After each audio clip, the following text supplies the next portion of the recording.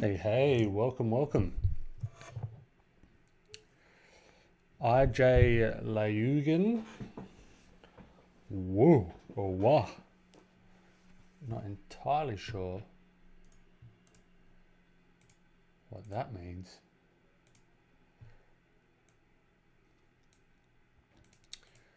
Yeah, apologies on the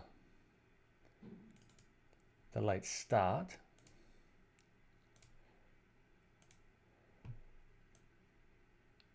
Had quite a few internet issues, which is no good.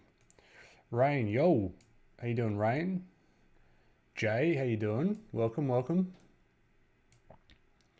Now look at this fancy schmancy chat going on right here. So we'll just take a minute to settle in. And what we're going to be working on today is this character. So we're going to hopefully be throwing some color on her and the tentacles.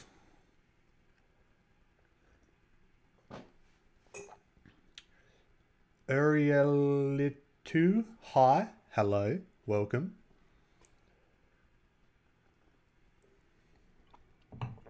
All right, I'm caffeinated up. Well, I'm getting there. I got the drawing glove, which is just a inner boxing glove that I cut the fingers off of.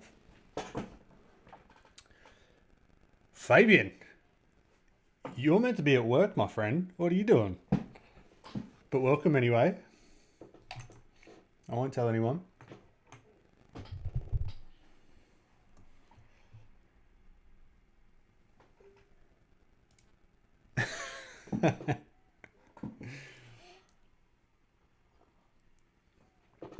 All right, so we're just going to settle in.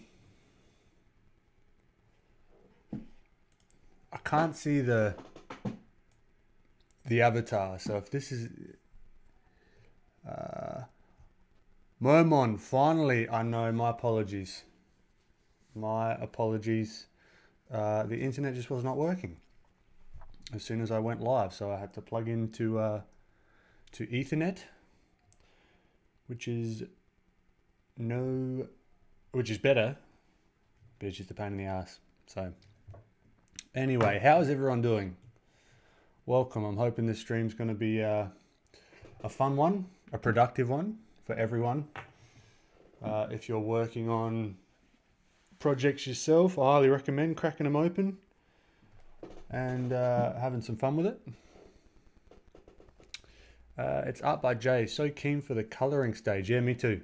It's been a bit of work getting to this sort of black and white stage. I still want to noodle a lot with the values, but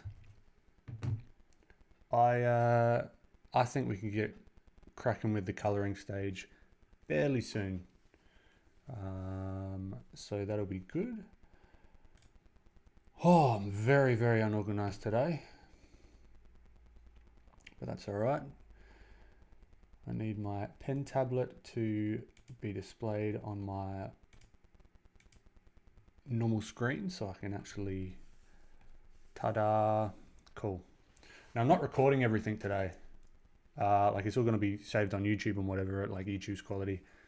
But I want to see if that actually, yeah, I can actually have real time or as close to real time kind of pen strokes, which is fun. Also, does anyone follow Sergey Birod? I've only read it in my mind. I don't know his how you say his name, but he came out with a wicked just little tutorial that I want to use a little bit of. Let's go ArtStation tutorial, maybe. Because it's sick. It just shows like, because I love his rendering.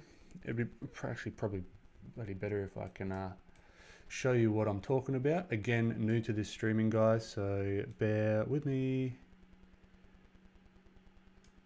All right. So I think it was here.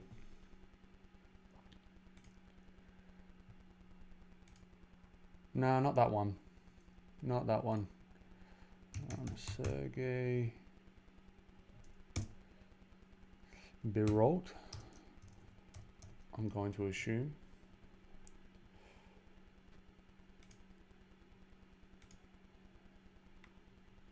Okay, got the link, got the link, got the link. And away we go. So this is freaking beautiful. Right, and he goes through, and one of the key takeaways I got from it is that he actually he uses very low opacity and slowly builds up the layers, right? So this is I highly recommend you actually take a minute to actually go and like his page and follow him. But I'm going to be taking a few ideas from what he's written about here, because it's kind of similar to what I'm doing, but it's just this whole lower opacity, kind of really slowly building up the colors. I think could be a fun thing to have a play around with. So good one, Sergey. That was mighty helpful. And I even started to have a play around with the self-portrait, using that similar sort of rendering style, which was good fun. But I remember last stream, I talked about doing warm-ups before starting, because it's a good habit to get into. And it's a habit that I want to get into doing more often. So let's just start off with a nice little warm-up. Now let's open our load. I think it's this one. Yeah. So last one we did more of a diffuse lighting setup with these spheres and cubes. This one I actually might want to maybe mimic something like this, where it's a little bit of a harsher light. You got some cast shadows. Maybe because we're doing a bit of color, we could throw a bit of color in there, that little bit of blue tinge, just to sort of get the mind working. Toki, hi, your art is mind-blowing and amazing, but it's 11 PM at my place, so I'll have to get some sleep soon. Apologies, Toki. Where are you based? I'm experimenting with time zones at the moment. When to stream, when not to stream. But the good news is, at the very least, it's all recorded and saved on YouTube. So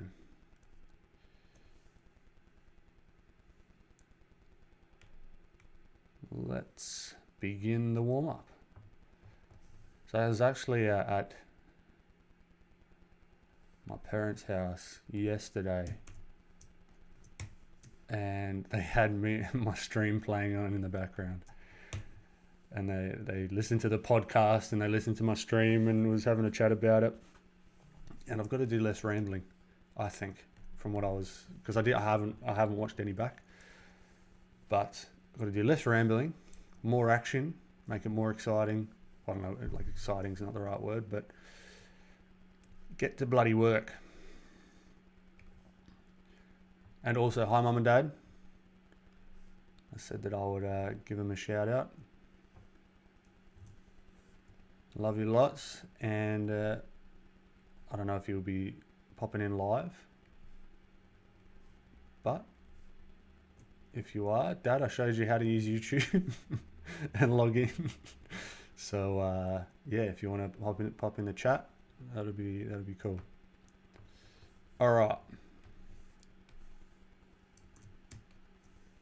let's get started. So I'm just blocking out some basic shapes here. Where's the sphere? All of this is all changed in Photoshop 23. I'm going to get it to the main screen as well. All right, we're on the main screen. Move the chat out the way. Up here. All right. I'm Spanish, but I live in Brazil. Okay, so this is not a good time for Brazil. Noted. Apologies, Toki. Jaden, Ben, what's up? How you doing, man? Great to have you in chat. Hope you've been well.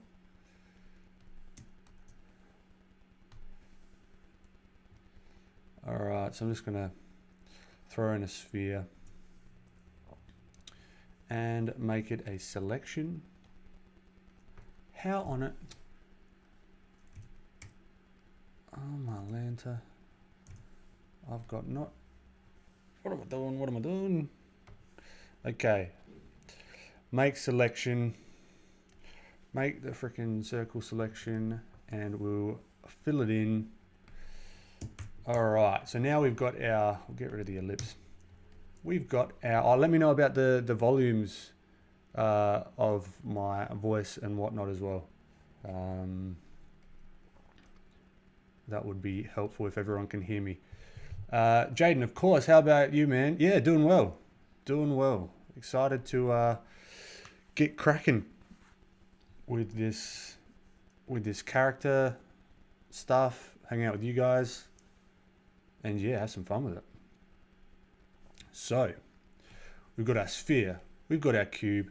You can't barely see them. So what I'm going to start to do, I'm going to try and just use the big airbrush, right? The big soft brush that comes with every bloody piece of digital art software, and see if I can just get some of these values going. All right, so what I did there is just alpha lock. So if I go over the lines, nothing's going to show up. I'm going to try Sergey, whatever. Apologies on the butchering of the name, Sergey. His lower opacity, slow build up kind of approach, because we've got most of the light hitting the sphere in the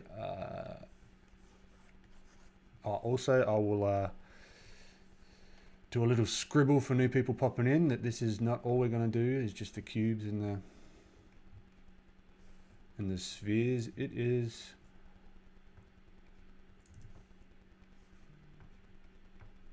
fun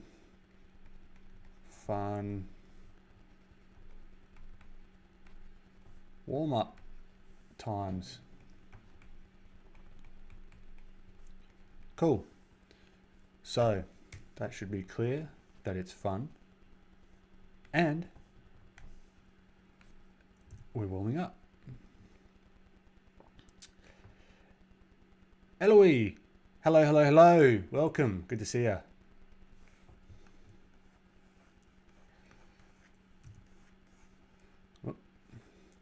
All right, so see, I'm just throwing down a bit of a gradient. Okay, so there's going to be harsh light on these shapes. So we've got that gradient here. It's going to slowly span out because we've got a point light up here, just hovering just to the right of the sphere. So it's got to be brightest at this point, and it's going to sort of radiate out. All right. Nothing too tricky there.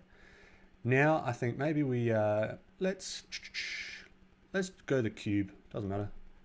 Start with whatever. Let's use the lasso tool, and it's wonky.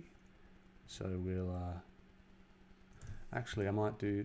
Oh, for frick's sake! Why do they do this? All of my stuff that polygon lasso tool. Thank you. All right, let's go. Bam, bam, bam. All right, this is going to be in shadow. Pretty clear. Throw the shadow down. Bam. Nothing spectacular there. We'll add another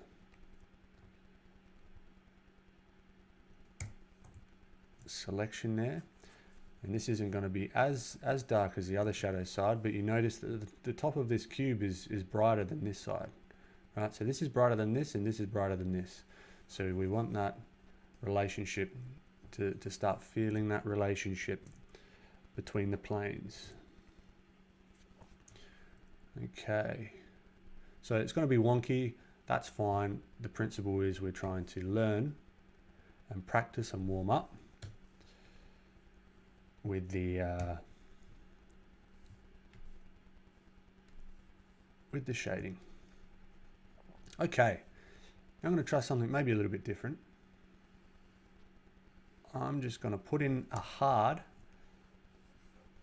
shape for the shadow of the sphere to begin with. All right. Now what we can do is we can come in with the eraser and we can soften that up. Maybe not. Why is the eraser not working? Hello. Oh, okay. I see what's going on. I'm going to create a new layer on top so then I can erase it back. All right. So just as if it's a flat shape at the moment. Whoa. No, not flip. Deselect. I'm going to just ever so slightly. So this is edges, people. Edges. Apologies if you already know this, but I'm just talking out loud. Edges are super important because they show the rounding of form.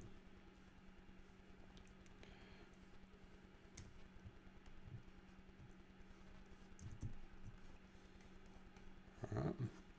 So now this actually looks like it's got some rounding. Tabrice, nice warm-up demo. Thank you. Only just started. Hopefully it sort of starts to take shape. And yeah, we'll have some fun with it. So you see the gradient here? Now, what we talked about last stream. Can anyone in chat tell me what one of my favorite things is to create a core shadow? I'm only going to wait for a little bit. Someone throw it out to me. What am I talking about that's going to create the core shadow? I'm a junior at Otis here in LA, and this stuff is valuable. Awesome. I really, really hope you get something out of this one.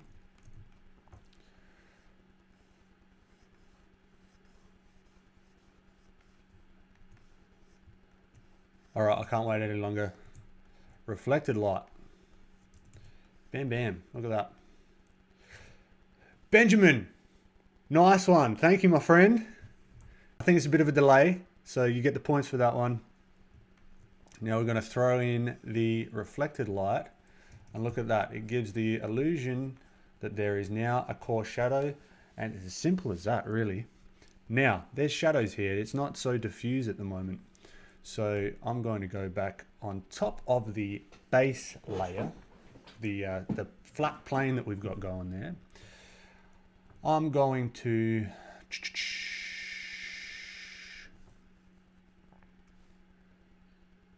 just throw in something similar to what the shadow is. I'm going to make a selection. I'm going to fill in that selection. Now you could do, this is just time saving at the moment because I'm just trying to get my mind into the mode of creating values. Where is the paint bucket tool? Frick a dick, why do they do this? Thank you. All right, so we'll fill it in with some sort of shadow shape. Okay, shadow color is what I mean. Now we've got a couple of things happening here. We've got this shadow that's going to be cutting over the cube itself. All right, we've also got some stuff happening inside the shadow, which is the occlusion shadow, where light just sort of comes in, bounces in, and it's just pretty difficult for that light to really do much more than just go into the depths of nothingness, at least in this lighting scenario. So I'm going to adjust this thingamajig here. All right, so at the moment you can, even at this level, you can start to see, I might even throw in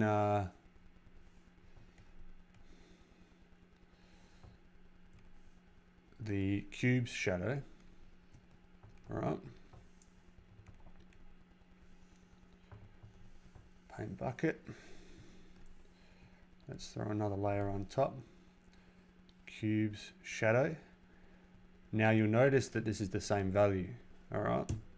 So that's fine for now. And I'll clip mask this shadow to the plane. And even at this level, it starts to look pretty 3D, right? We've not done too much work. And an interesting little, how would you say, illusion that's happening here. I think it's happening here. Let me demonstrate quickly. Check this out. So we've got this color here, and we've got this color here. To me, on my monitor, I don't know how it's showing up on YouTube, but this color looks a heck of a lot darker than this color, right? But if you put them next to each other, it's the same value and color. What?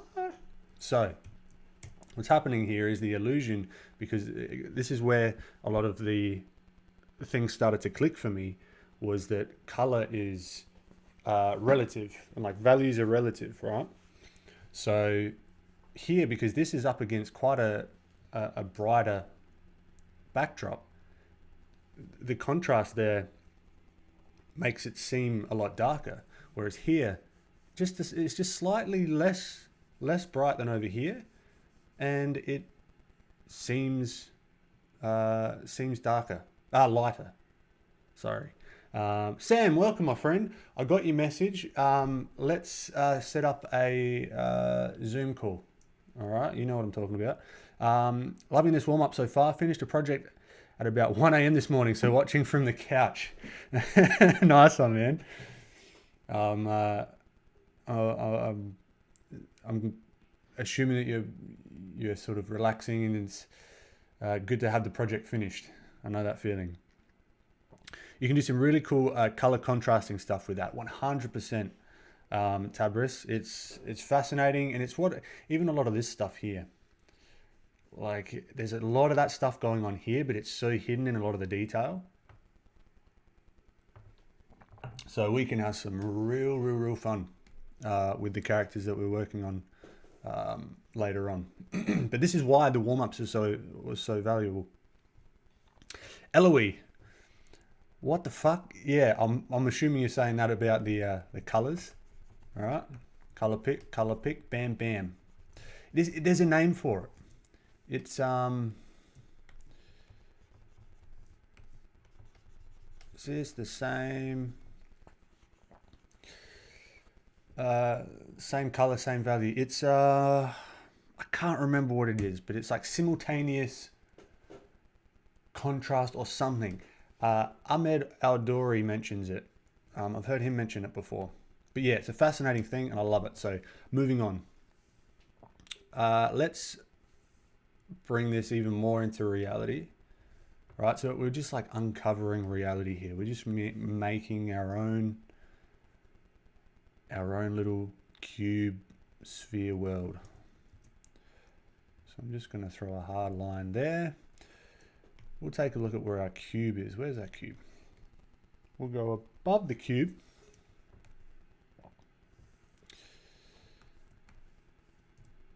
All right. and then clip mask that. Bada bing, bada boom, that brings everything together. The two worlds are starting to collide. This is still the same value. All right, we'll make it all the shadow shapes the same value. And it is starting to feel 3D, which is fantastic. Now, let's bring some of my favorite things into this shadow. All right, when I'm talking about favorite things, like Benjamin mentioned earlier, this Benjamin and the Benjamin in chat, reflected light, baby. Look at that, that just brings it out. And this, I get so excited about this stuff. You might think I'm an absolute weirdo. That's fine. But it's, this is the stuff that when it finally like clicked for me, it just unlocked absolute, like just freedom. All right, so look, and there's all reasons for this. This isn't arbitrary. This isn't just like, let's throw some reflected light in just because it looks cool. It's reflecting off of the floor here. All right, so it's gonna reflect up just like it's reflecting up underneath the sphere. Now, what we can do to add a little bit more realism, we can work on those occlusion shadows. So we can come in here, underneath this cube, all right? Let's go a bit of a darker value. And with the cube, because it's a pretty sharp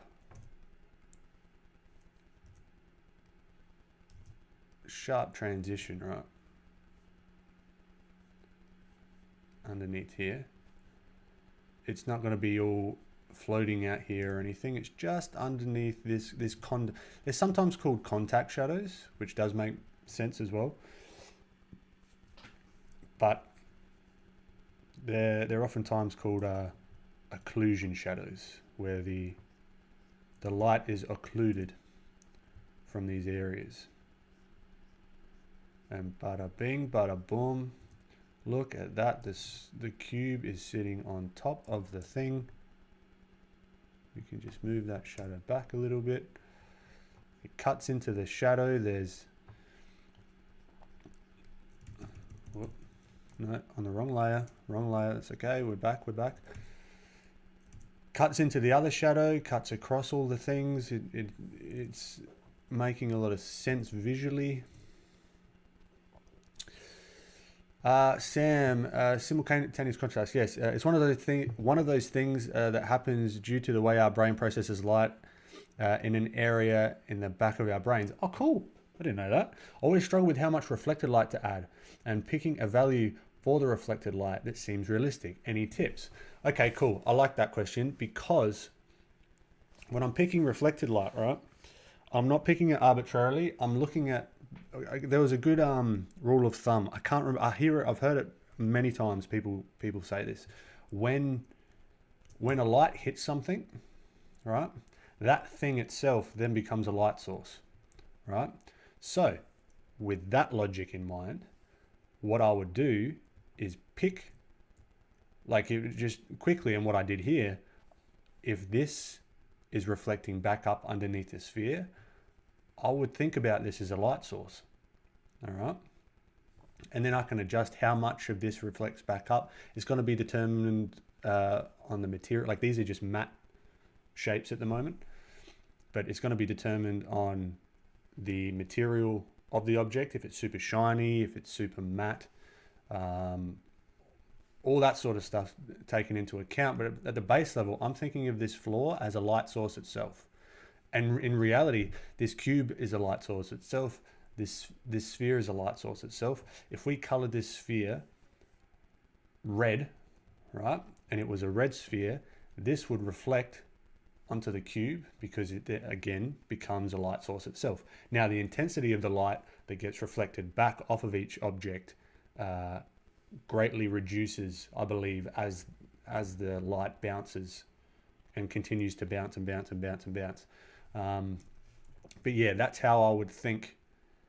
That's how I'd think about the reflected light. What logically would make sense if the thing that's reflecting the light, if it was a light source?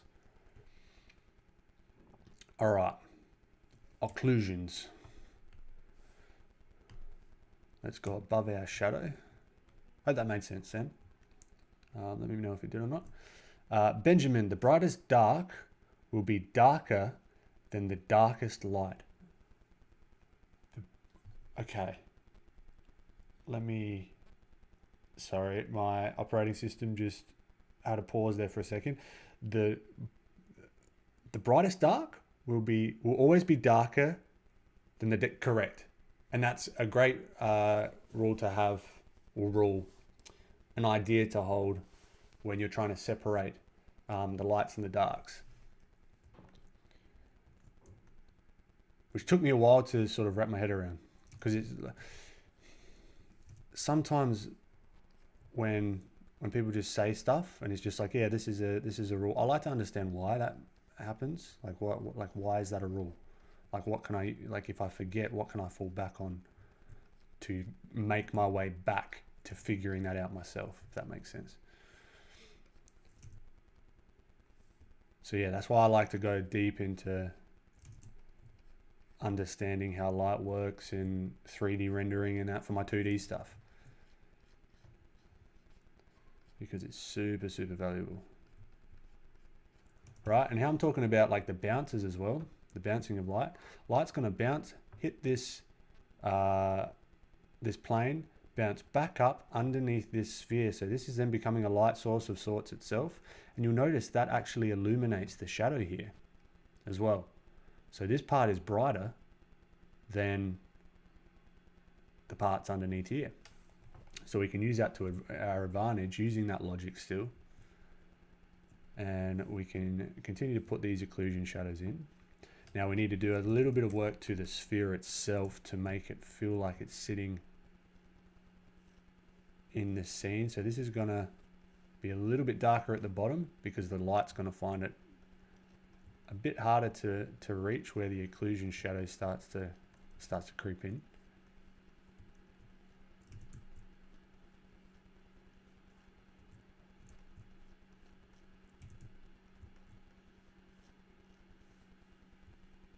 All right, so it's slowly getting there. Now I'll do what I said with the brightening this up, because this light source is going to be coming down and hitting into this shadow part. So we can lighten this up. Right, so with this understanding, I don't even need the reference necessarily. I can work from just like remove this. I can then continue to work, and that's how you can then start to invent lighting scenarios through understanding. And that is exciting to me. All right, so even the back of this shadow is brighter here. Why? My assumption is the light's coming down, hitting the back of this plane here.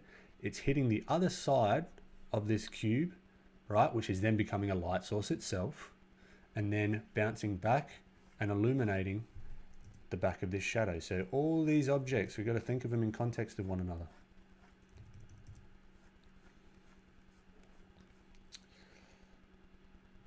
Ray, live at Twitch next time, please. I've got to figure out how to do both. Definitely.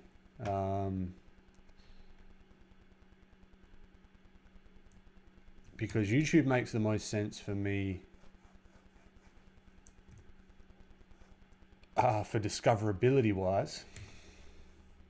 But yeah, you got people on Twitch, and it's people like Twitch a little bit more as well. Now we've also got here, let's say, was that the wrong new layer? Let's use this selection of our shadow here. I'm going to throw a mask on there, right? And then I'm going to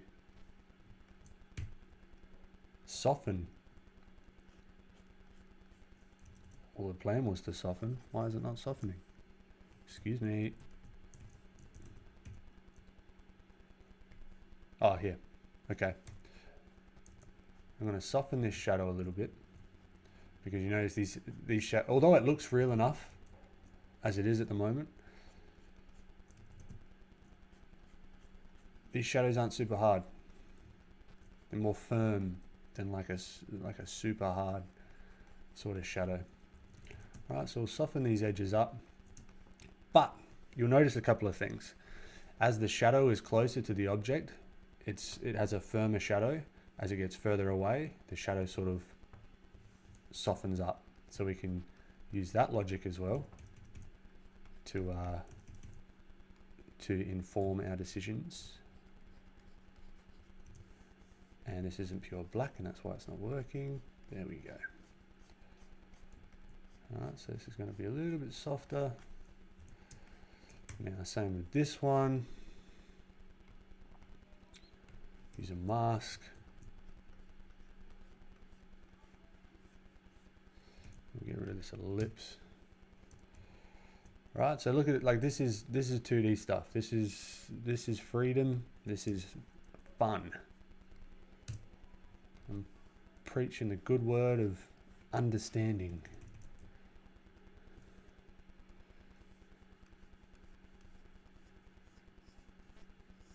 All right, now these shapes, yeah, they're simple, but then these shapes could then become a nose, an eye, a head, a whole character, an arm, a deltoid, a pec, a prop, anything.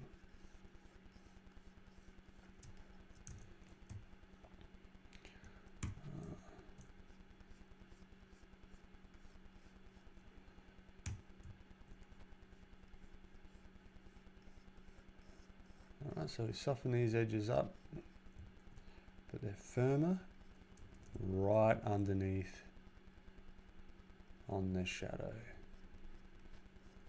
And there'll be right underneath the sphere, sorry. Cool. And this is going to be fairly hard, like a hard edge here.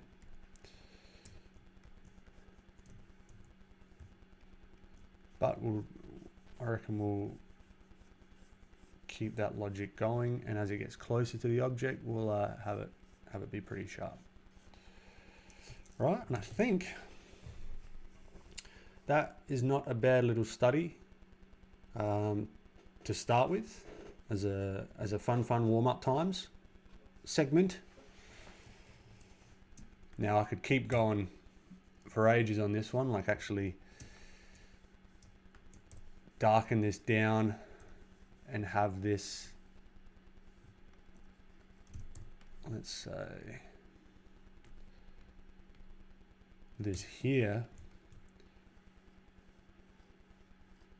the brightest bright section,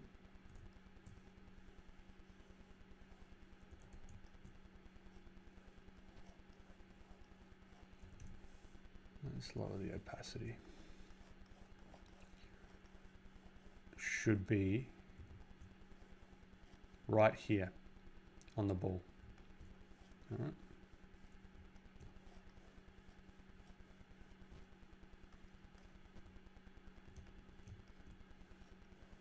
It's also a lot of back and forth, a lot of patience to sort of get some of these transitions feeling correct. But then we can come back in and make this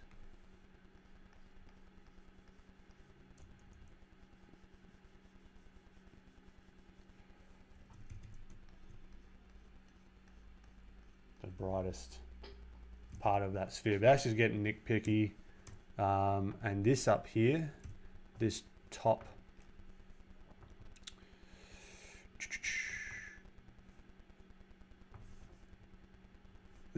shape here should actually be, if we're following the logic of everything else, should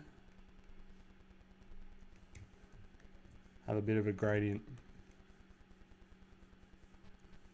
and shouldn't be as light as it was.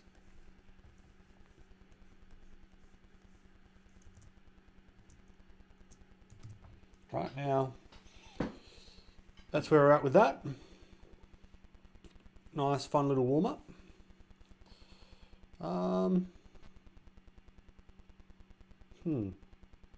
Do we do more? No, I reckon we just get stuck straight into the character stuff. All right.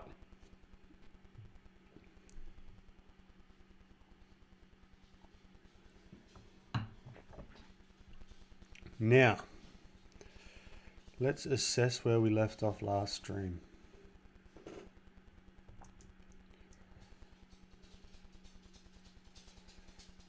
Let's make this a little bit smaller.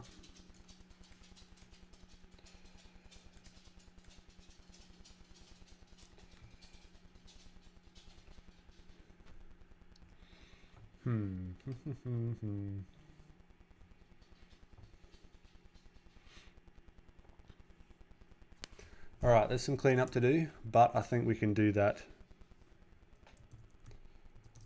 alongside adding color. All right, let us begin the color stage. Oh, I did a bit of color last time. Okay, interesting. Let's remove that.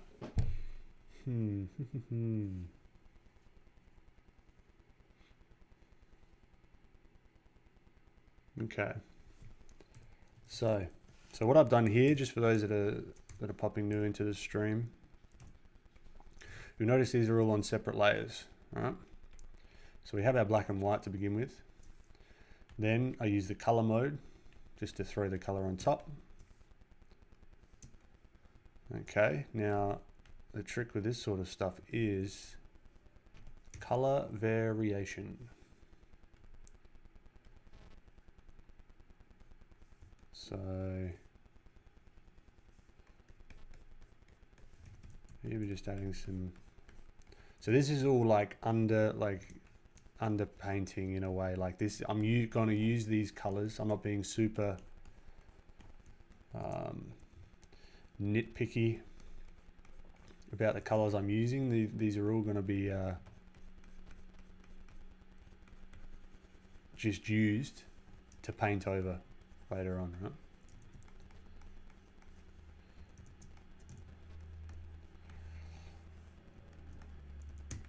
All right, add a little bit of color variation on the top of the head. Maybe come through here. A little bit more red on the face. Maybe some more red around the knuckles. Right, just with a big soft brush. Nothing too fancy.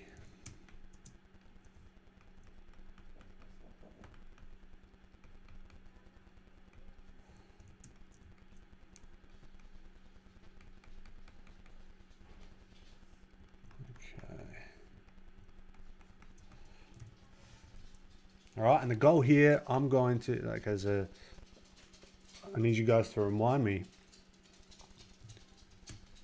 stop zooming in and out, because it doesn't help anyone. It doesn't help me. Especially at this stage, it doesn't help anyone. It is a stream crime to be zooming in and out. Sam, you used a multiply layer to add the colors to the value layers, right? No, I used initially, so there's this color layer, right? Color layer, but then I like to experiment, use like adding color variation, because what it will do, sometimes like I use the multiply on top of that color layer so I've masked out this layer on top, okay? So then I've got this layer on top, which is a multiply layer.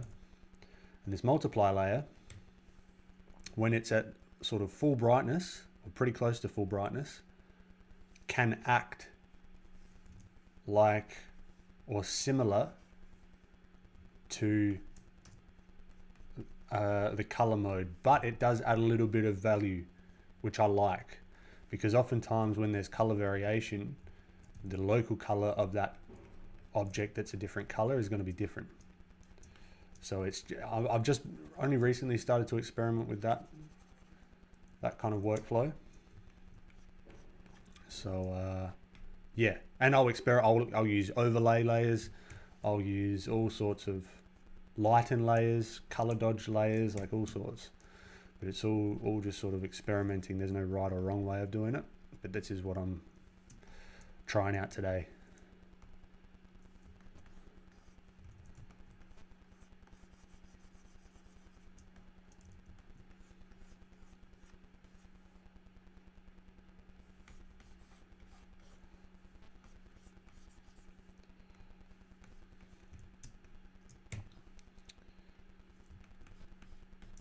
All right, now speaking of color variation, I want to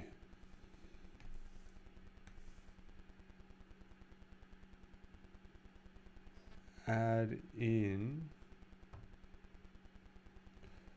because this is going to be sort of like folded like jean material, right? So I want this to be lighter, as if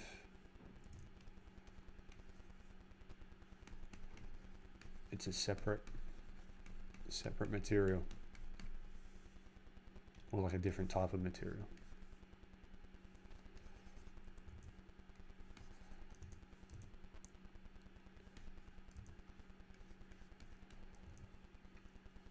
And I think I'll also lighten the values of it as well.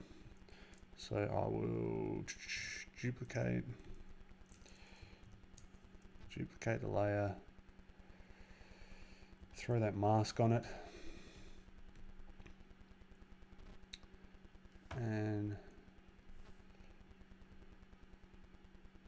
lighten, and now we've got the inner jean color, or the start of it. This is all going to be updated, changed, painted over, so it's all just experiments.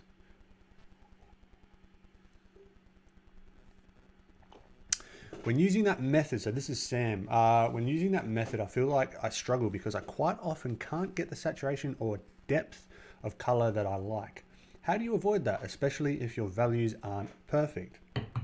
It's really hard to say without looking at the piece of work, but the depth of color, I think, comes from the saturation, which is why, so with the color mode, it's hard to actually get the depth of saturation. Basically what it's doing, from what I understand, is just changing the hue, right? That's why I would use like the multiply layer and then bump up that saturation, right? To get that depth of color, if that makes sense. So the depth I think you're thinking of is saturation. Now, yeah, so it's a bit hard to say without those examples, but that helps remove that monotone look and feel to it, I guess, if that makes sense. Like here, I will bump up the saturation here on this multiply layer of the skin and just give it a lick of paint on the shoulder and in the underarms, and then we've got that sort of depth of color that I think you might be talking about. Similar question, so design dump, similar question, how do you know what black and white values to shade with if you don't know the colors that will be placed over them via the color layer? Doesn't the color layer retain roughly the same brightness as what's underneath? Yeah, so the color layer barely changes the values at all. I have a decent idea, like for example, the local color of the helmet here, or the eye, what the fuck, what is it called? The headset, the VR goggles. I know that they're going to be darker, right? So I put their local color, their local values darker. I know that the jeans are going to be darker, right? Because they're going to be a jean color. Put the local values darker. I know a skin color is going to be lighter than the jeans generally as a local value. So then I have those local colors, the local values lighter. So I'm kind of thinking ahead a little bit, but these can all be changed as well. You can go back in and lighten these values using like levels, right? So you can, so it can all be adjusted later on, if that makes sense. I hope that makes sense. So yeah, I'm doing a little bit of forethinking. Is that even a word? Thinking forward when it comes to that sort of stuff. So here, even in the shadows, right, to make this feel less muddy, I'll increase the saturation in here.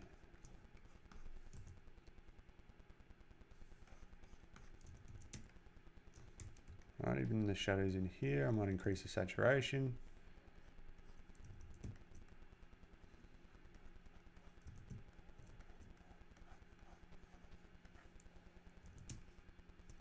Right, and that brings it, and even this is where you can use reference as well, because there's natural color variation in everything. So you can, I might actually, like when I come to do the final render, I might look at different gene types.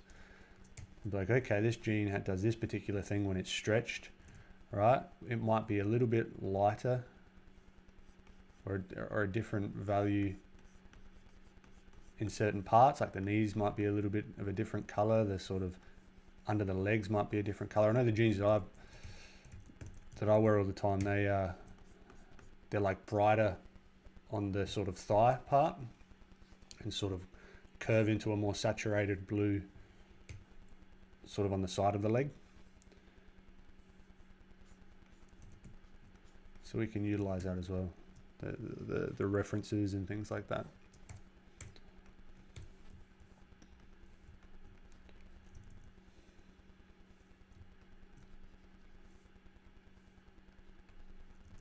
And that's not to say to just throw saturation on everything, because there is a time and place for desaturated things. And that's really dependent on the light source, the material, blah, blah, blah. But if we get to that in here, I'll sort of point it out. Okay. So let's just start without going too deep into the rendering of the colors. Let's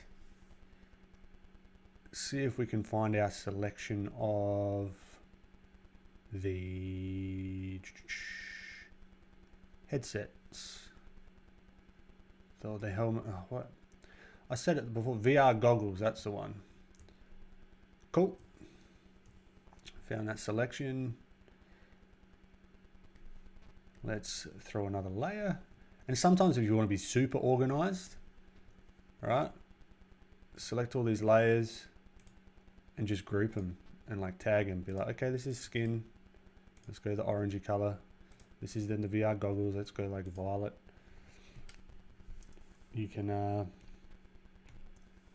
keep an organized layer thingamajig that way. Alrighty, righty. So I might even try overlay. See, there's no rule, like, what does that do? Try it out. Give it a whirl. The great thing about overlay is that it does give you a little bit of value. You can do both things. You can like remove value, or you can like darken value as well. Right? So it gives you a lot more freedom. I'm actually steering away from using color too much, like the color layer mode too much. Like I'm experimenting more with the overlay layer mode, the multiply layer mode. It gives me more options and freedom to do a bunch of different stuff.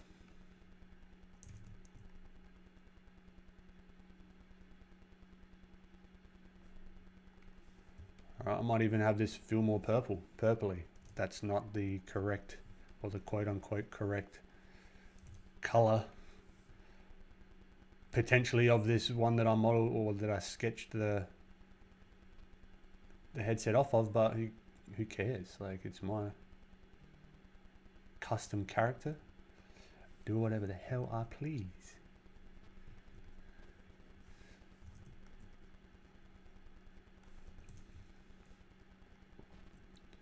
If we want to make it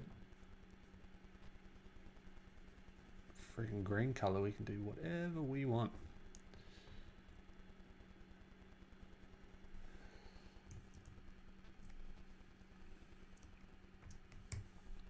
but then say, okay, oh, look, this is too purple. Instead of going over it and going, all right, now I'll put a little bit of blue in, which you can do, right? And I quite like that actually, but just for explanation's sake, you can just go on the layer itself and do hue and saturation. And now we've got our green one. And now we've got our red one. And now we've got our yellow one. All right, so we can, it's all changeable. Nothing's set in stone. We can go more saturated. So we've got a super crazy blue color. We can go more desaturated, so it's a little bit more realistic. I like somewhere in between. All right, so between that, maybe that blue and the purple. I didn't want it too blue because it might clash with the jeans. Or it might not. Who knows? But yeah, just laid something in there to get it started. Now, I need to zoom in here. This isn't a breaking of my rule. I just want to get the mouth to some degree of color. I'll just throw something on there. Zoom back out. Sugar Beats, welcome, welcome. Love the emoji, the cap. I actually started this stream with no cap, which was something different. But yeah, I hope you got my email. Love the work that you're doing. Are you working on that today? That was some nice complementary colors going on your painting.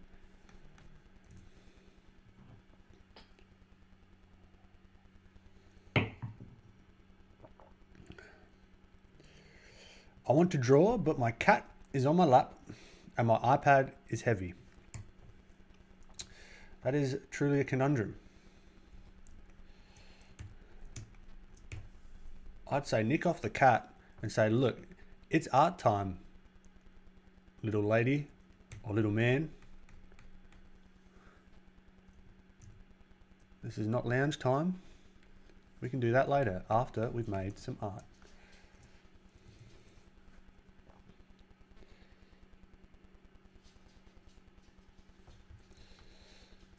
All right, so even just that bit of color makes the mouth make a little bit more sense, I think. Maybe, maybe not. I think so. I still want to mess around with the mouth though. I want to want to have a play and do some stuff. His name is Loki, and he'll be upset if I make him leave. Conundrum, conundrum. Or will he have more respect for you if you're prioritizing your art time? Different ways to frame things.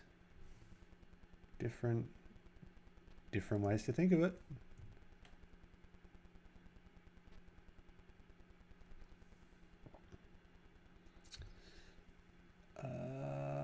Sorry, I'm just actually going to record the record this for, what am I trying to say?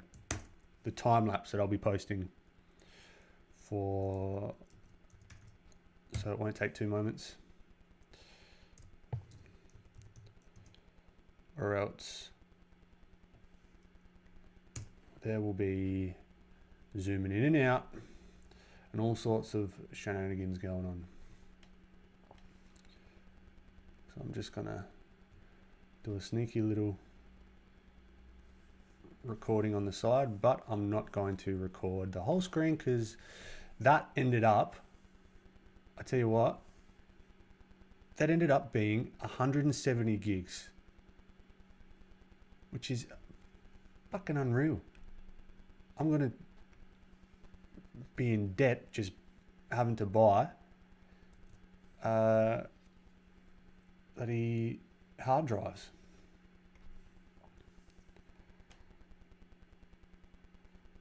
Sorry. This will be done momentarily.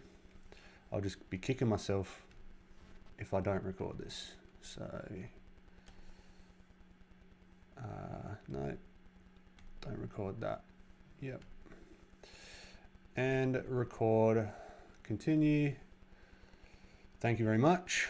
And away we continue. Now, where was I? The mouth.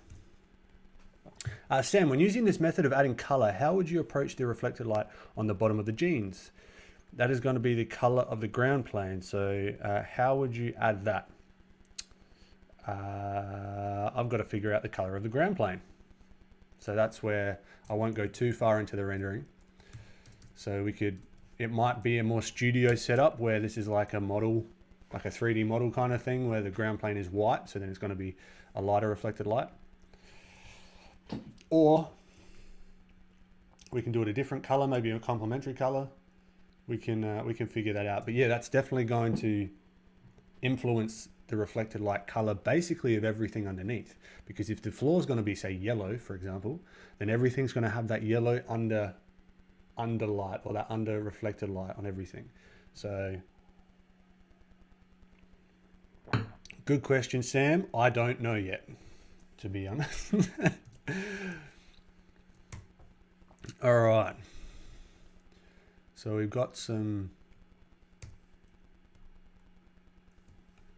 and that's the thing, I don't have all the answers. Like a lot of the, actually, I had a big misconception about artists that I look up to, that they know exactly how it's going to turn out from the very beginning. At least for me, that's definitely not true. Definitely not true. This is all, let's try this out. Let's try that out. I've got kind of an idea of how I want to approach it, but it can all change. Yes, it can all change. We've got Ollie here joining us. Maybe he can pop in stream.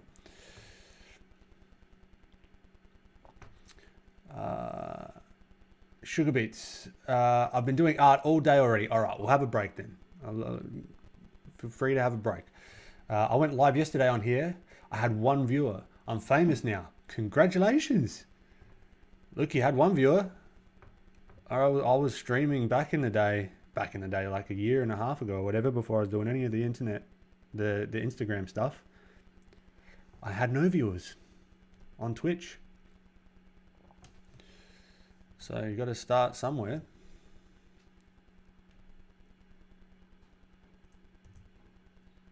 Let's have a squeeze. What's going on here?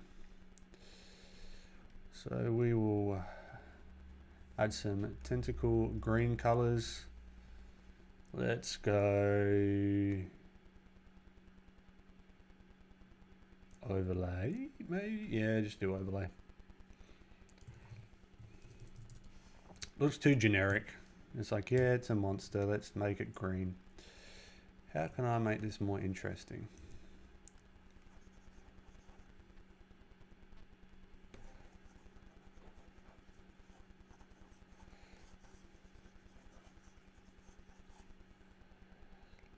Let's even some reds underneath here. See, this is a cool thing with overlay. Like it adds a bit of that value. It gives that sort of, how you were talking about, that depth of color. Sam Payne, I guess what I'm asking is, would you do that on a separate layer with multiply, etc., or would you repaint it? I'll probably just do a layer on top, right? So what I'm going to do a lot is do these base color layers, and I'm just going to add another layer on top. Then add another layer, add another layer, add another layer, merge them down, add another layer on top, add another layer on top. It's that kind of process for me. That's how I like to work, if that makes sense. Sugar Beats, what do you want people to feel when they see your art? I'm really not that deep of an artist, to be perfectly honest with you. First and foremost, I want to have fun making the thing myself, or else that's not going to come across. With my art, I don't know. Joy, I guess, not negative feelings. It's yeah, I really don't know. I like it to convey, like, I like it to be clear what it is. I don't want there to be too much ambiguous from like a technical standpoint. Like too much ambiguous, like, what is this? Right? I want it to be like, huh, this is cool. She's like in VR playing a game. But yeah, I'm really not that deep with my art. I'm really not too precious about it. Which then I think is at least for me, is a positive, because then I can just, if it's not working, I'll just change it. It's not like a part of my identity as such, if that makes sense. Which I guess is healthy. Maybe it makes my art more lacking. I don't know. No sugar beets. Ask intense questions. Got nothing against the intense questions. I'm just being honest. I don't know. From content wise though, that's a different story. Which I guess you could even say that is art in itself. The art of explanation and teaching and learning and exploration and sharing. You could say that.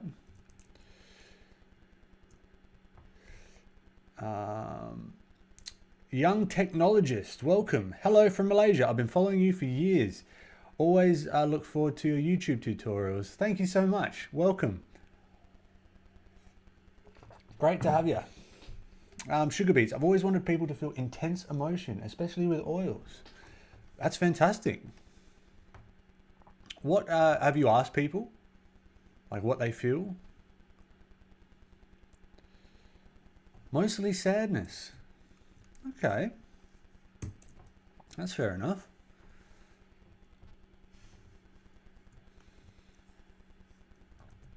What sort of feedback have you gotten so far? Have people sort of reflected that back to you? Like how you're sort of feeling about how you'd like other people to feel about your art? What sort of feedback have you gotten? Because this is an interesting topic. I've not really talked to too many people about this, about the feelings behind art and what others would like. And yeah, like chat, feel free to jump in because it's an interesting topic.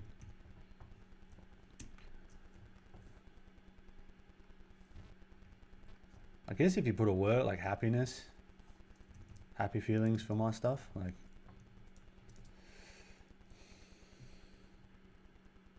oh no, the opposite. They feel happy when they see the paintings. Meanwhile, yeah, I'm painting depression. Right, interesting. Well, one thing I did, at least from my perception, the complementary colors often invoke feelings of happiness or like vibrancy, and so at least from what you showed me, the color palette at least itself gave me feelings of vibrancy and brightness and that sort of stuff. I love sweet and sadness. Okay, well that's cool. So you go in the sort of opposites route, which could work with the complementary colors. Definitely. Jaden Brown, I looked down to do a sketch card for like 40 minutes. Oh, how the fuck did you get so much done so fast? It's an illusion, my friend. It's layer modes. Overlay layer modes. Multiply layer modes. Color layer modes. It's this is the fun part. This is where we've laid the groundwork of the values. All right, now we get to experiment with colors and different ways of thinking about doing things, and yeah.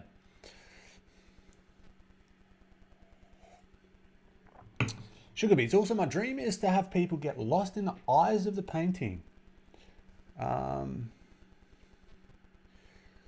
Awesome. So the actual eyes, is that what you mean? Or are you saying like a focal point of the painting? Like, is that more metaphorical or is that more literal?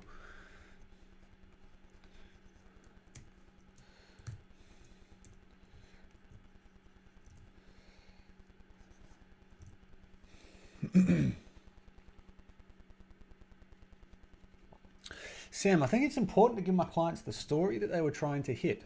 So it's important to be able to get them to have a feel, something cohesive with the story. That I agree with. If you're working for someone else and you're doing something for others, definitely.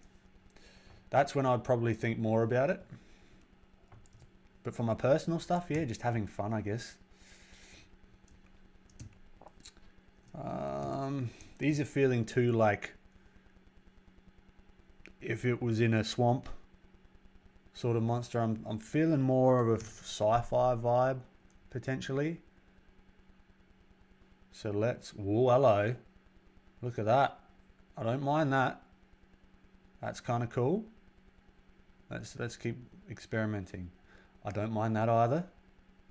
It might be a little bit too same. Cool color tones. I don't hate the purples either. Don't hate the purples. I feel like this is going to change throughout. So let's just leave it as is. Right, I like this. I didn't like where we were at before. So let's not take ourselves too seriously. And then we can actually go through and add things on top. Right, so we can come through and be like, oh, okay, cool. There's like little blemishes. And like, maybe like liver spots on the tentacle, you know what I mean? Like just to give it character and that kind of stuff. So, and we can pull up our squid reference and we can make it shiny like this is, and we can also come through and have, so here's a cool little tidbit from the reference where you can say, okay, all of these inside are going to be a lighter value. Right, we might want to follow that, we might not. But it gives us something to work with, right? Oh, this is fun. This is fun. I'm having fun with this. Hold on to this feeling, because you never know when we might take a turn into the awkward stage hotel. Check in with no guarantee of when we're going to check out. But let's just ride this this happiness feeling as far as it will take us. Hopefully it takes us to the end. That'll be lovely. Sam, for the most recent project, that was summer. So getting a palette and items that help people feel summer is important. Yeah, definitely. Sugar Beats, I want the eyes to catch them off guard. Literally eyeballs. Awesome. Champagne, you do this to Ben with the way you do this too, Ben, with the way you stylize gesture to go with the story. Yeah, I guess maybe unintentionally I do. What about making a part of the monster futuristic cyber? I don't know. That could be interesting. Huh. So we could even have it like maybe part of it like you're looking into it and you can see like switches and like stuff like that. That could be cool. That could be cool. Champagne, I'm getting blue ring octopus vibes. Whoa, speaking of deadly Australian animals, everyone thinks, oh yeah, oh you're gonna go up the road and a crocodile's gonna bloody eat you. The thing that I'm afraid of as an Australian is a blue-ringed octopus. I don't believe there's like a cure for them, right? And I think it's the venom if they bite you, because they're these tiny little things. They're absolutely like just tiny little bloody pipsqueaks, but they'll kill you. Or they'll make you very, very sick. That's what scares me as an Australian in Australia. Because if you're just going down the beach and you're sort of wading in the shallows, they're generally not just hanging out out in the open. They'll be in like hiding, I guess, in their habitat. That could be a little homage, maybe. If we do it like blue, yeah, that could be cool. If we do like blue, because what they actually have is this cool kind of pattern, whereas it's kind of from memory, they've got this like really like intense, and I think this actually shows up when they're pissed off. Something like that. So we could do a little homage to Australia and the real scary animal that no one talks about.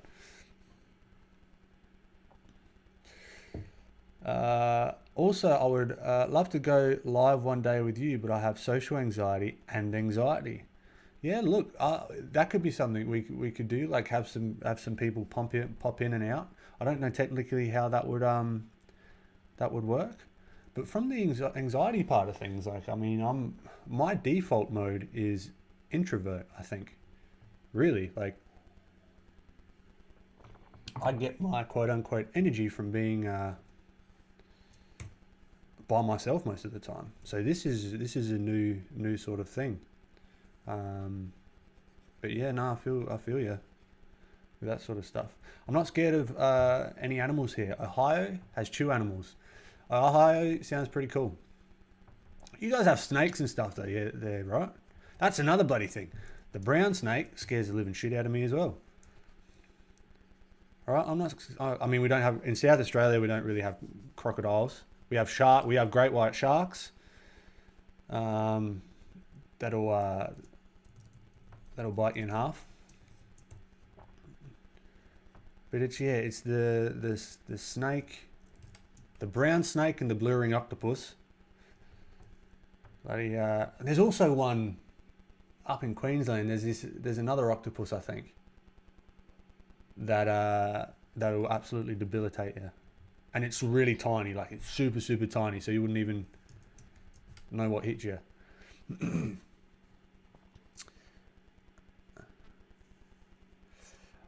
Sam, so Sam's Australian here in chat as well, so I'm totally with you on that. And funnel webs, you can be walking in your backyard to hang the washing and suddenly get attacked by some James Bond style spider villain with a trapdoor. Nah. Yeah, funnel webs, I don't think they'll kill you, but they'll give you a bloody nasty bite.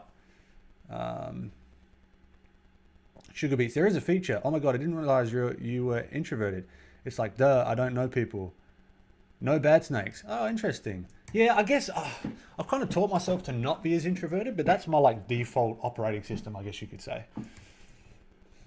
All right, like if you ask my partner, like I'll oftentimes, yeah, I just don't. I'm just hanging out in the house by myself with like I guess as well that's how. Like I don't know. I don't think there's like even a very like a black and white version of like introvert or extrovert. I reckon it's on a spectrum. So and I think it can change depending on the environment as well. Like if I'm with my high school mates, extroverted as shit. There's no worries there. But yeah, it's also like a skill. I think if you want to become more extroverted and sort of talk to people and that kind of thing. Like going to a party where I don't know anyone, absolute fucking nightmare. Absolute nightmare. Where other people would like love that. So yeah, it's interesting. Sugar beets, I know how to put on a good mask with talking to people, but I don't like always talking. Yeah, me neither. If I'm talking to if I start a conversation sometimes, like I used to hate networking events, right, for business stuff, because you start a conversation and I'm just like neither of us really want to be here right now. It's all like a facade. It's all kind of bullshit, right? And I'm trying to figure out ways to get out of the conversation 2 seconds after I've started it. It's weird, but yeah, in some cases I'm very extroverted. In some circumstances and things, so yeah, I reckon it's on the spectrum to some degree. Ay. What's going on here? But yeah, but all this social media stuff has actually helped me get more comfortable with putting myself out there, just out of sheer volume of content and habits and all that good stuff.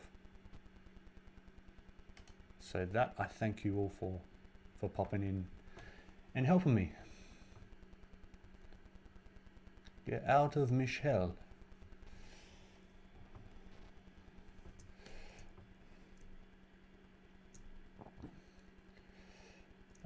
Sam, haha, the networking thing. Yes, yeah, they're fucking bullshit, I reckon. depending on the networking, like, I don't know, maybe I've just never been to one that I like. But basically, it's a bunch of people in a room trying to figure out what they can get from each other business-wise, essentially. And I just think it's a fucking waste of time. And everyone's all dressed up. And it's, yeah, I don't know. But maybe I haven't been to one that is, that I enjoy. I'm open to that idea. But I know that I haven't been to one that I enjoy yet, so it just feels very put on, very fake, which I despise. Okay. Let's throw some color on these things. Overlay. Shabang. Because these are part of the same kit, right? They're going to probably have similar color, but we're going to play around with the materials, right? So, Sugar Beat sounds so boring. Shouldn't be called an event. Oh no, I guess because there's food and drink and speakers and shit that they've got to call it an event, and they can charge for tickets. So, it's like we mingle time. That's it. That is it. Oh, H2O break.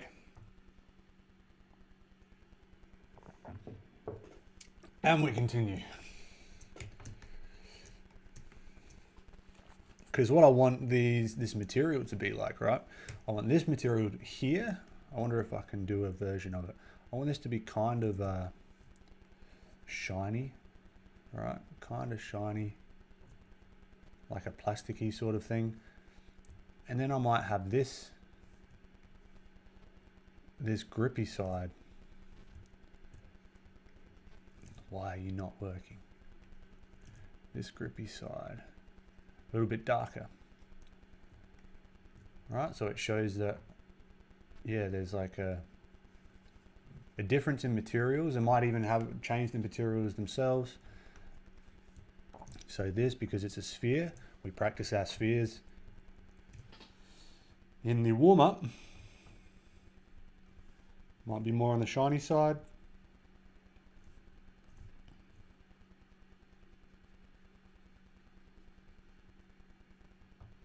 All right, so that's just a quick throwing some material ideas around. You can start to slowly see how it can kind of come together.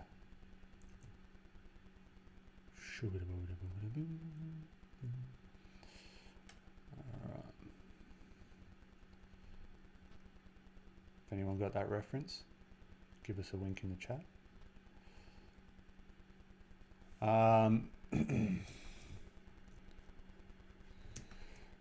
Okay.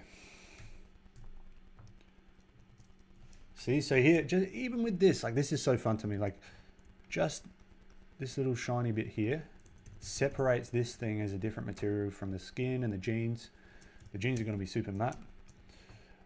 Sam, also, do you do this color layer process for every kind of project, or would you cut some things if you are working to a tight deadline? Yeah, it's very project specific. And particularly if they want more painterly things, right? We can think about all this stuff and do this all on one layer and do it with a painterly brush and get a painterly result and work more like oil paints, right? The reflected light, the ambient light, the shininess of materials, the different materials and that sort of stuff, that is all foundational. And that's why like the fundamentals are truly so important, because I could whip out oil paints now and render the sphere using the same principles that we talked about. Different way of getting there, but same principles. So yeah, definitely, this is a very time consuming process, but if you want this more 3D rendered look, this is my go-to, I think. this sort of stuff, if that makes sense. Harish, welcome. Great to have you back. Hope you've been well since we last streamed.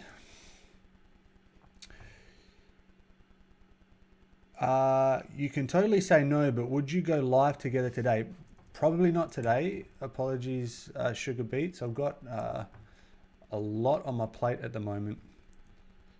But yeah, we can sort something out. Whether it's just for a little bit, or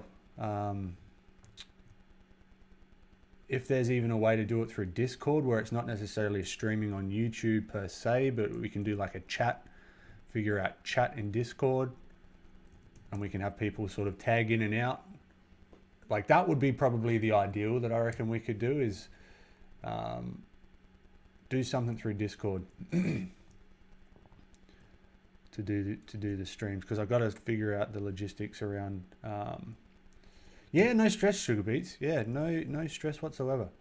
Harish, I'm doing great, thanks. Hopefully things are good at your end as well. Yeah, things are going good. Having fun, throwing some color down. It's always a good day when you're doing some rendering, some 2D painting.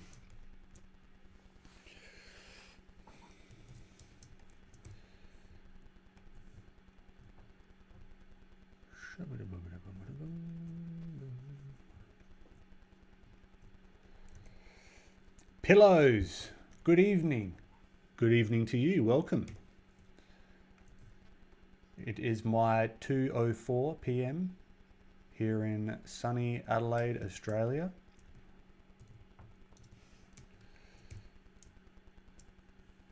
Okay, so we're almost at the point where we can start really thinking about the rendering. Right, I'm almost thinking lightening this background up.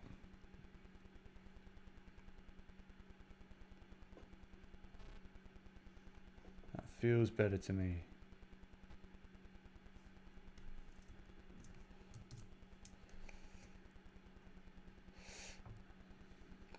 Sugar Beats, help me choose a medium to use. Watercolor, pencil, oil, digital. I can't choose. Digital's got to be the quickest to get up and running. All right, open the program and start. If that's what you're going for and you just want to get started and you don't want to procrastinate, bada bing, bada boom. Digital it is. There you go. All right, so I'm just assessing. I've been zooming in and out. Bad. Need to keep zoomed out. Let's go back to the pantaloons.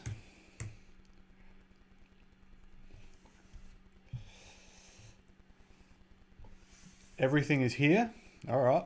Well, what's first on the list? What did you say? Watercolor. Bam, watercolor then. Don't think, just go for it.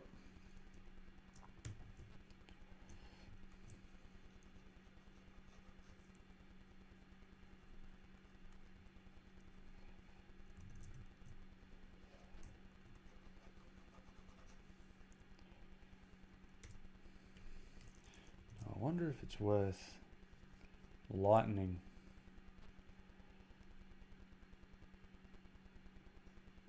this floor a little bit.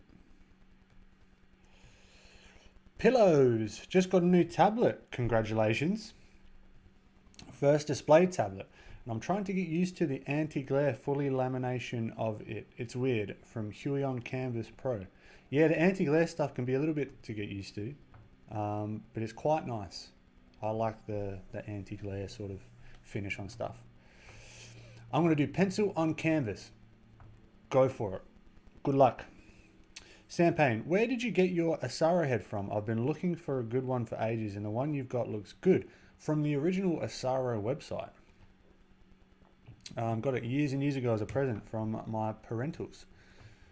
And yeah, I think you can go to the Asaro head website and pick them up, but sometimes they're out of stock. Pillows, how long did it take for you to get used to the iPad or pen tablet? Oh, that's really hard to say. I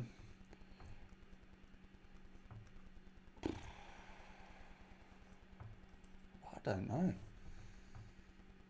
Maybe like a couple of weeks or something to get really like comfortable with it. But I mean, that's going to vary for everyone. But yeah, just keep at it. Just force yourself to sort of keep using it, and you'll get used to it. You'll find the way of how you like to work with it.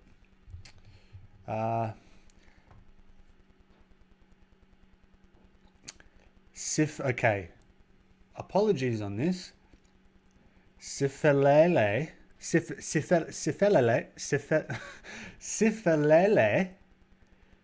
Kamalo, I got accepted into an animation school and your work keeps hyping me up. Congratulations.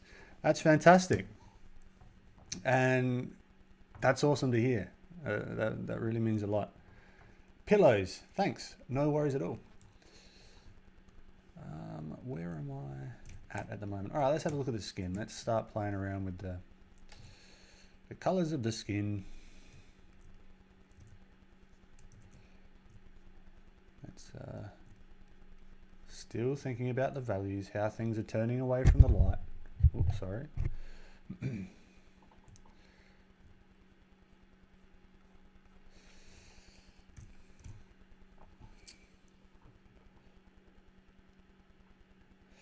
LOA, man, I don't like the green octopus, as if it's algae or something like that. Maybe dark red or something. Yeah, I'm not a fan of the green.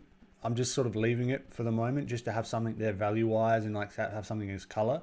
I'm actually thinking about what we talked about before, doing the blue ringed octopus vibe to it. Sam Payne, I got to run, but let's chat later. Enjoy. I will. We'll chat to you soon, Sam.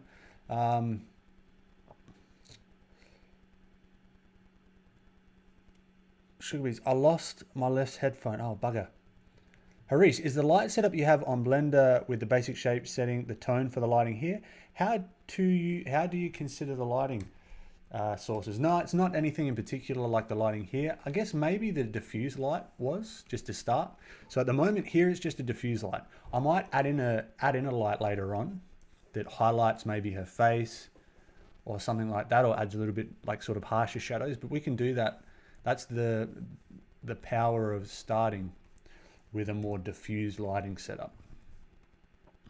So no, I just wanted to have a diffuse lighting setup to begin with to get the forms feeling 3D, right?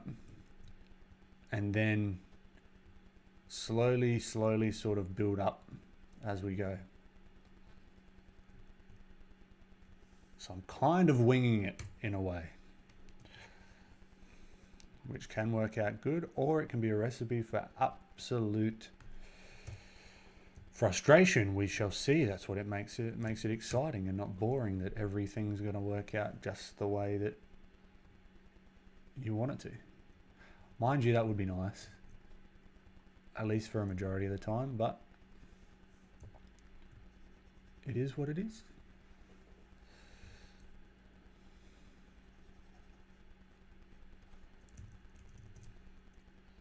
Okay, things are feeling 3D.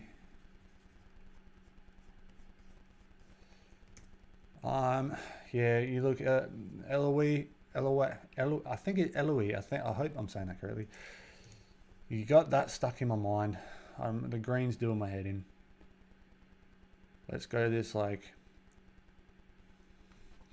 there's actually a, for whatever reason this came to mind. Although I haven't as of late. I need to go again soon. Dad and I used to go fishing a lot. I've got to get back into it. And there was a lure color of this soft plastic called Atomic Chicken, which was like this psychedelic red and like green yellowy color, and that could potentially influence the tentacles as well. Why that popped into my head, fuck knows, but use everything, right? Everything at your disposal, all the ideas, just show up to have them come to you without sounding woo-woo.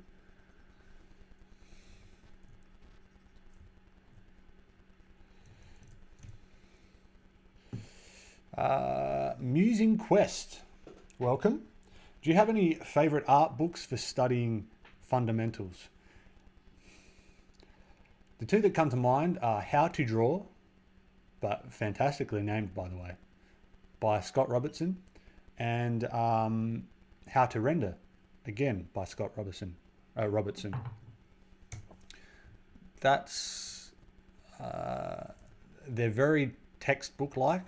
They're very dense, but they're a resource that you can come back to at all different stages of your journey, your artistic journey, and continue to gain insights from it as you learn a little bit more. Because sometimes the first time you open the book, you might be like, what in the fuck is he talking about?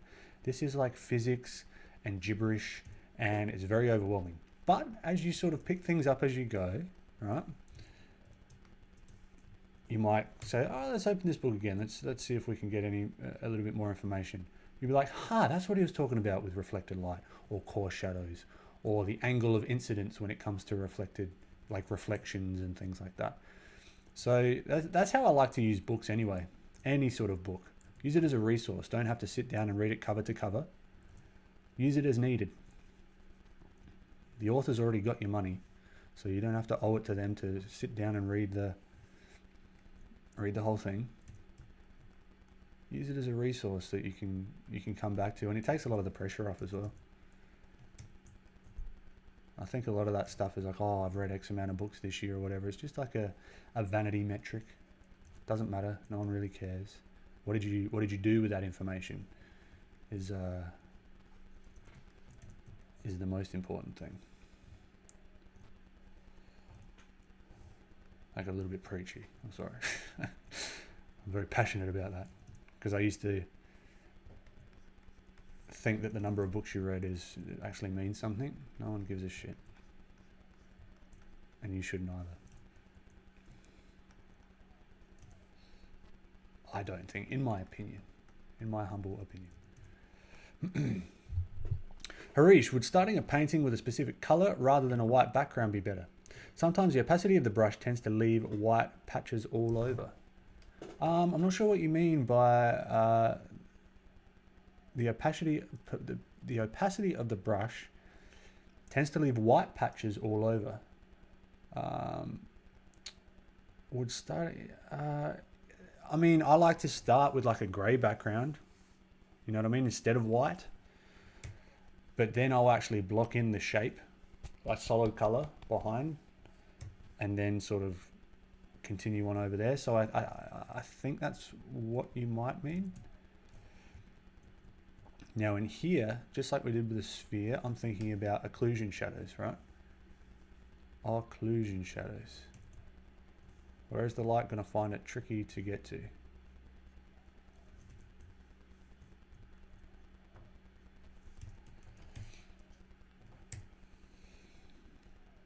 We can even block in this tattoo that I was thinking of, this tattoo idea of a star.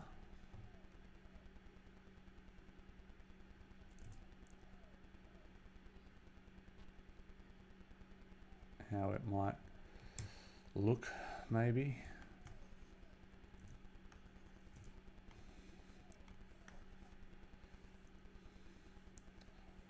Just to give a bit of personality, you know, like something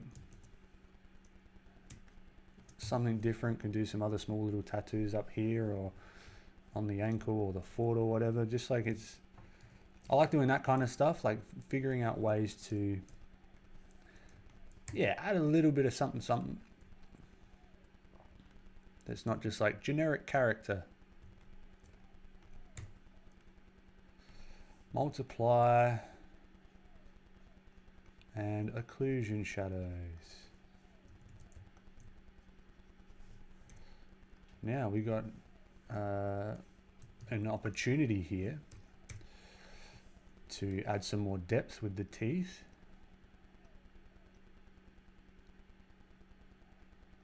Particularly underneath the tongue here. So we can go on top.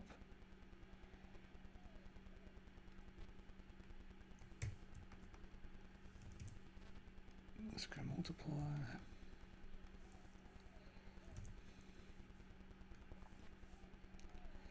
Maybe this will be on the warmer side.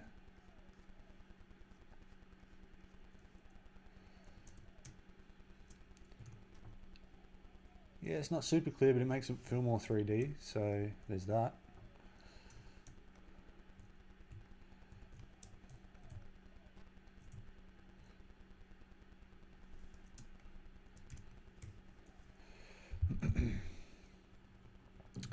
I just found the headphone. Awesome, because that's the most annoying thing in the world. Does your emotions affect your art? Do you ever do art therapy by yourself? Welcome to my art therapy. This is the art that I would do by myself if no one was watching. So in that case, yeah, I'd do it like this. Harish, right, I missed the local color bit. For backgrounds, filling in all the white seems tedious. Having a specific color can influence the mood to start off a piece. I'm not articulating very well. No, I know what you mean. Like if this color here, let's say we duplicate this so we don't fuck around with it. Colorize, saturation up, and then have it as like a yellow background. I don't hate that actually.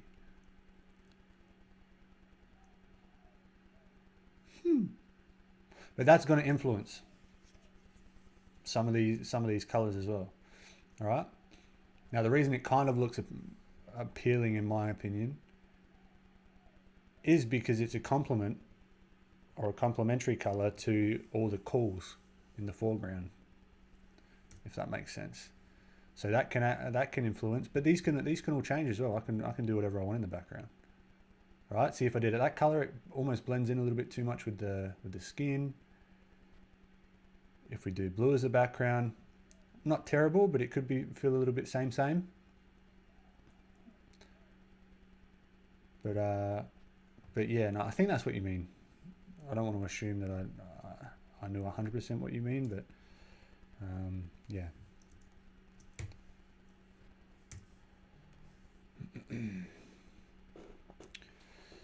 Okay, where was I? Oh, collision schedules.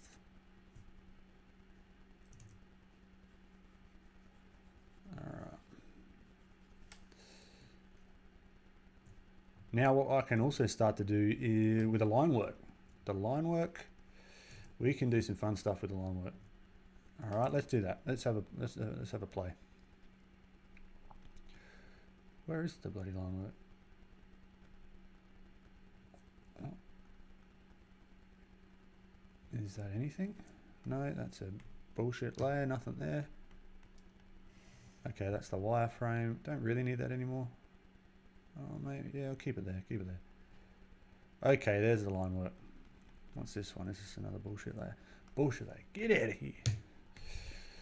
Okay, so what I'm gonna do, duplicate that. All right, now we've got our line work. Let's colorize this line work to see if we can make it feel more interesting instead of just a stark, like dark color. I like to maybe do the skin.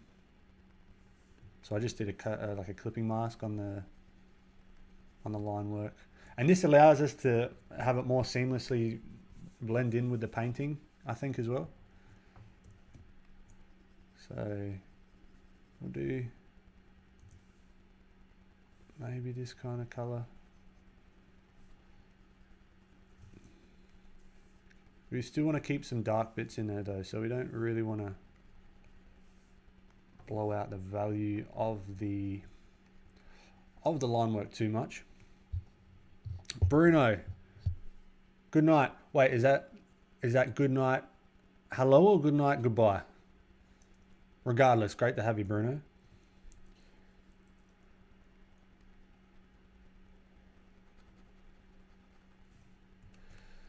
All right, so this helps it feel a little bit more 3D rendered-y, I guess. If you're taking a little bit away, but you could also use this to your advantage stylistically. You could have some parts more line worky. You could have some parts that are less line worky.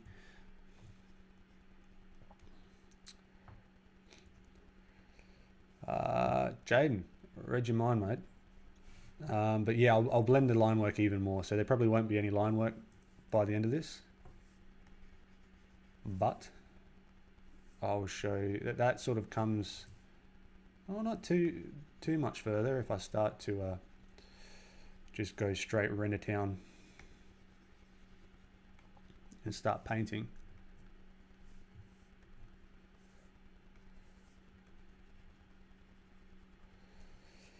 If your art could be anywhere or anything, if your art could be anywhere or anything out on Earth, what would it be? Sorry, what do you mean? If I'm not entirely sure what you mean. Also, I have to ask a lot of questions. It's important. All good. No stress. I don't quite understand if your art could be, if your art could be anywhere or anything on Earth, what would you be? What would it be? Do you ever just scribble? That's what I do sometimes as therapy. Not really. Maybe if I'm on the phone or something and I'm just, I try and deliberately draw. I think so you're kind of getting better even if you're doing little sketches here and there, even if very small. Can you give it some 80s vibes? Potentially. Do we do a mullet?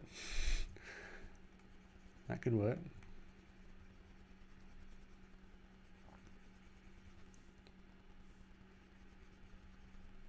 I'll tell you what, I don't know about in other countries, but the mullet has made a comeback in Australia. That's for damn sure.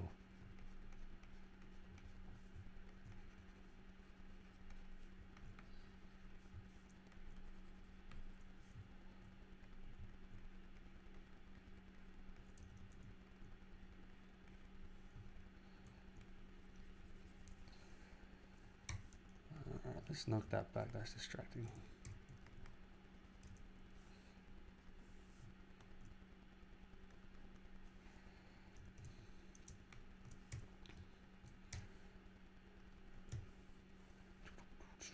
All right.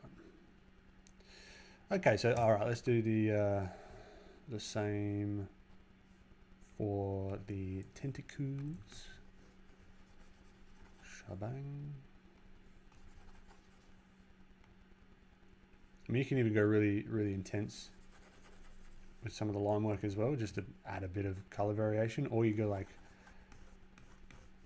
throw in some reds to offset the blues or stuff. It's all just a bunch of experimentation.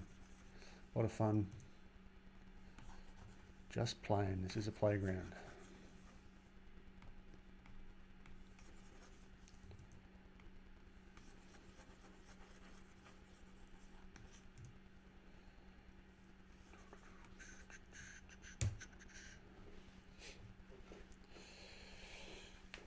Alrighty.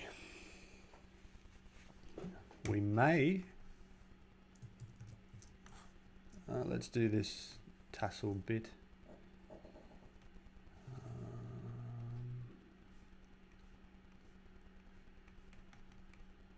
Because there comes a point where it's just easier to work on if everything is one layer.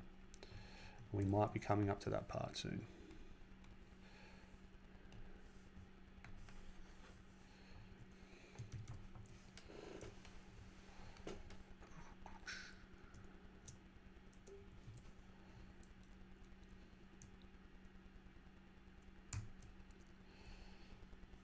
Yeah, okay, let's do it. Let's do it. It's happening. I want to have like animations where there's like different stages.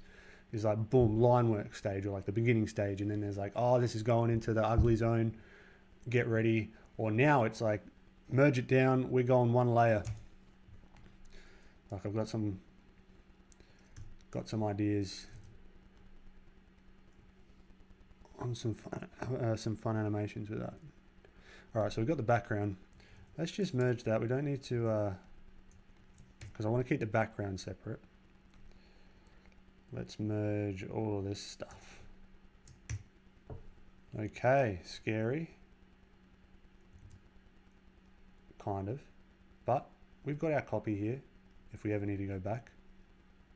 All the separated layers. So let's call this flattened. Flattened. And this is also where I will just start painting. Let's keep it zoomed out though. I'll actually start painting out that line work. Keep some of it internal though, like some of the internal line work.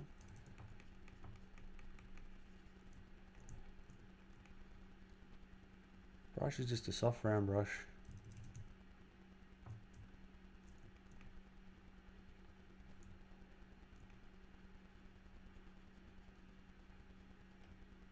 And now we paint.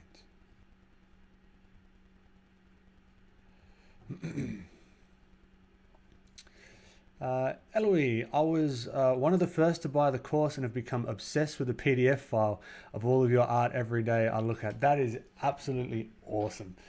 I did spend quite a lot of time on that PDF, and that's one of my favorite parts of it. So that's so cool to hear. There'll be, I think that's going to be a staple of any course that I put out in the future. There will be a customized sort of book that goes with it, with custom illustrations and stuff, because that was just fun to do.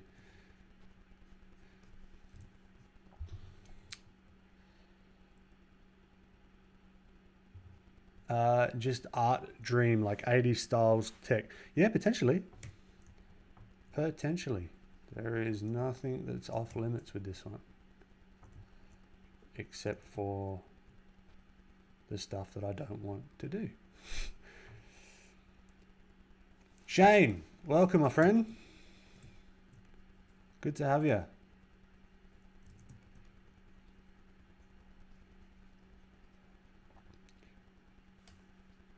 So Shane, everybody in chat and who's watching, if you're looking to learn sculpting in ZBrush, go check him out.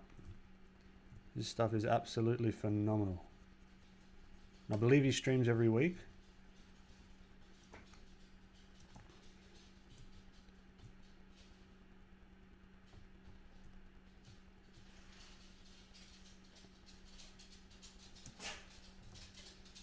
Apologies if you can hear the noisy dogs.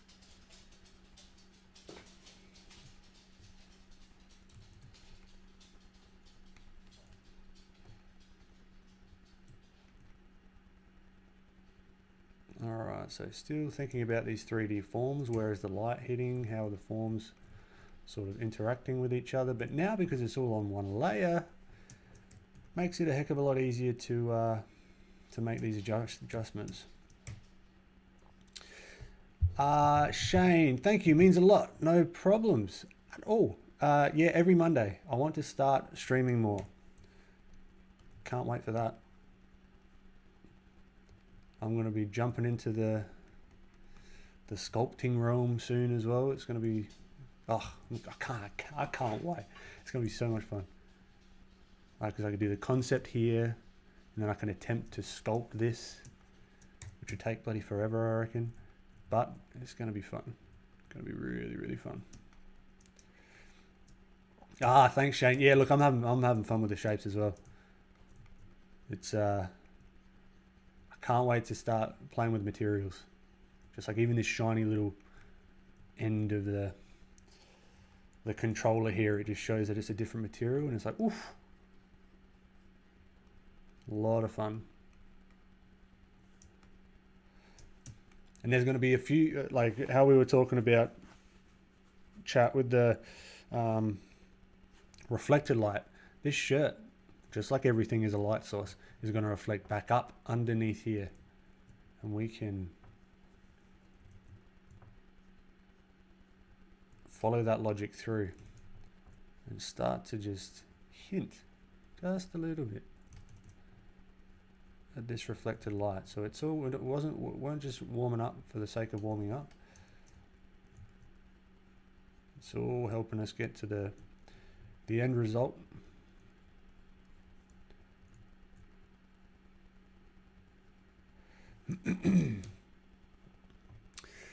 Jane, do you ever draw traditional Do you draw traditional every once in a while? I don't, but it's a habit I want to get back into. I want to actually train my hand to do more line work, like pen, brush pen sort of stuff, and like only use that. So I've got to really just think about the shapes, the forms,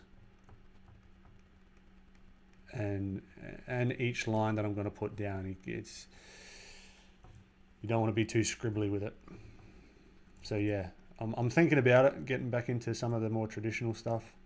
I might show some stuff, some older stuff that I've done. I found it the other day.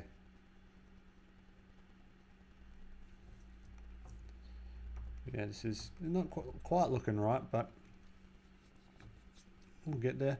But there will definitely be some reflected light underneath here. Need to separate these. I think that's where some rim light can come in to actually separate these forms here. But we are not near that step yet. I've got to stop myself, because that's one of the more fun things to do, is get all the lighting effects. But they don't look as good if you don't have the foundations of the forms feeling right to begin with, if that makes sense. You need the foundations, or else the house is just gonna fall apart. I've had many a house fall apart, so I'm talking from experience. Pratyush, I have a question. Sometimes when I put layer to color mode, the colors act weirdly. Can you help? Hard to tell when you say they act weirdly. Could you be a little bit more specific as to what's going on?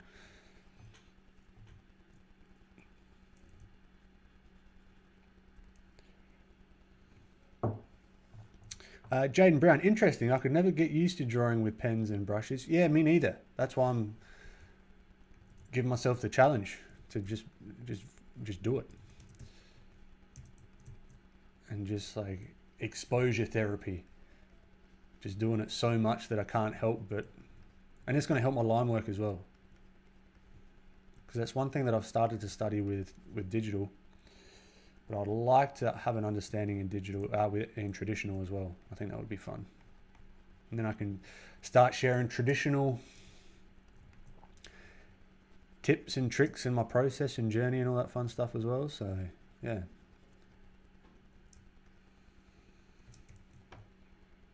All right, let's get rid of this line. Let's clean this up.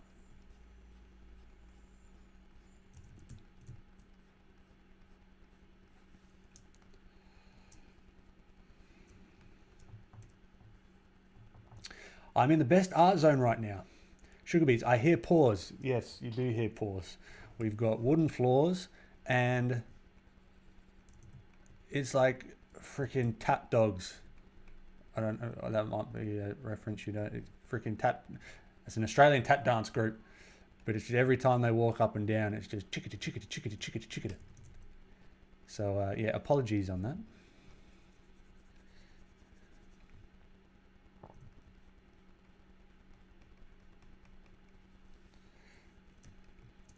Alright, so as soon as I start to take away the line work, the forms are still reading as forms, as three-dimensional objects in a scene lit by a light. Not like they can be lit by anything else, but there is a light source. It's allowing us to see this object, this character. Sometimes the brown color doesn't show up on color mode, and the layer doesn't show many darker shades for some reason. Yeah, so color mode doesn't change the values. It changes the hue, mainly, from what I understand and how I use it. So if you want to change the values and get darker tones, it's not the layer mode to do that. I would try overlay or multiply for that.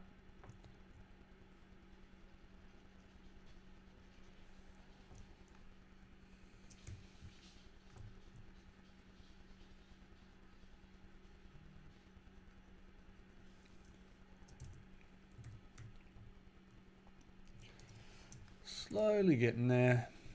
Slowly but surely.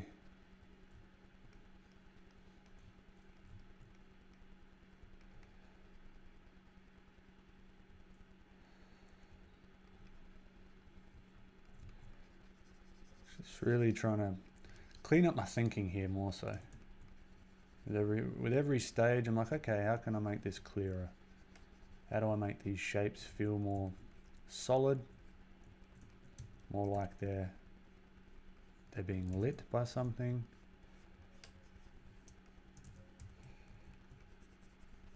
And I'll clean up these shapes over the top eventually as well.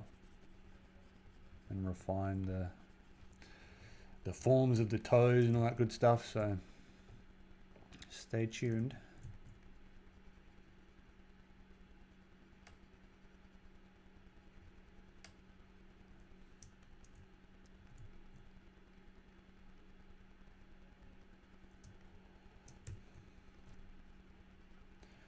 Let's flip it. Flip it, flip it.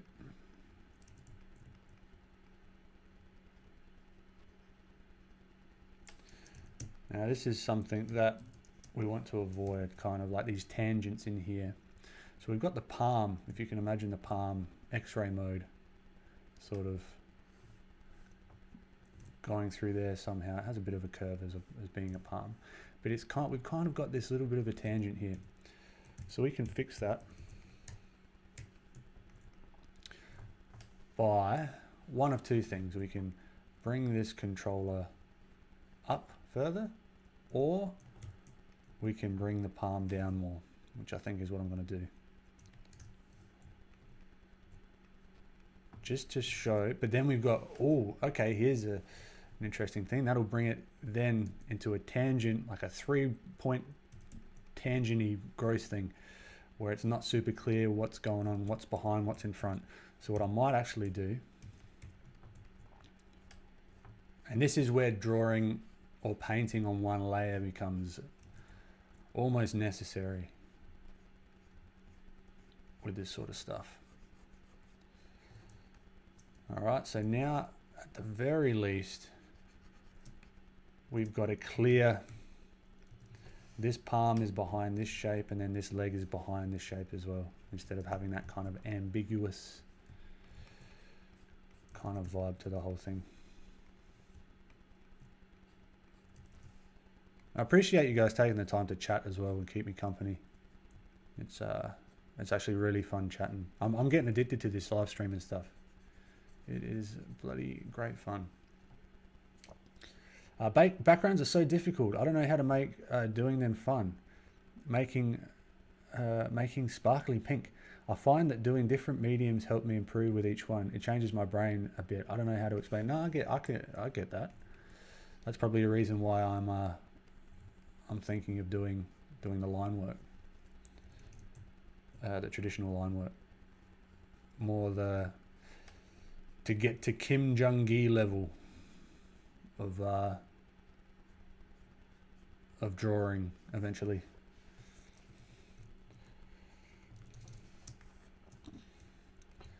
All right, let's get rid of this. Let's do clipping mask, just to get rid of these lines. And this sets us up, all these overlapping lines sets us up for a nice sort of rim light coming from the side to give us some some nice depth to the piece. And I feel weird about calling drawings pieces. It just, I don't know, it sounds a little bit weird.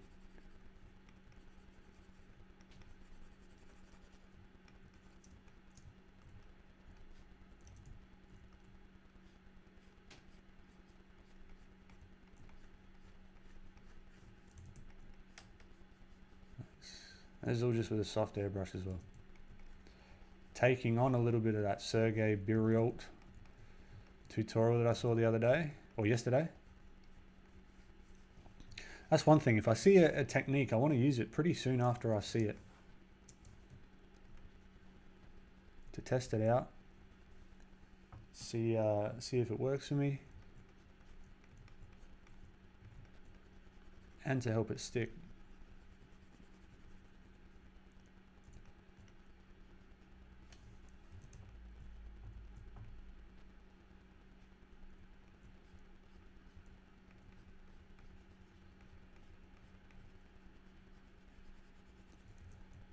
Now, technically speaking here as well, I believe this would actually have a little bit of blue reflected light coming up here as well. So yeah, all the reflected lights and the ambient occlusions and all that good stuff really starts to bring it to life. And this arm was a little bit broken here. It kind of goes like, whack, whack. So I'll just bring that straight down. See, so we're even fixing the drawing in the painting stage, right?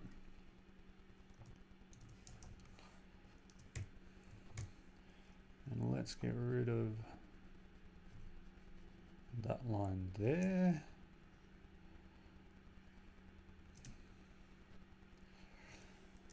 Let's work a little bit up here. Still staying reasonably zoomed out. But let's make this feel like material, like this up here. It's going to be material, and this is going to be shiny plastic. This front sort of plate, I guess you could say.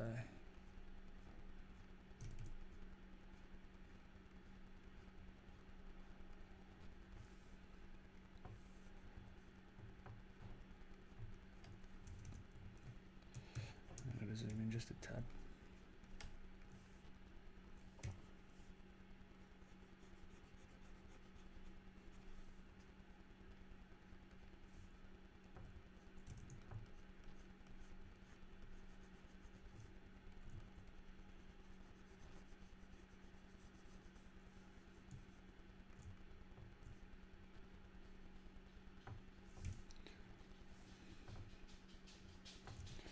Here comes the tap dancers.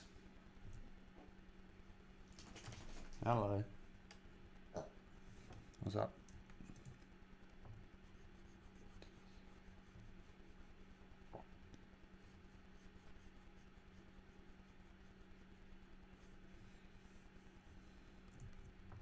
So this is very similar to how I was working out the cube. Right, there's a light side, dark side, but it's just a little bit more subtle here. Just ever so slightly more subtle.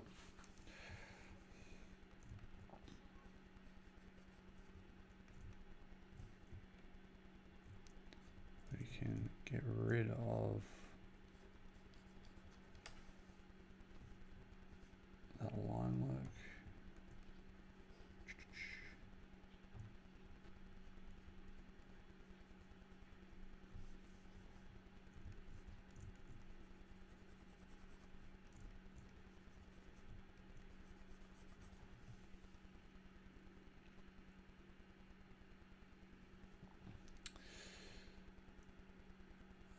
Also, I did have an edible, so the writing might not make sense, and I'm lazy to fix the mistakes. Fair enough. Fair enough. All right. I found another tangent. We have tangent city over here, so the teeth, I want to make that clear. That this crosses over.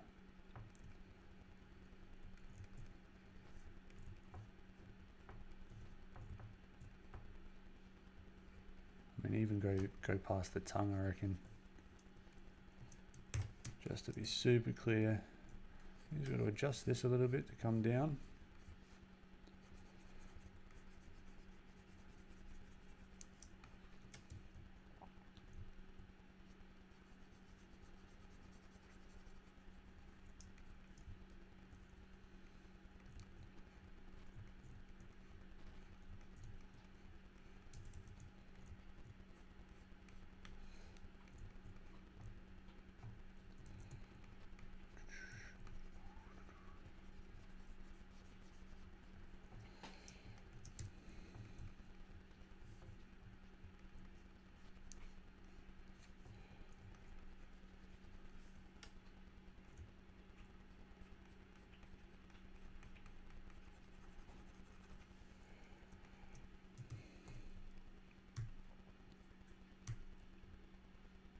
That feels more like it's in front of the face. Once it's cleaned up, of course, it's going to sort of feel a bit better.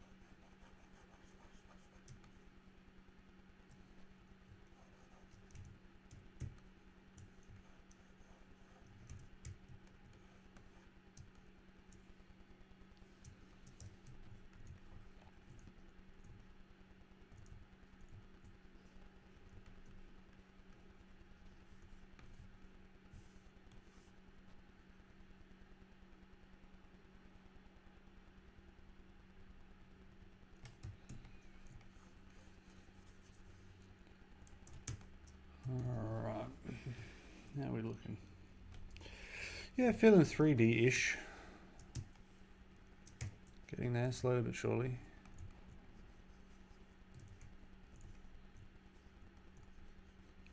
Don't be afraid to paint over the lines as well. You've drawn them once, you can draw them again. It's just, I'm just talking to myself right now, not to anyone in particular.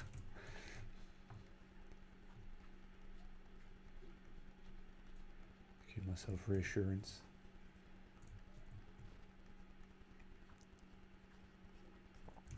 Excuse me, can you stop?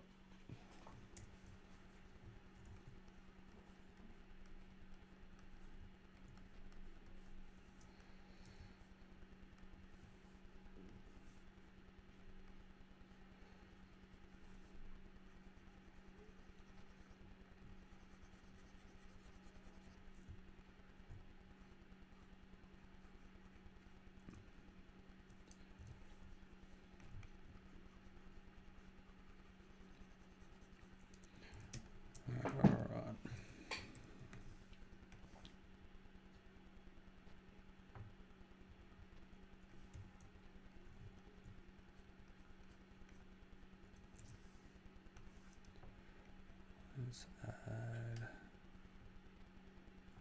a gradient here.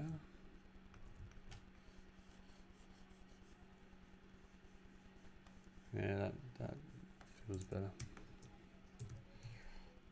That sort of value structure.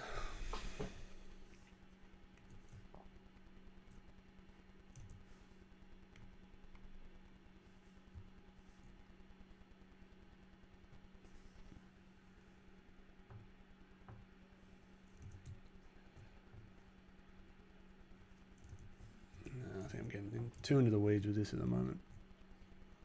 I've gotten to a point where it makes sense.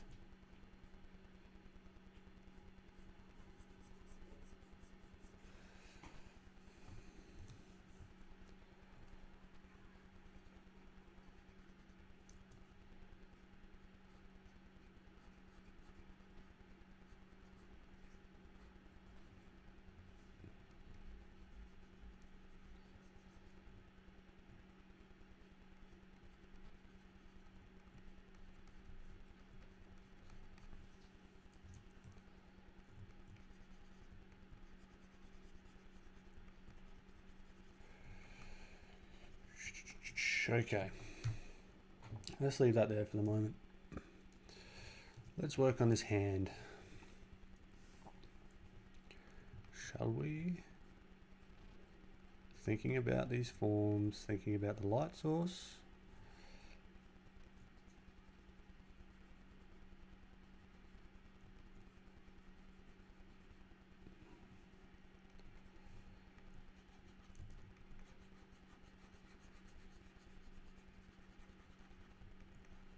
After this hand, I reckon I'll do a 5-minute break.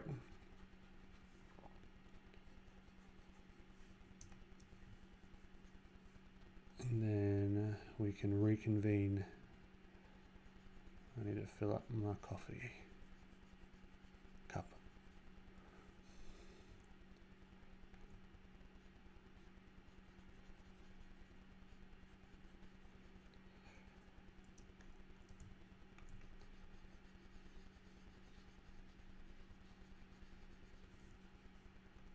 So really it's just getting clear about the forms. We can nick off the line work here.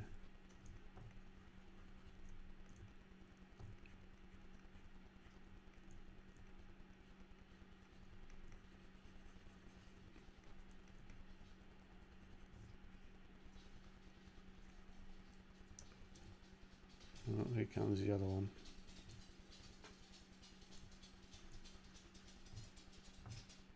Hello.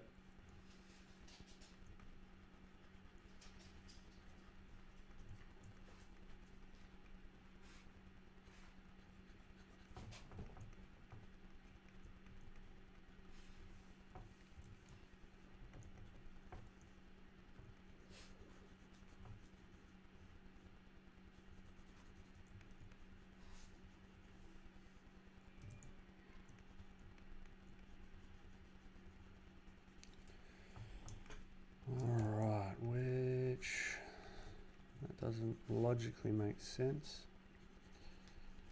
That plane. Let's get rid of this line work. Shane, I got to run, but man, I want to model all or part of this. You have a good one, man. And yeah, maybe when I finish it, we can do something with this one. But yeah, you have a good one.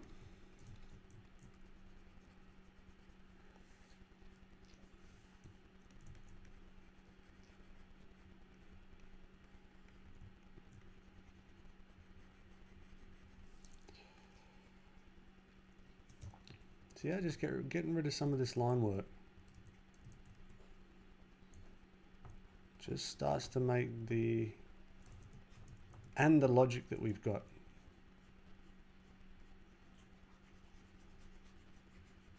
With the planes and the lighting. Starting to feel like something's working.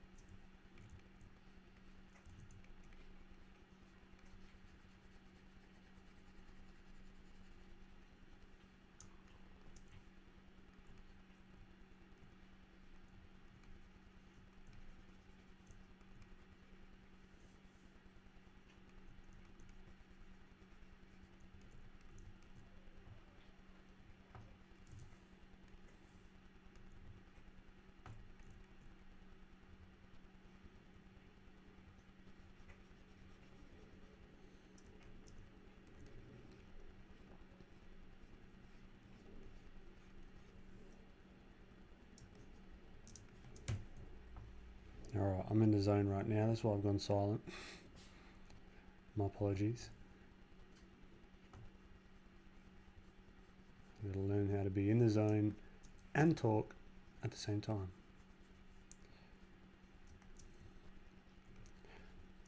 There's something that needs to be done with this thumb here. So that needs to round off.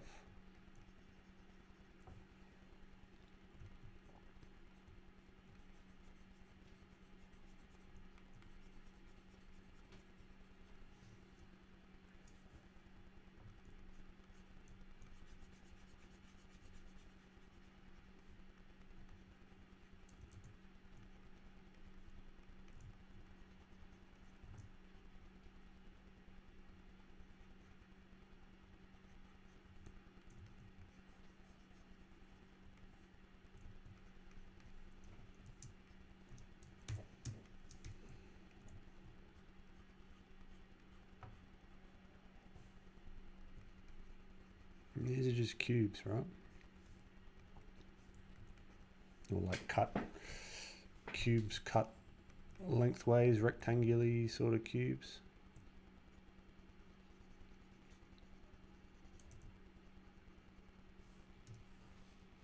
We can sort of flip things around and see if the logic makes sense from here.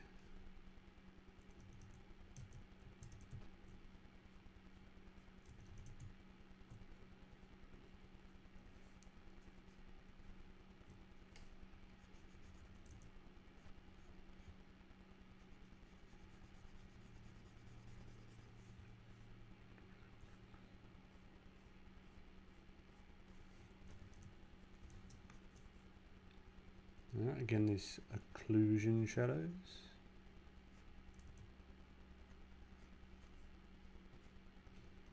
Now, realistically, again, I am zooming in, but it is the fingers, and so what are you going to do? But you also got to think, where is this going to be posted, or what is this going to be used for? Do I need to go to this level of detail if people are going to be seeing it at this size? You know? So there's that to think about as well, but at least here it's starting to read.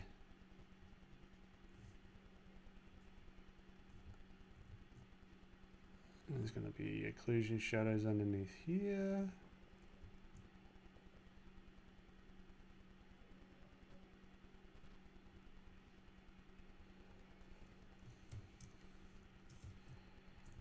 Let's get rid of it. I'm just going to start bouncing around.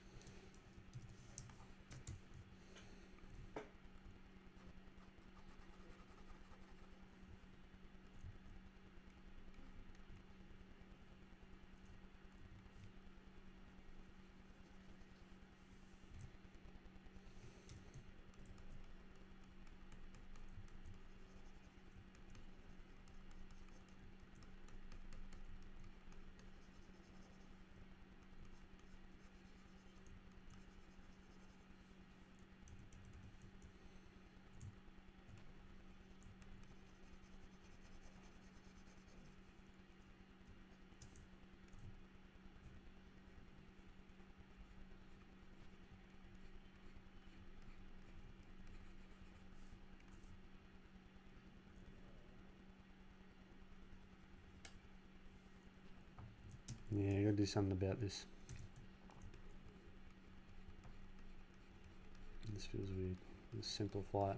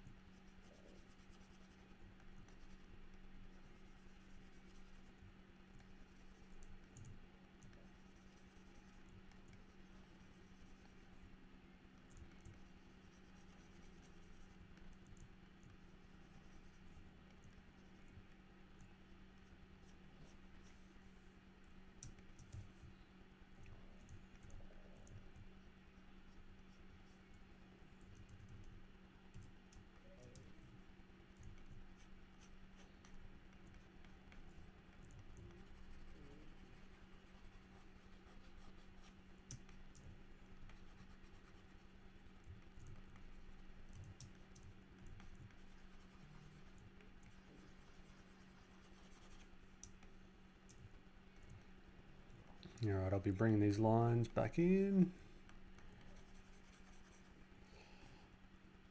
a bit later on. All right, things are starting to feel 3D.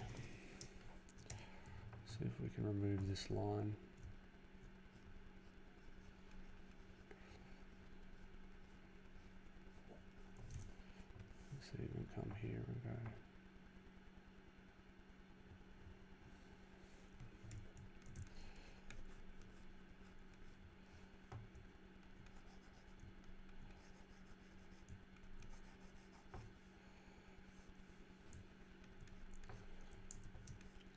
Oh.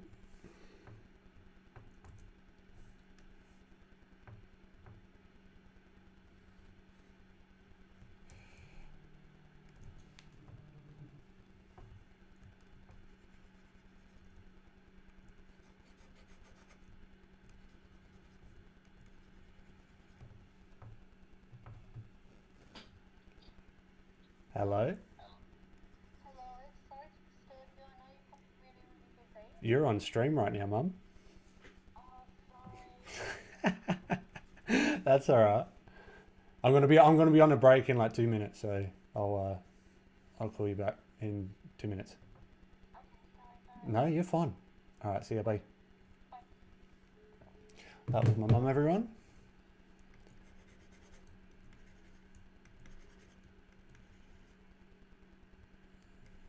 So forgive me, but I will pick up the phone on the stream for my mum.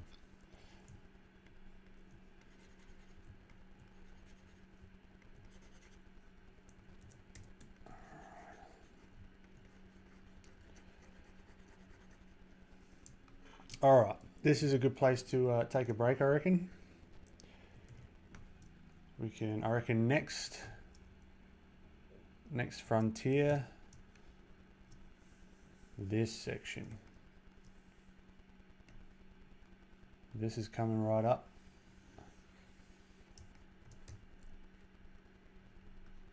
Be right back in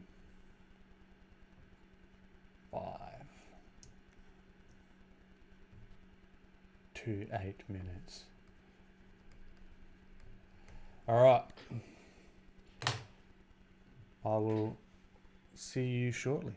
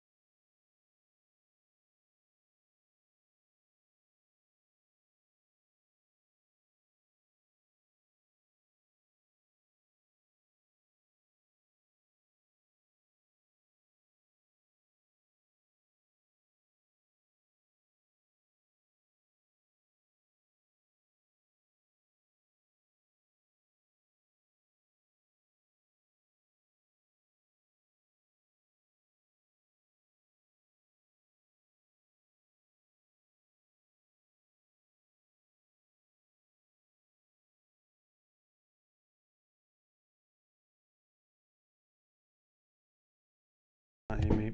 Hello, hello. We are back. Actually, I just need my glove. I will be back in 2 moments.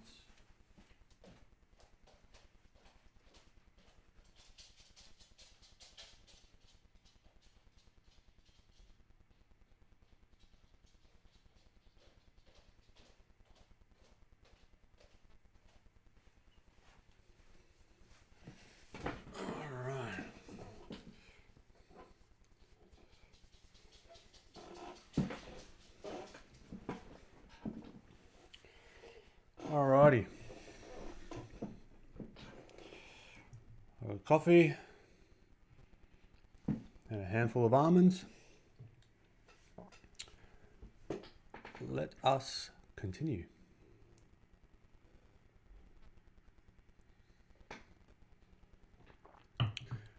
Wonder if Ollie wants to come up and say hi.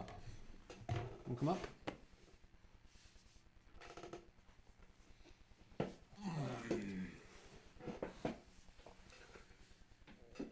Here's Ollie. He's the one making all the noise.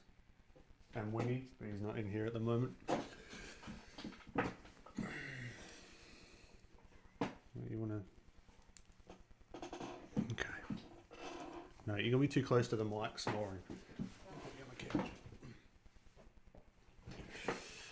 Okay. Let us continue.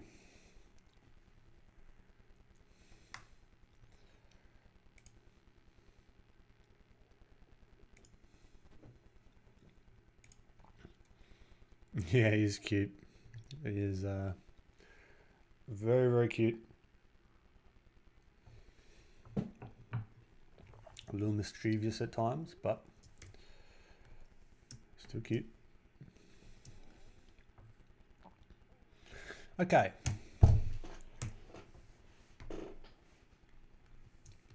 So let's see if we can start coloring this in.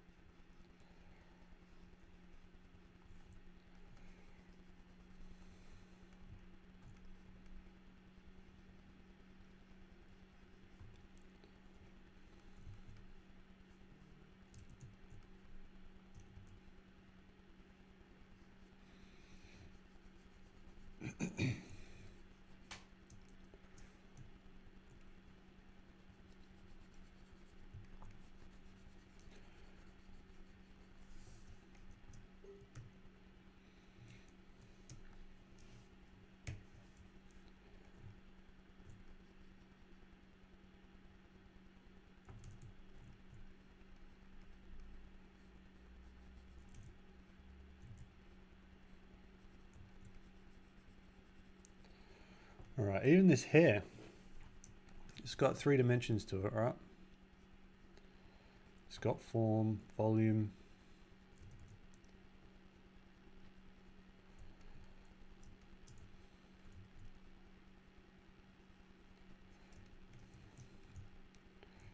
It's going to cast shadows, particularly if we're doing this like stylized hair.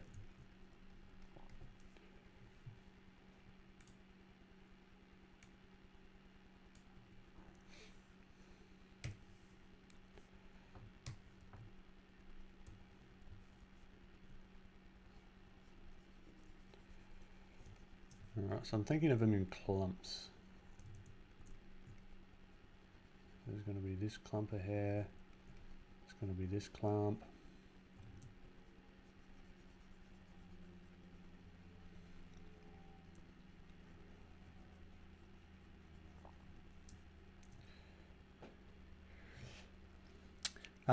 Li Jinquan, welcome. Do I mind to share my brush? How dare you ask me this? So disrespectful. It's soft round 500.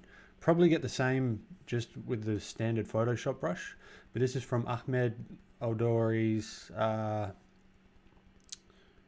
brush pack, which is free on his Gumroad. But yeah, it's just a soft round brush. That's all I'm using at the moment.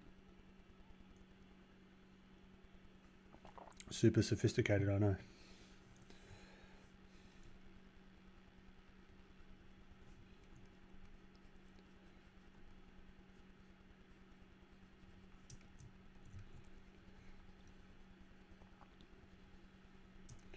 Alright, so here's some other tangent issues that we could run into.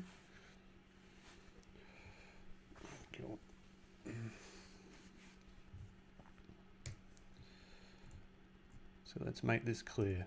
It's clear that this is an edge. This is an edge of the mask. Maybe I'll make these straps a little bit darker so they look like different material.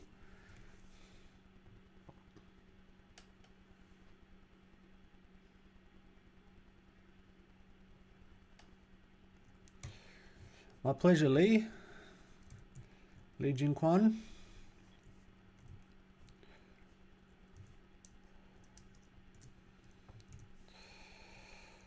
Let's go, no, not negative, positive,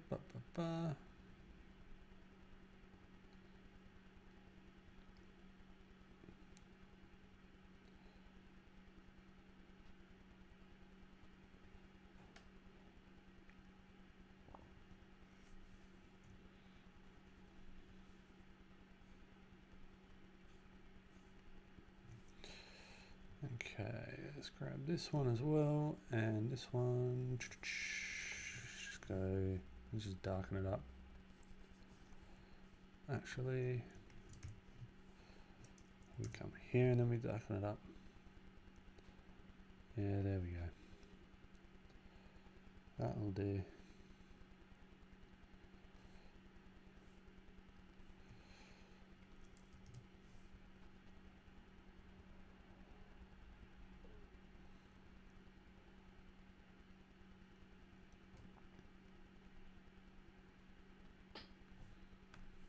Cool. All right, gives me something to work with. Different materials. Things look a little bit different. Contrast. All that good stuff.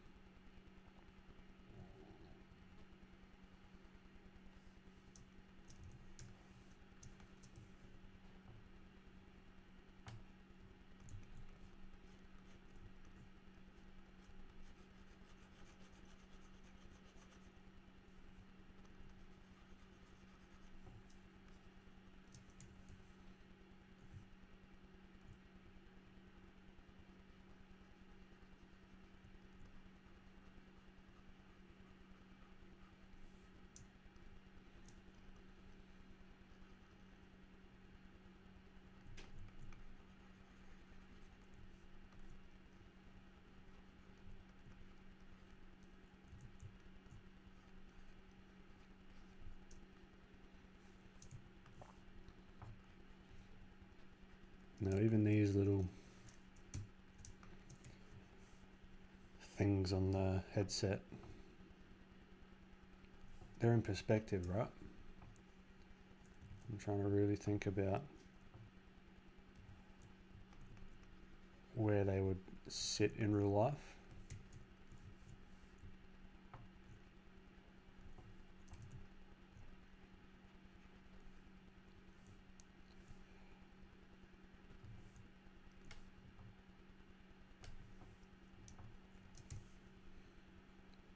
Same over here.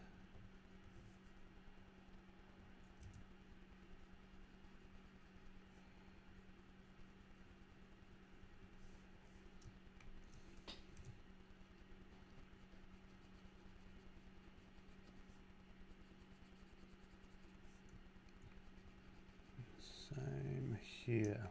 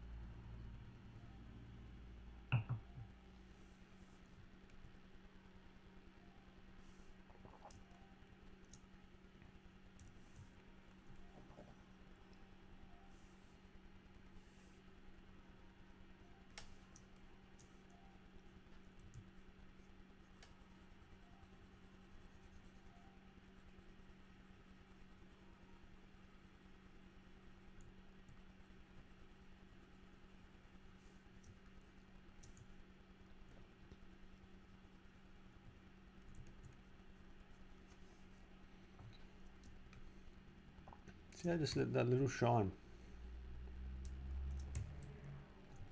Just makes it look like a shiny bit of plastic.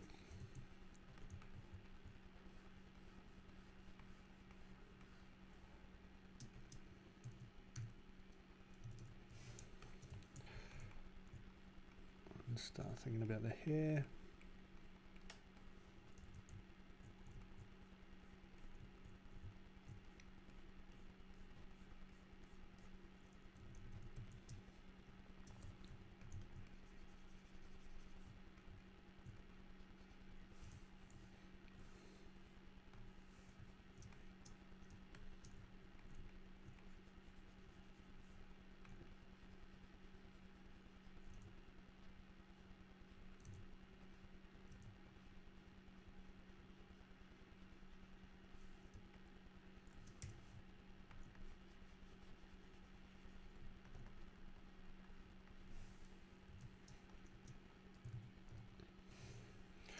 Okay, so I want to think still about the lighting setup.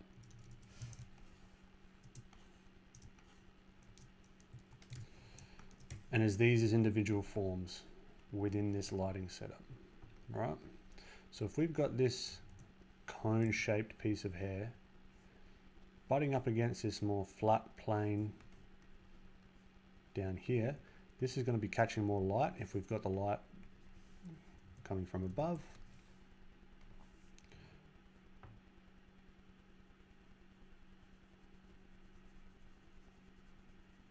So I'm going to start laying that in.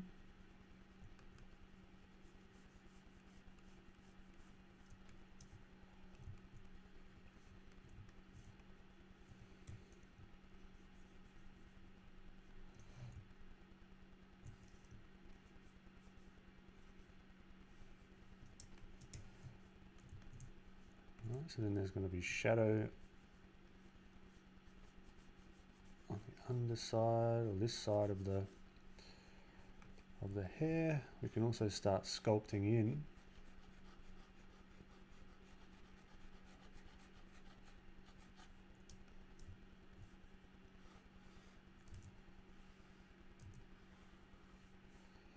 the hair here as well.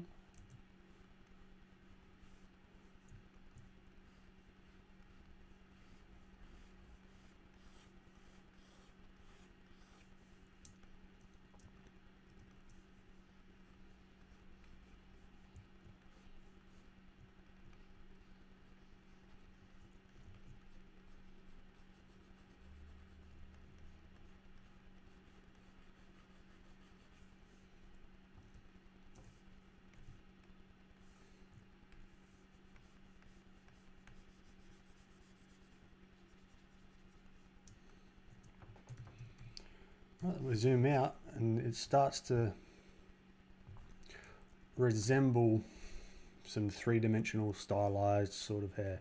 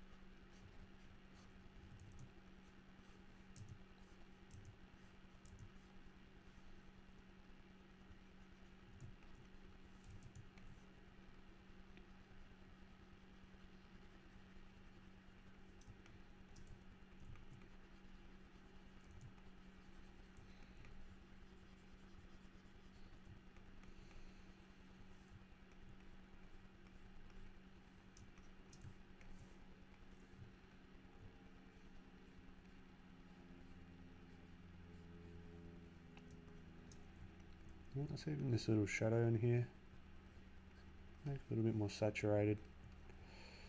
And now that's sticking, it looks like it's this piece of rubber or whatever is sticking to the, or is interacting, let's say, with the forehead.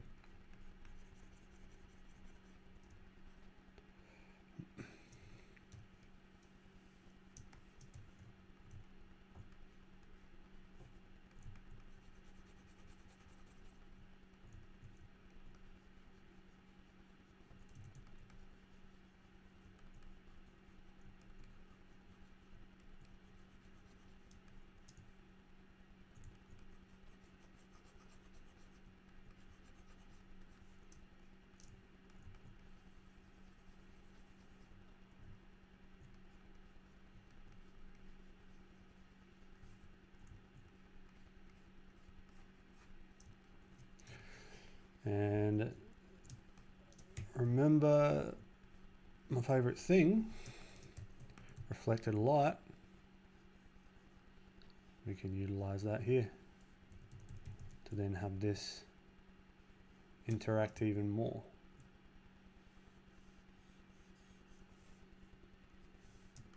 With the objects, because this is becoming a light source.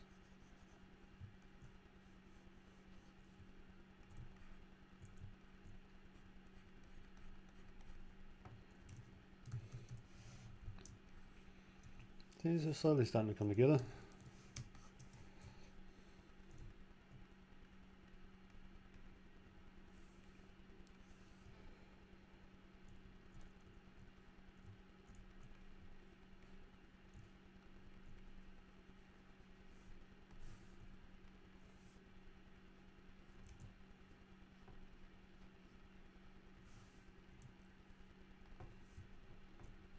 And starting in some shadows.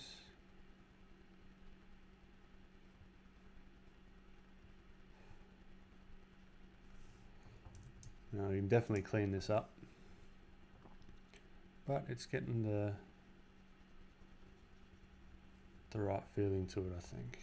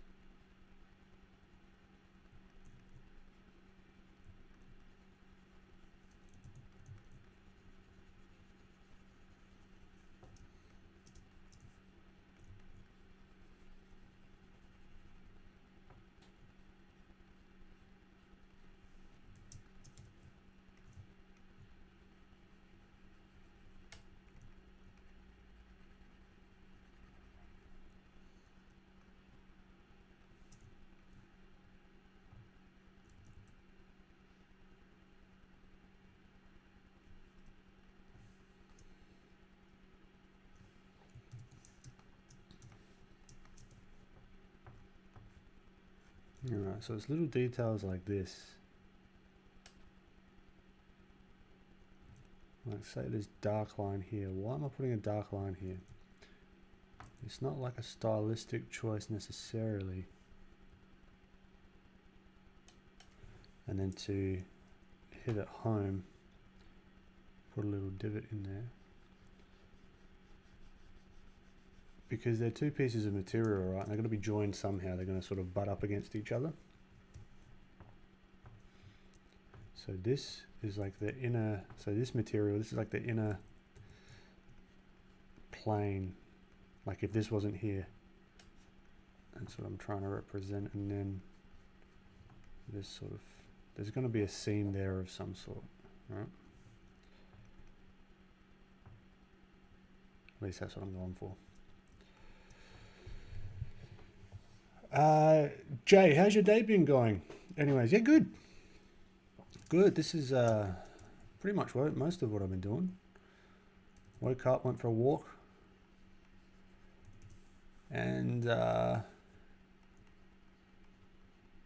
yeah, came back, had a shower, and however many hours we've been doing this later, 3 hours later, here we are. What have you been up to, Jay?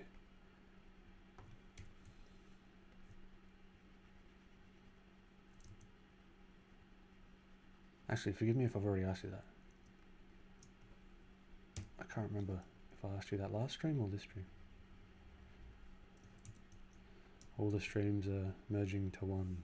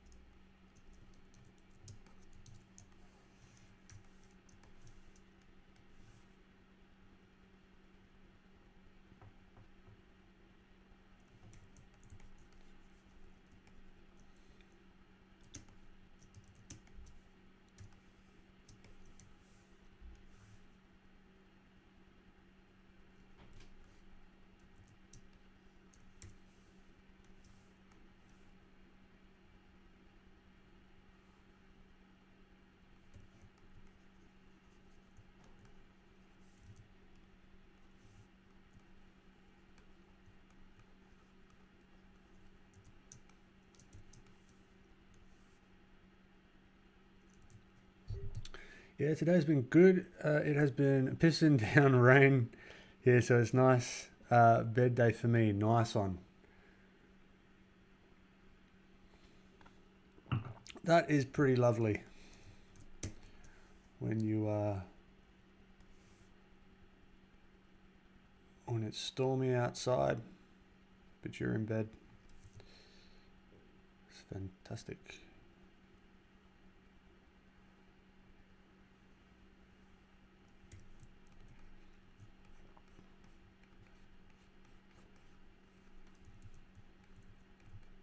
Alright, so all I'm doing here is really just cleaning up these shapes, making sure the logic's there.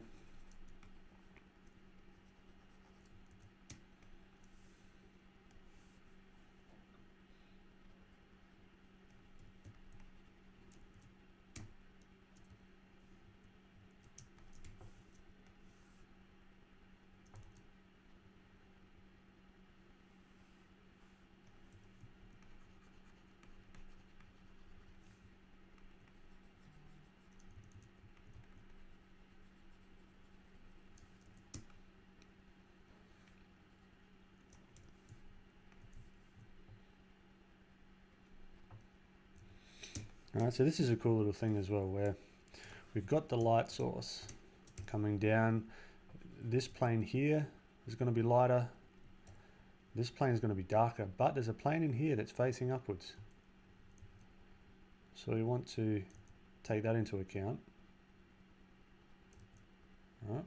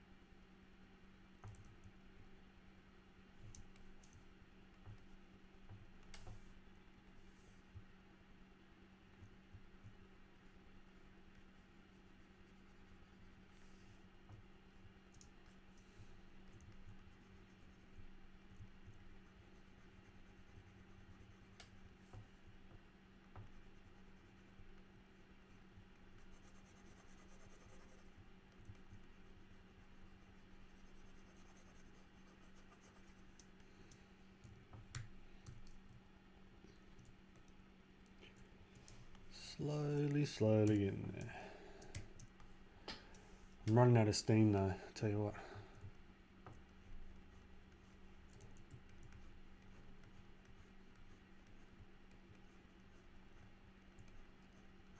I reckon we might go for another 20.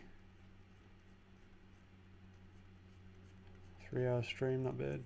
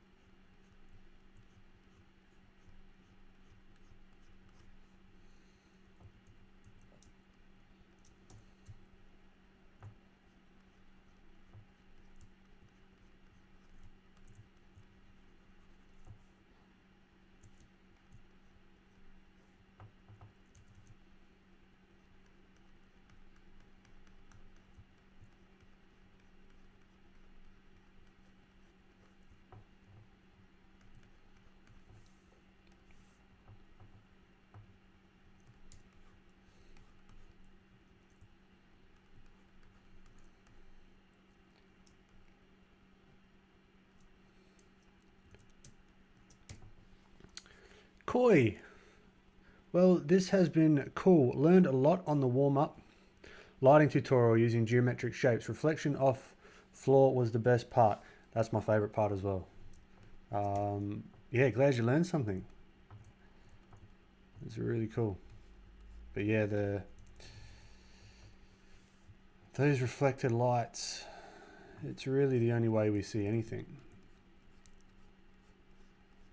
This stuff bouncing and reflecting off of everything else.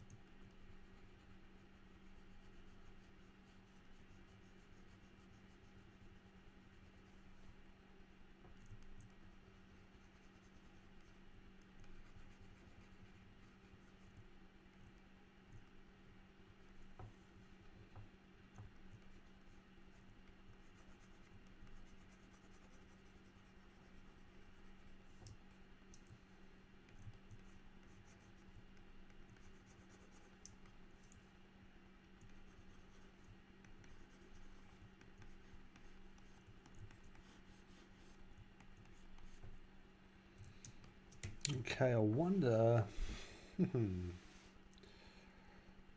Alright, I want this scene to show up a little clearer. So I wonder if a lighter colour is gonna. Yeah, that'll probably work.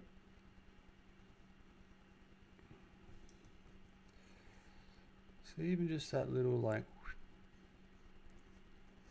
It's still reacting to the light, it's not a line. We can finesse it.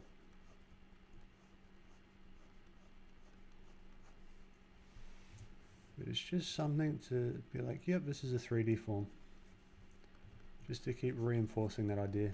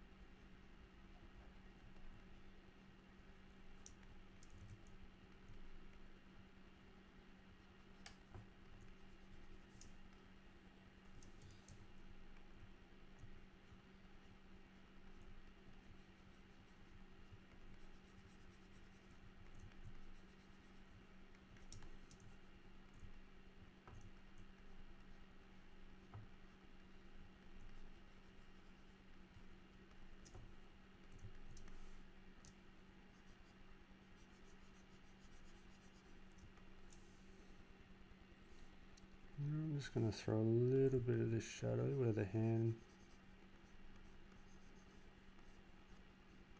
Just going to cast a tiny bit of a shadow on the leg. So these are slowly starting to come together. Maybe I'll just finish off working on some of the tentacle, just smoothing some of that out, getting some of the shapes to read a little bit better.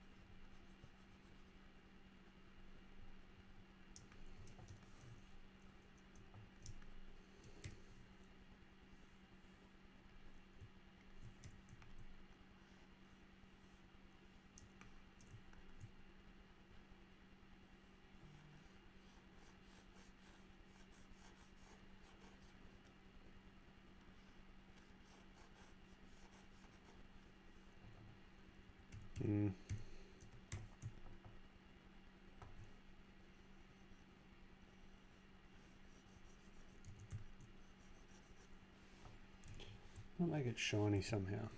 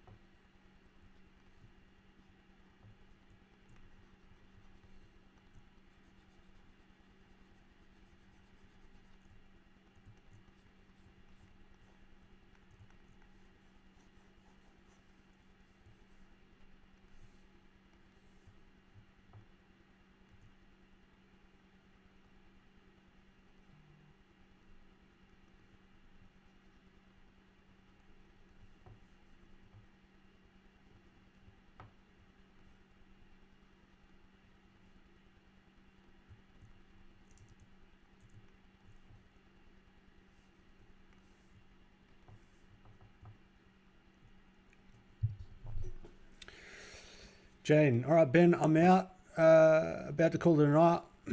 I'm going live tomorrow at 6:30 Pacific time. If you want to check me out with drawing Black Panther, stop by whenever you can. I'll check what the time zone is. Everyone in chat, feel free to go and check out Jaden Brown. Are you going live on YouTube or Twitch?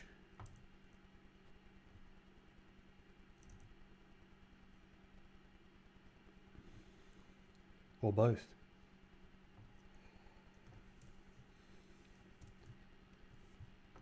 But yeah, if I can make it, I'll be there, man.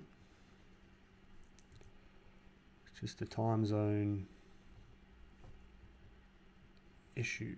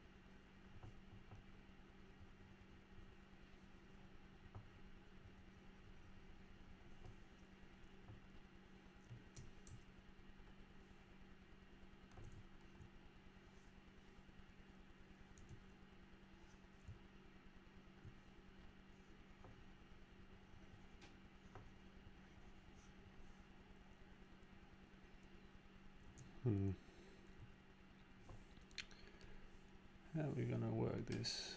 So specular highlights are going to be pretty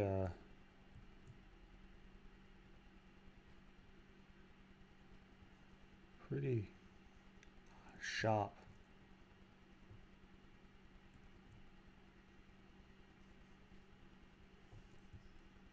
On the tentacle.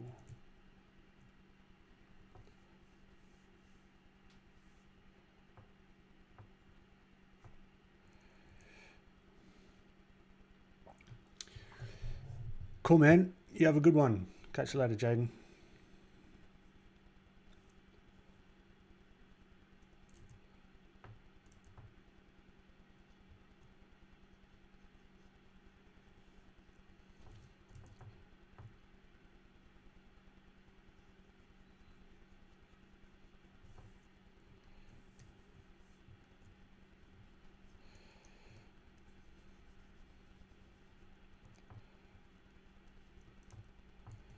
Yeah, I got to think about these highlights and how they make sense, but let me throw some in there.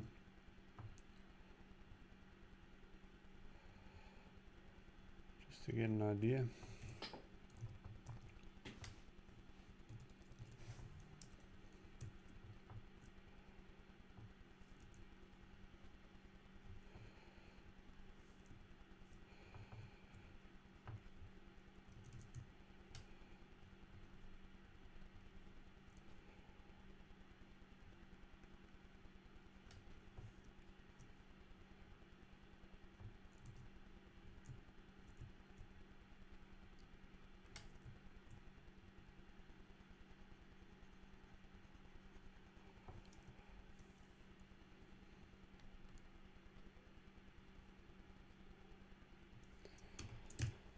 Let's merge that. Let's play around with the color of this squid octopus thingamajiggy.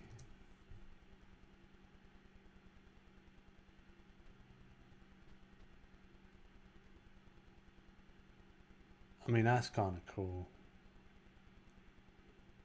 It's almost like feeling like pearlescent.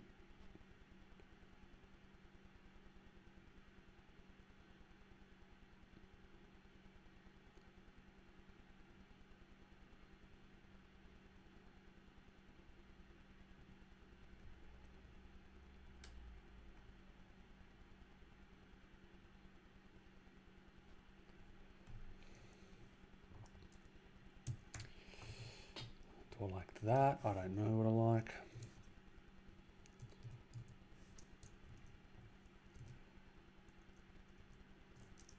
I like that more. But I think let's just try a couple of things. Color dodge.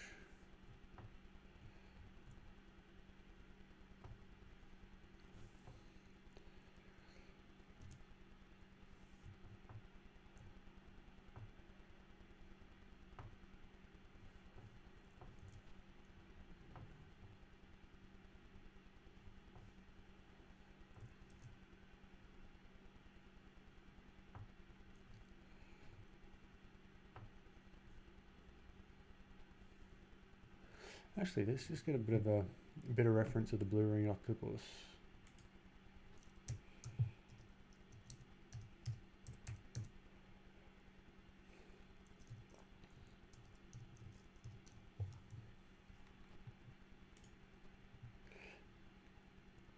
Ah, so it's a yellow fella.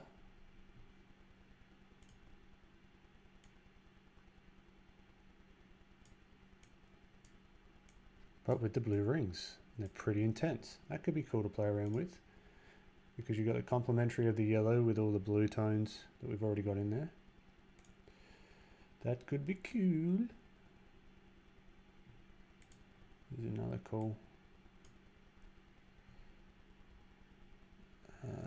No, cancel. No.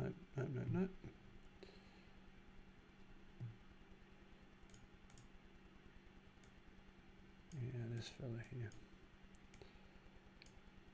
Cool. Very deadly. So let's maybe try the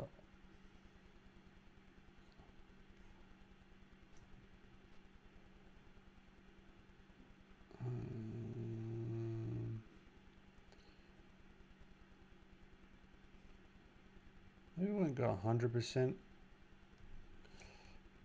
blue ringed, but we can do our own interpretation of it. No.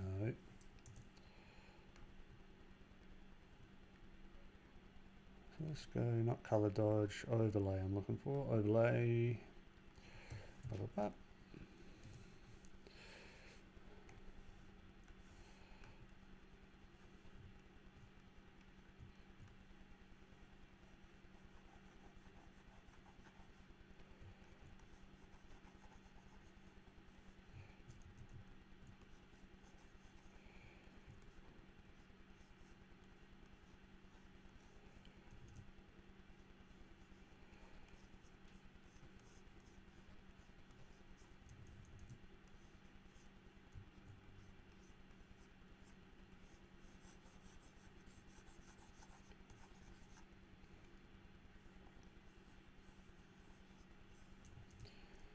Okay, something like that. I don't know if I like that or not, but so let's have a look. So it's actually got a pretty dark ring. So let's do another overlay on top of that other overlay.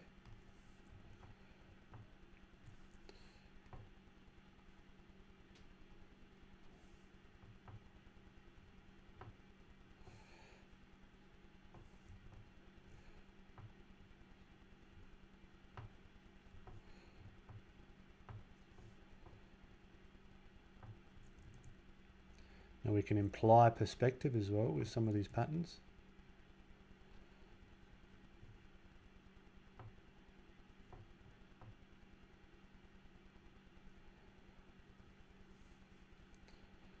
It's very looking very yeah. I mean, this is meant to be like a monster in a game, but this is feeling very like specifically octopus-esque. I don't know. I don't hate it.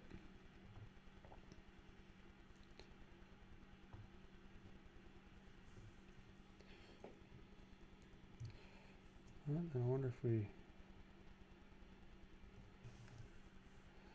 darken these up a little bit.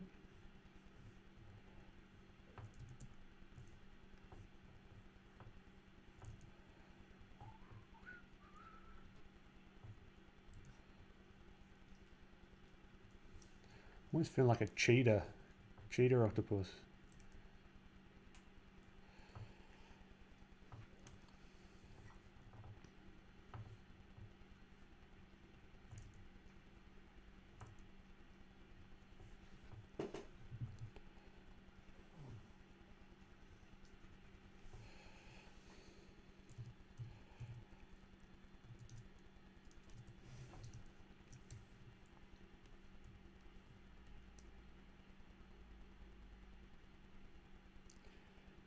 Let's go do another overlay. This time we'll get that really vibrant. We'll just try it out. Maybe it won't work.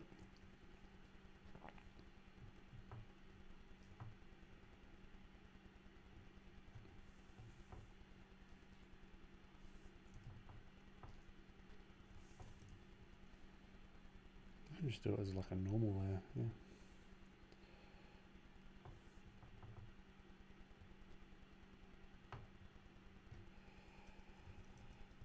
Some weird stuff to my eyes.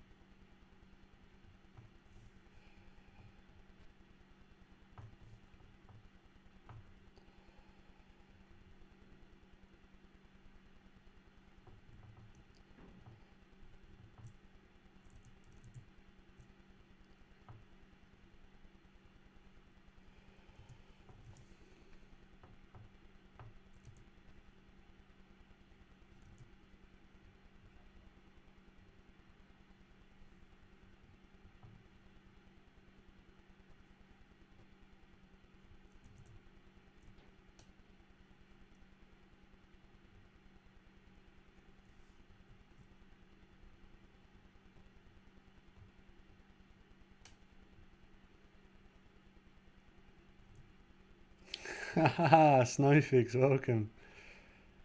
It's already coloured in. Yeah, still got a way to go though. We're just experimenting with different Kraken tentacles.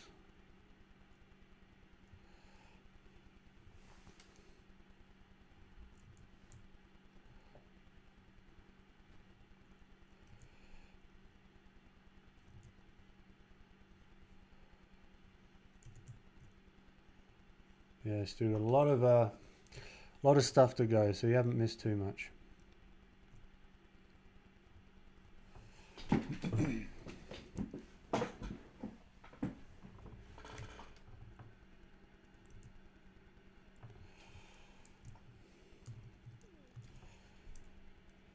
Okay, so if let's just duplicate this one. Actually, I might do these as separate.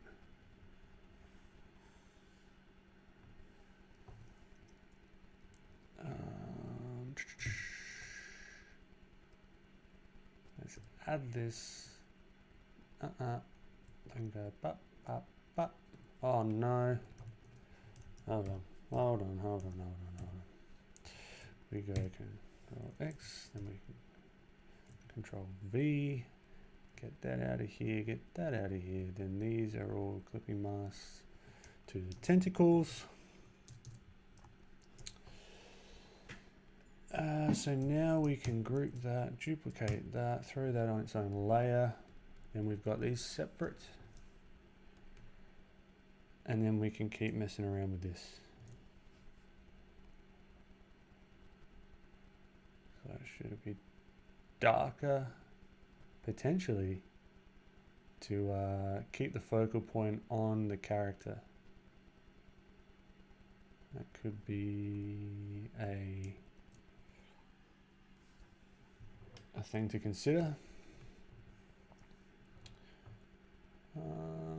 Let's try different colors.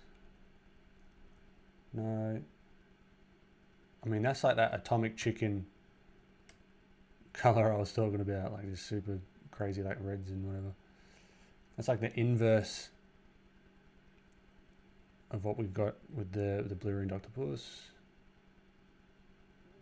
Yeah, I don't know what I'm feeling. Man, I don't hate the red either. Don't hate the red either.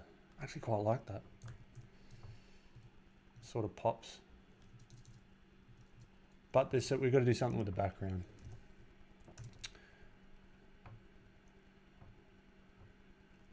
Do I just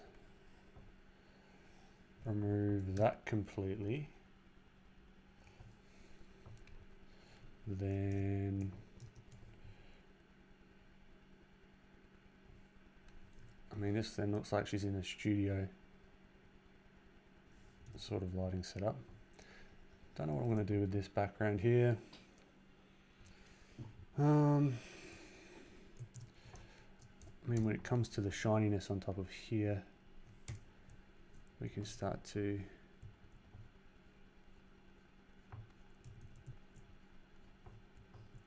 separate these tentacles out with Fresnel.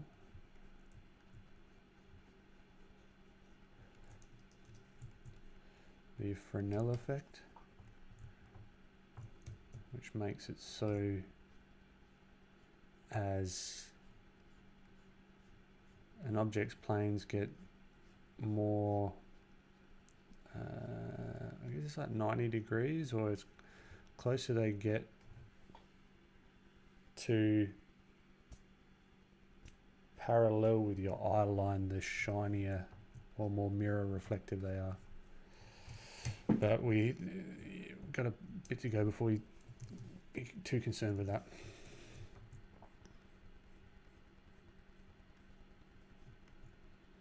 So we need to sharpen up all these shapes, and this is really just an experiment, the tentacle. Jack, yay, glad I got to see one of your lives. Awesome to have you, Jack. Your skill is insane. I appreciate it, mate. I might draw along. Awesome. I'm only going to be on for a little bit longer, but no, it sounds good.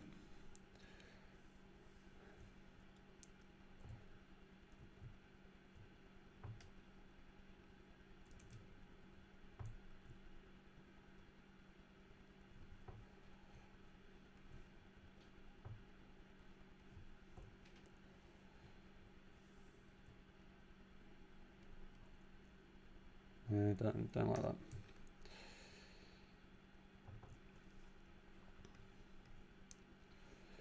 Yeah, let's get rid of the pseudo Fresnel.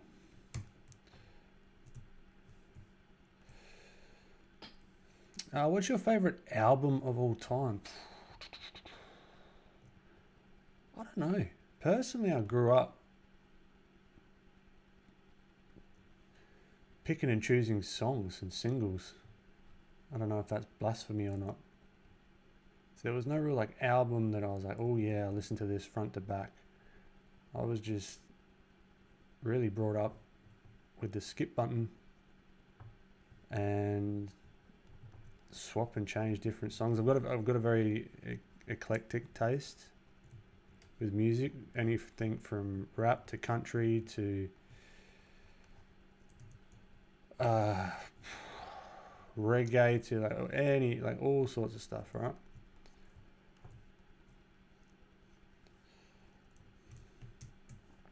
To punk. Been on a big Blink 182 kick recently.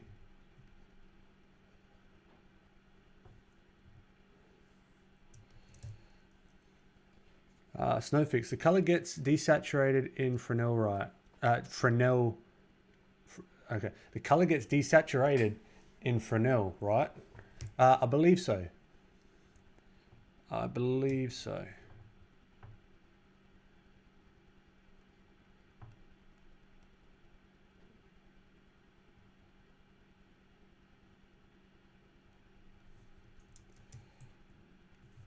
Yeah, these tentacles here are these suction cups.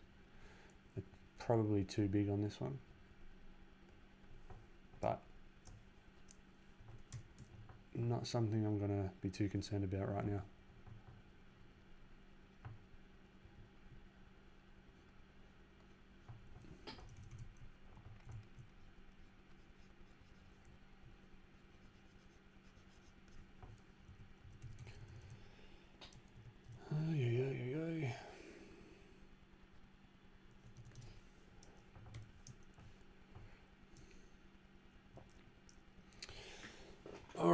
what's something that's glaringly obvious that I can fix up before I head off?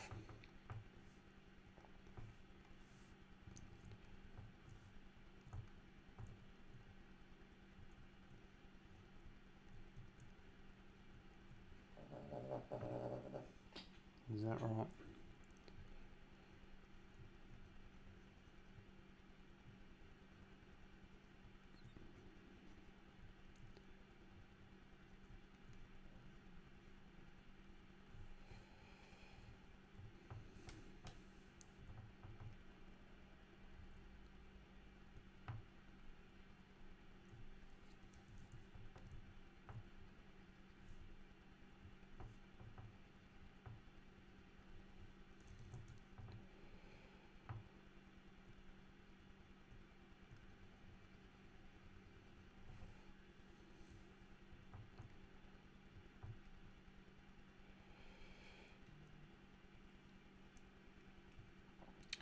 Do I show my art to friends and family? What has their reaction been? Well, that's all I used to show it to before I started doing Instagram about a year and a half ago. Those are really the only people that I would that would know what I'm drawing. So yeah, no, friends and family have always been super supportive.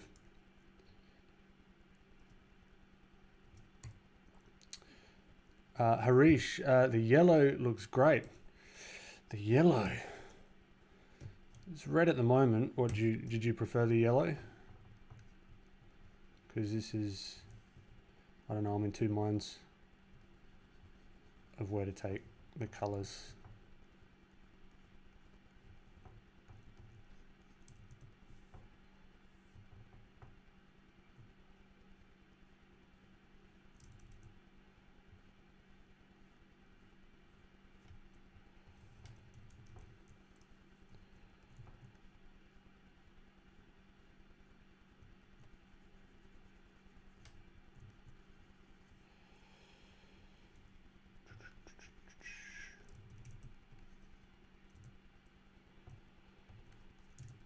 Jack, do I get people in my daily life asking you to draw them? I've had a couple of people.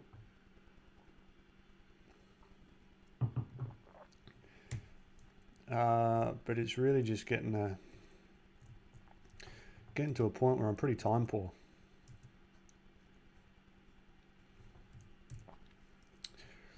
Abhishek, welcome. Sorry I'm late, but hey, this looks amazing already. I'll watch the live again from the very start. Appreciate it, Abhishek. Good to have you here.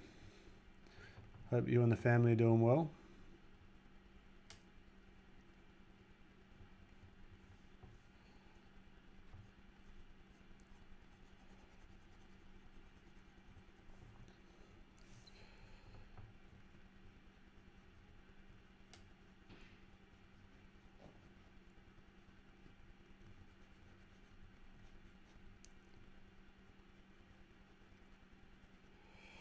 Alright, we'll leave the tentacles there. I'll just be noodling them on all day long. What else can I do with this lady?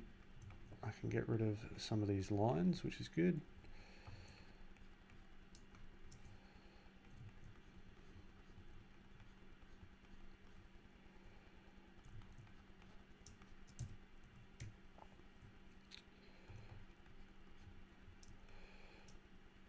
Jack, is your day job art related? This is pretty much my day job, the social media side, so it's very, very art related. So ever since launching the my tutorial, it's kind of become my main income stream. So now I'm just trying to keep growing.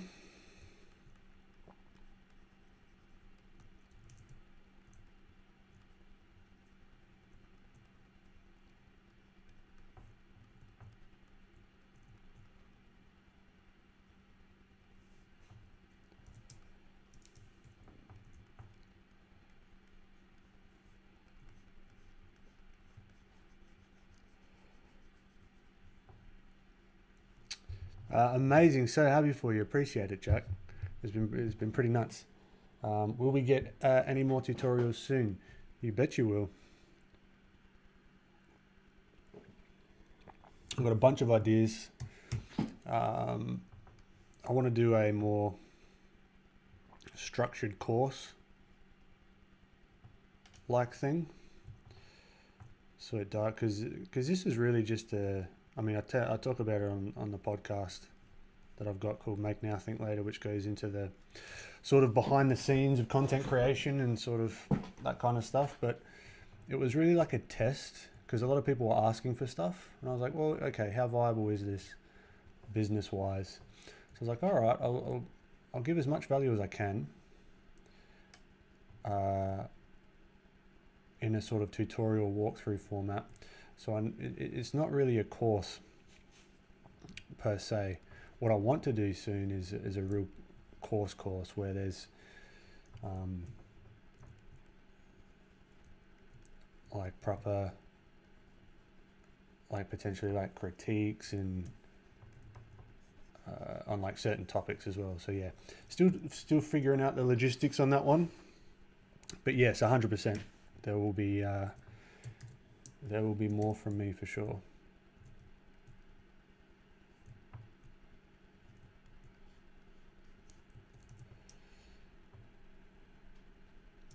Our new friend Jack looks excited. Yeah, look, I'm happy to have Jack along. He's asking questions, which is great. I would prefer to have questions coming through than it just be silent.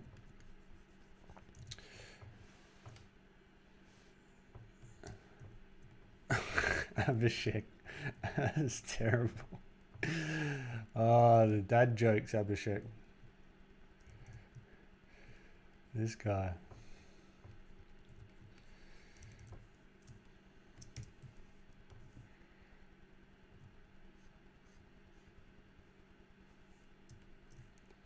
Yeah, we're going to do something with this controller here.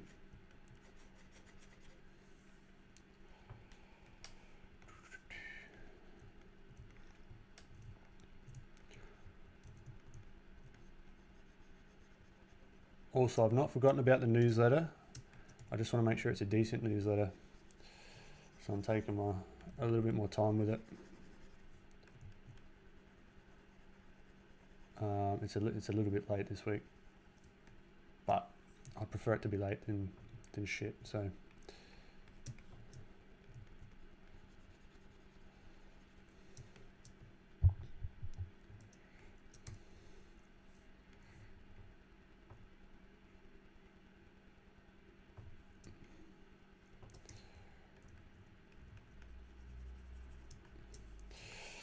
yeah, there needs to be some structural.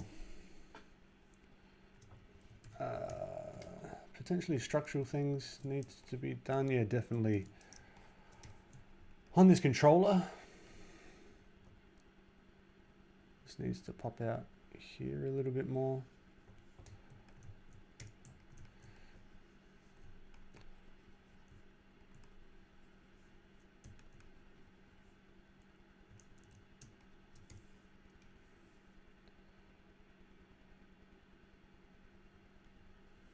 All right, let's go.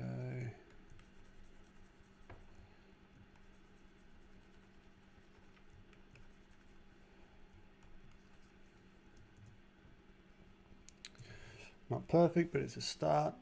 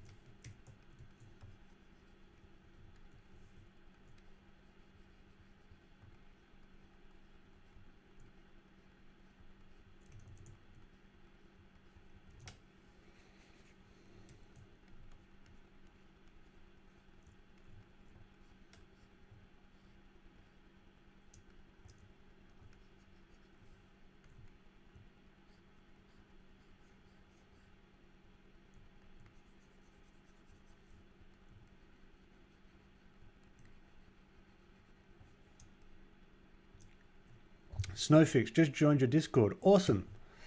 I've still got to figure out what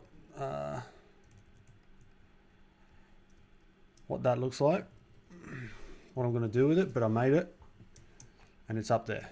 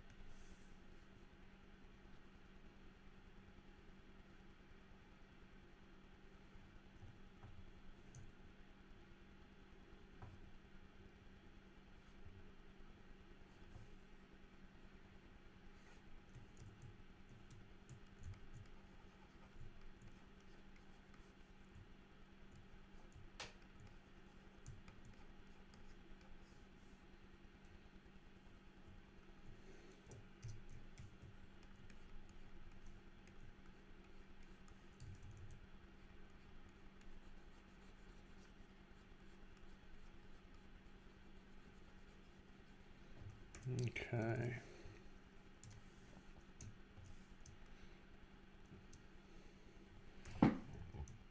There's my favorite reflected light happening there. It would actually, realistically, there's going to be reflected light all over.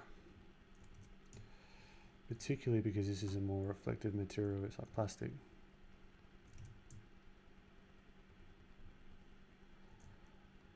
So cut this in, cut that in.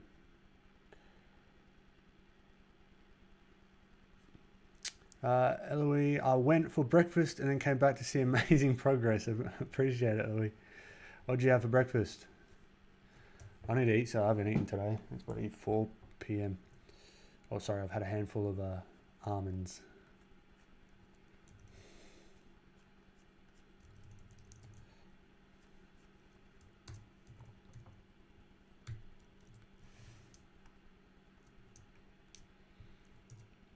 Alright, I want to get this reflected light working as well. So get the form working first, then we can come through and say Shabao.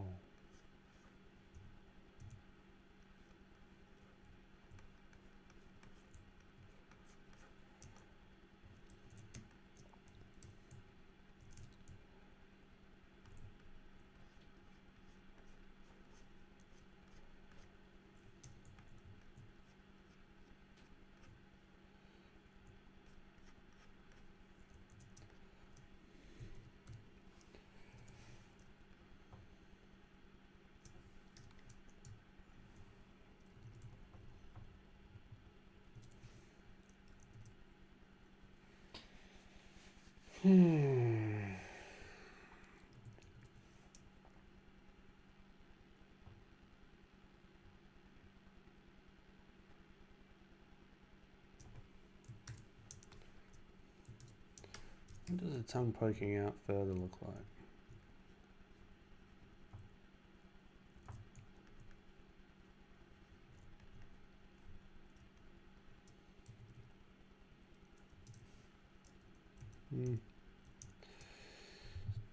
Sam, Ben, this is looking sick. Thank you. Thank you. It's still not, the forms aren't clear as I'd like them to be yet, but no, I appreciate it, man. Slowly getting there. Slowly getting there.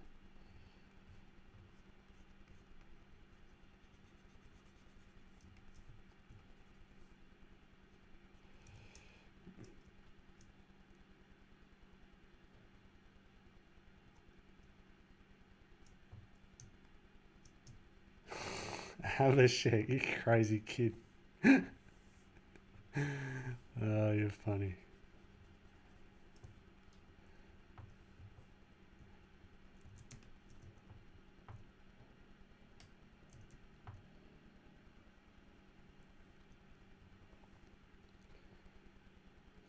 Oh,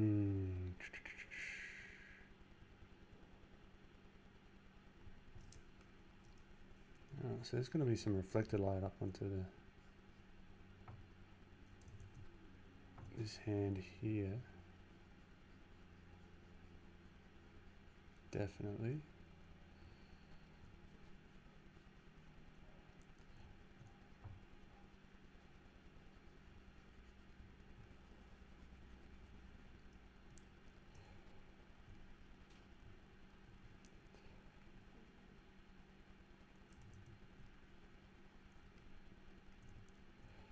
These are going to be, the hands are going to, these fingers are going to be pointing down towards that t-shirt, so that t-shirt's going to actually be throwing some reflected light onto those fingers. This is why I like to think about the light separately as well, because it gets a little bit overwhelming if you try and do it all at once.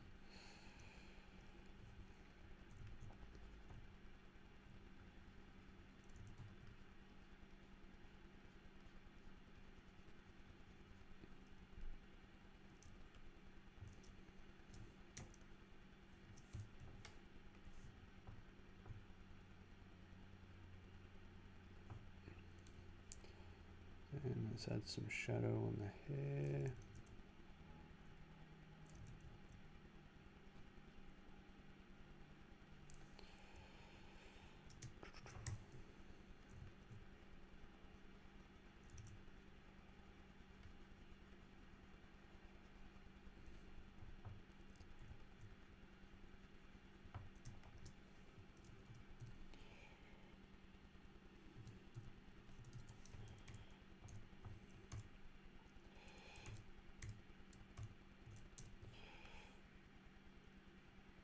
Yeah, this is kind of distracting me a little bit. I'll throw back the opacity on that one. All right. One last little end of stream test with some rough rim lights to see how they might work. So we might do, I don't know, like a blue rim light.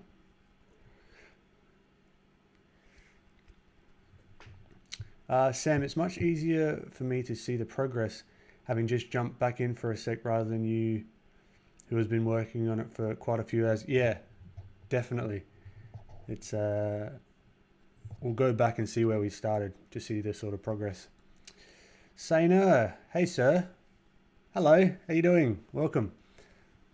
Sam, so my incredible wife wanted me to do a stylized portrait of her and her health journey so that she can educate people. I've been putting it off because she's so beautiful and it's so hard to get a likeness.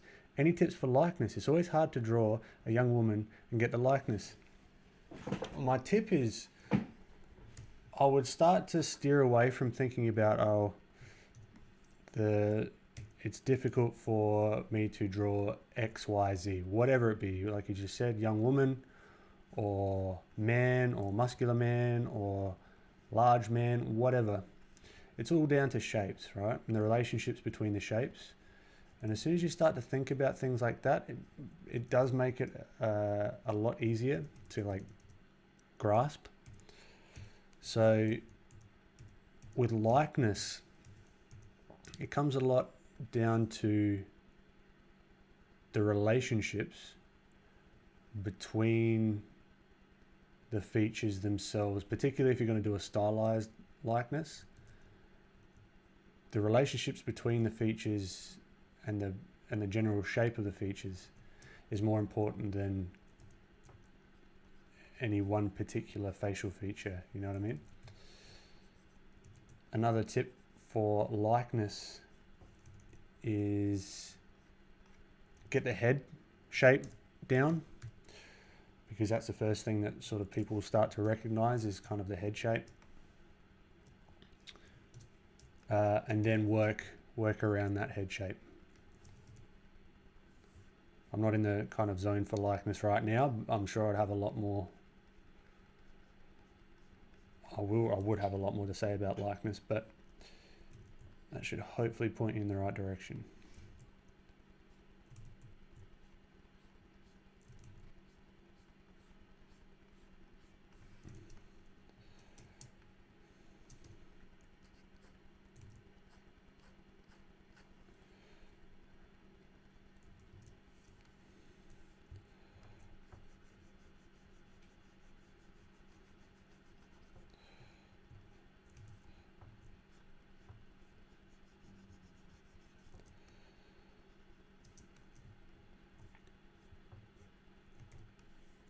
Let's turn this off while we're doing the rim lights.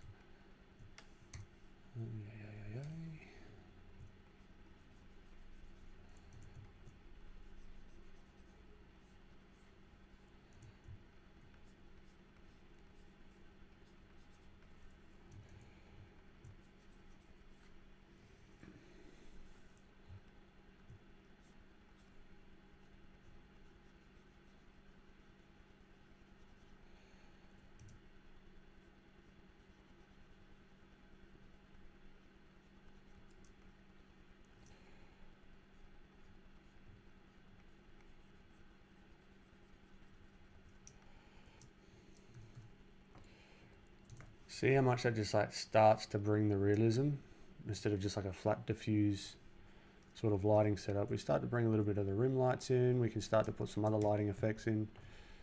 It's good just to test it out as well. See how it's feeling.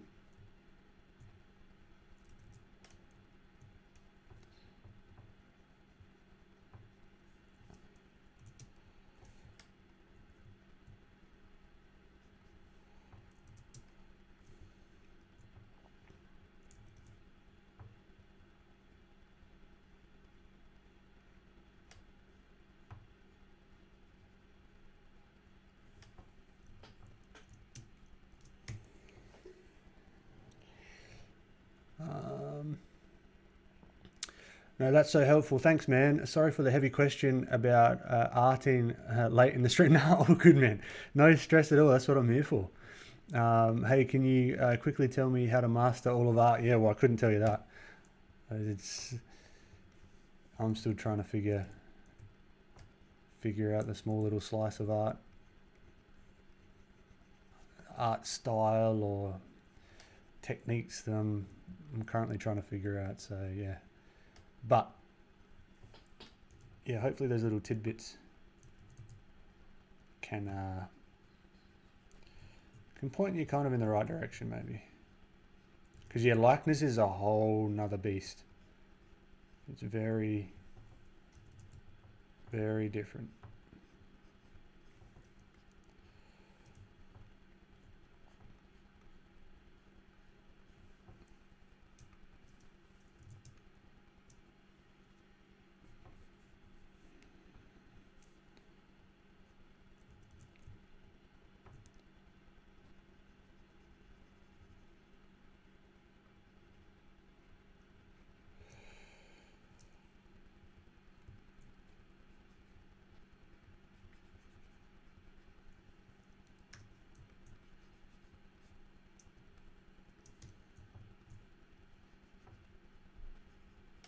So I'm not trying to be precious with these rim lights. I just want to see how they're feeling, see if it actually helps the forms pop out from one another.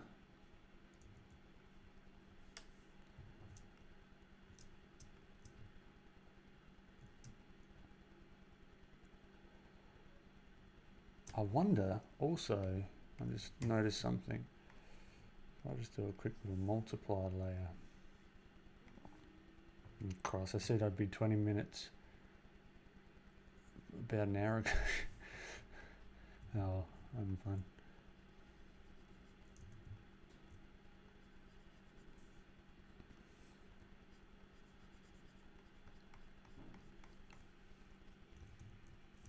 That could actually make more sense, because that might cast a bit of a shadow onto that hand. I don't know. Maybe not. Actually, yeah, I think I can. This whole thing is not at the right perspective. All right, so imagine this perspective is going back in space and it's a cylinder. This should be way... I wonder if I can just warp it to save me some time. That would be lovely.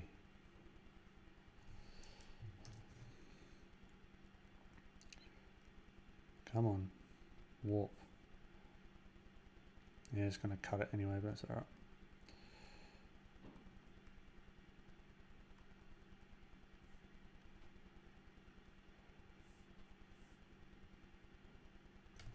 Yeah, see, there's stuff that you pick up at all stages that you may be hesitant to be like, oh, it's going to change too much.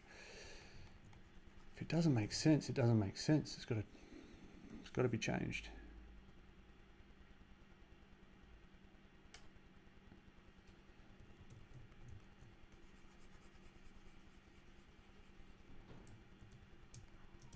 Yep, so then this needs to be adjusted to kind of wrap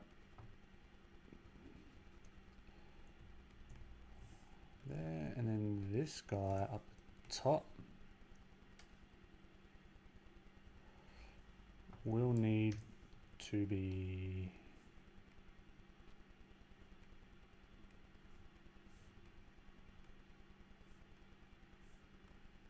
adjusted accordingly as well.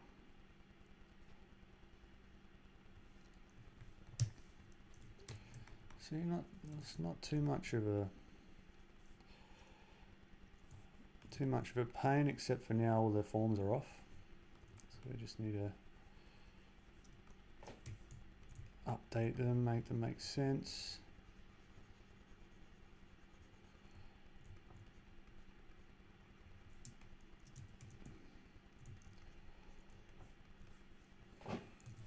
So then this rim light here is throwing us off, so we get rid of that. And this here should be more spherical, so that should come down like this to carry the logic through. And I think with the width of this thing here,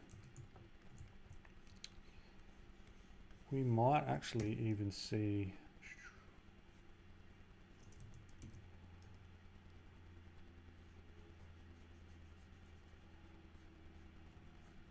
a bit of the background, which makes it a little bit more dynamic as well.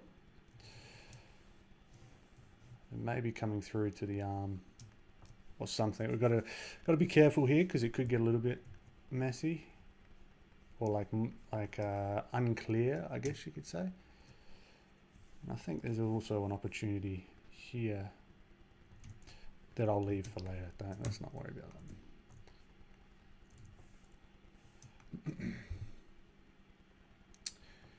that. Mind if I make a portrait painting of you, Ben? Also, when are you going to post your self-portrait on Instagram?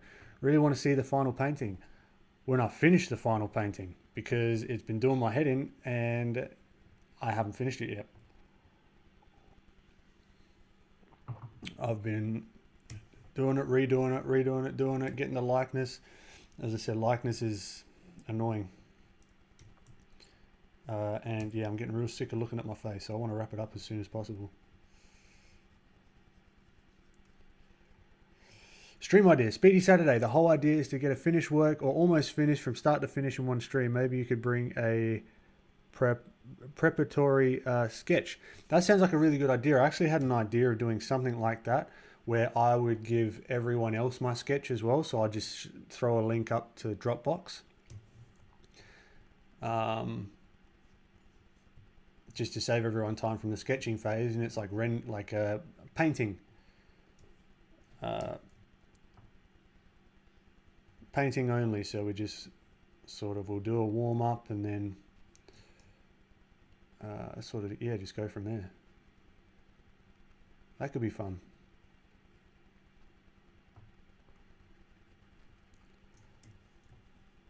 Yeah, these are feeling better as well, these controllers. And then would that, maybe that arm, you see just a tiny bit. I wonder if we can fudge it just a tad so that we can see more of that arm. Because I think that will make it, will give it a bit more depth as well.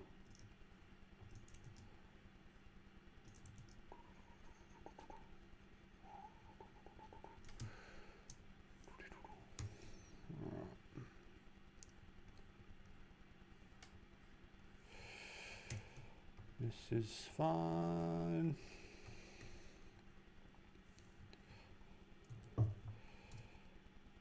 Yeah, that's cool. I like that. And then we can sort of follow the logic of then the wrist. Just to have that kind of triangle of something to indicate that you're looking at the wrist, but it kind of also looks like the wrist is broken here, so we might even need to scoot this one back just a tad. Who knows? Yeah, Abhishek, yeah, go for it with the portrait. Sorry, I forgot to say that. Yeah, by all means, take a screenshot. Yeah, screenshot, get all angles. All right. Or hat backwards, or no hat, whatever you want.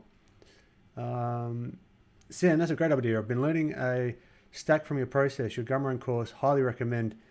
Thank you. And our chats, but for my usual workflow, I don't have weeks to spend on client work. Yeah, this is very indulgent, what I'm doing here. This is me really taking my time and just working on stuff kind of at my own pace and just finessing things and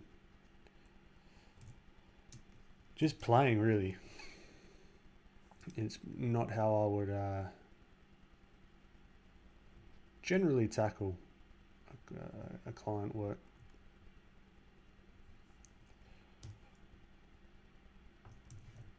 Or a piece of client work.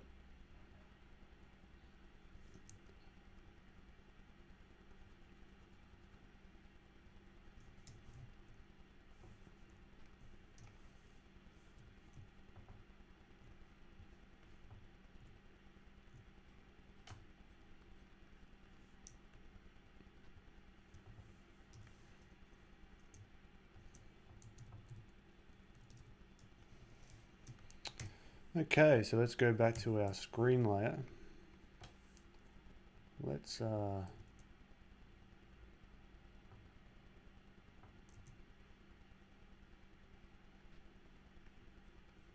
in that rim light.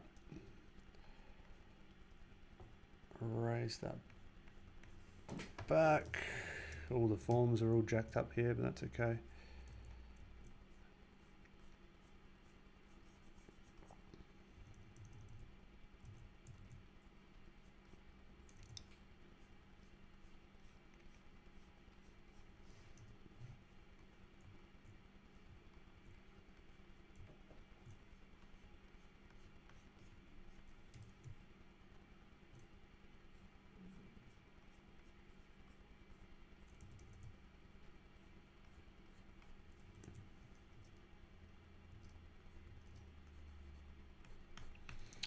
Yeah, I might change the angle of the rim light. Might have it pointing up. That might be a better decision.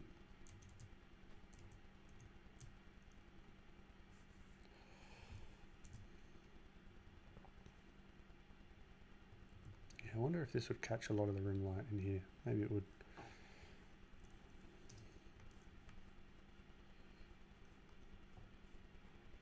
Yeah, that feels somewhat realistic-ish, kind of, maybe. Not, I don't know.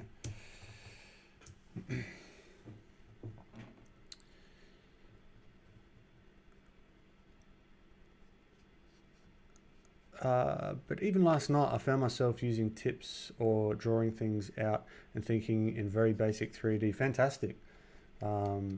That's how I really like to work. I'm not saying it's the best way, but it's something that's really helped me progress my understanding of how to invent characters and things and draw anything really. Abhishek, how come your reference photos are floating on Photoshop? Are you using BRef software? This is PureRef here.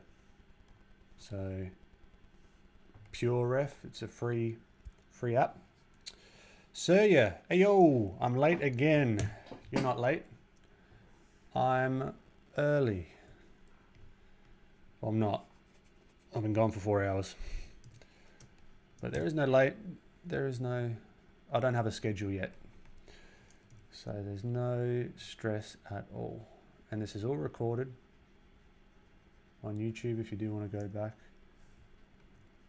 I mean, these aren't structured like full educational pieces. It's really just, yeah, me drawing, talking shit, and having some fun.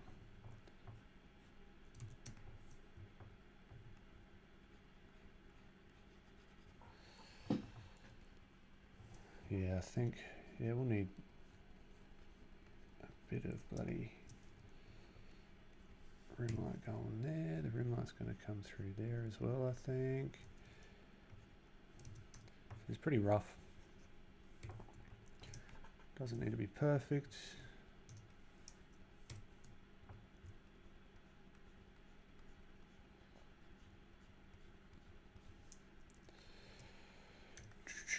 Now we can play with the other side, rim light wise, quickly.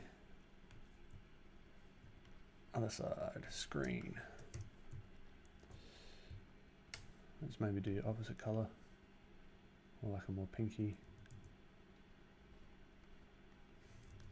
Yeah, let's come from underneath. Let's go.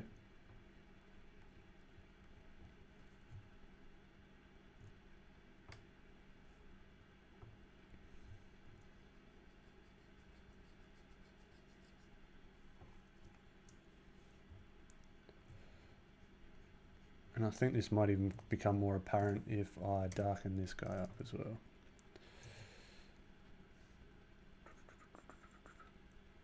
Yeah, there we go.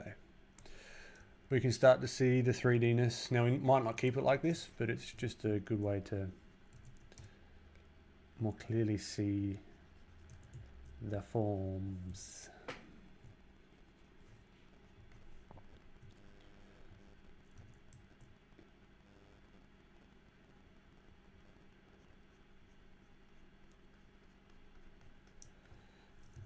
Alright, so then we can even have under the foot.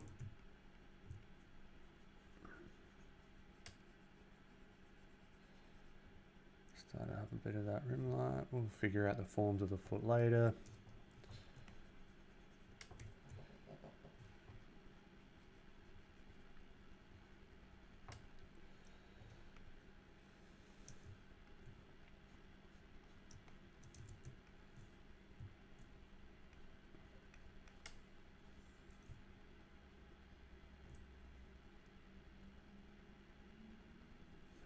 Yeah, something. What would go on? So we're missing a section in here.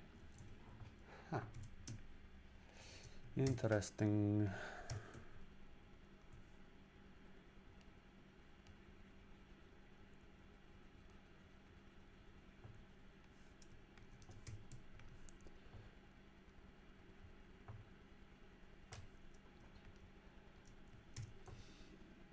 I'd have to fudge this a bit.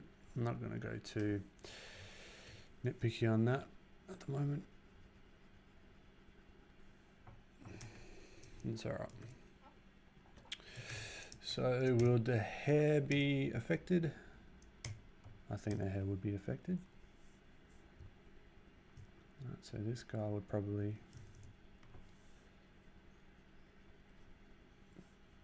be affected somehow. This strand of hair would be hit.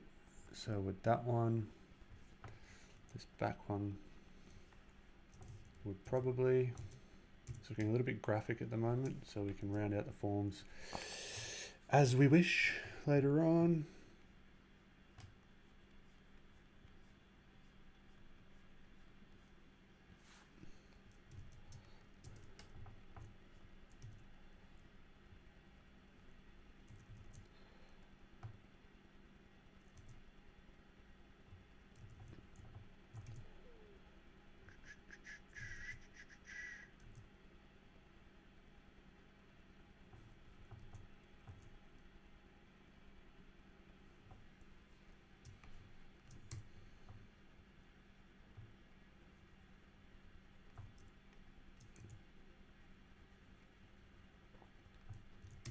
Yeah, I'll figure out the face another day.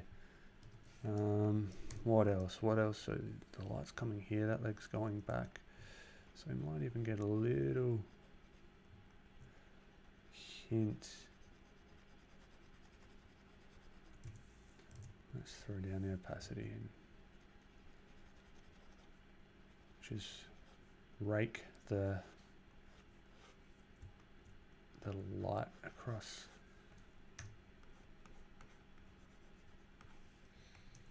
And this would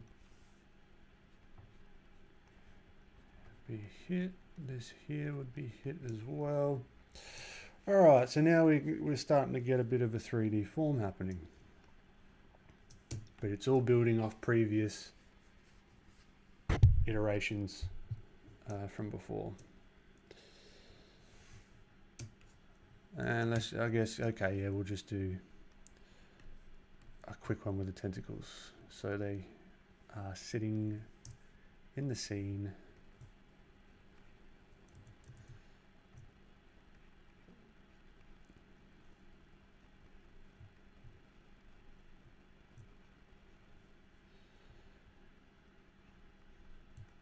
Real rough.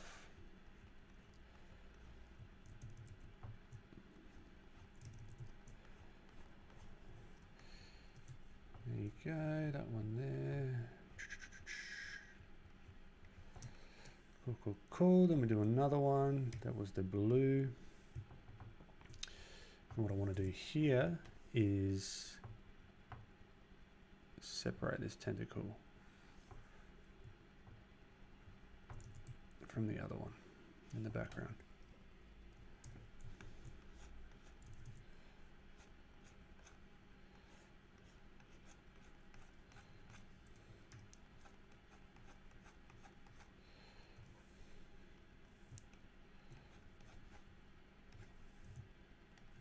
Hold the phone. There we go. Alright, then we just do a rough. No, we don't need to. We can just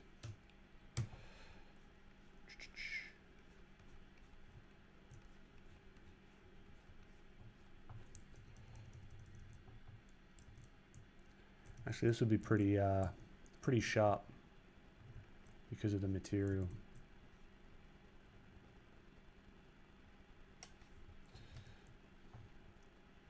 It'd be very reflective.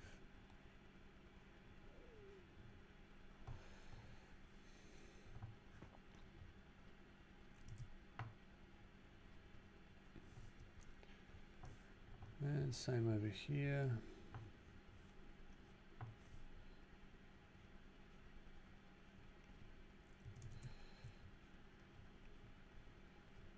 Yeah, not. I'm questioning these tentacles altogether, but that's all right. Okay. That is it. I'll hang around for another 5 minutes. So yeah, so that was good fun. I'll stop the record.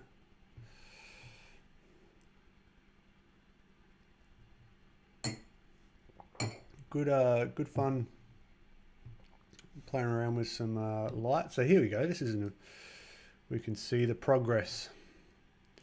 So we kind of started here, slowly but surely brought it into a more 3D sort of situation. And it really just comes together at the end.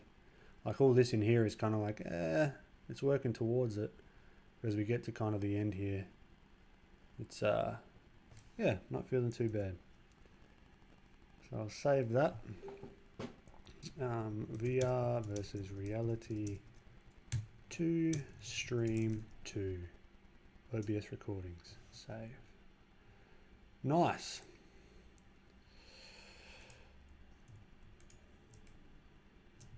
Oh, my Lanta. I am bloody hungry. I'll tell you what.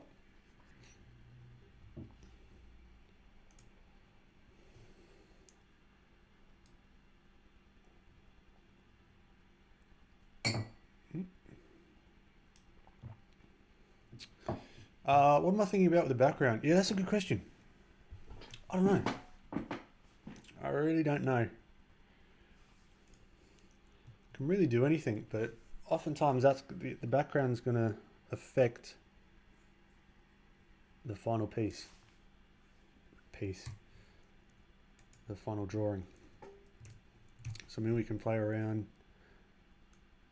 I mean, once you're fried, like mentally with doing some of this stuff, it's not a bad idea just to play with some color adjustments. Or just some like adjustment layers. I might just keep it to something like this. Like I don't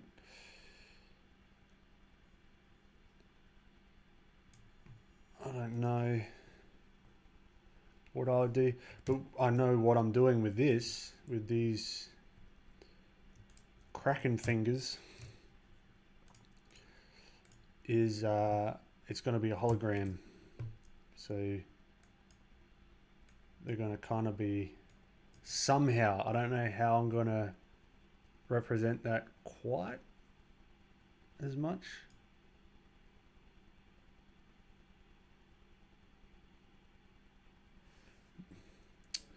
Maybe a fade, kind of like room to see fade.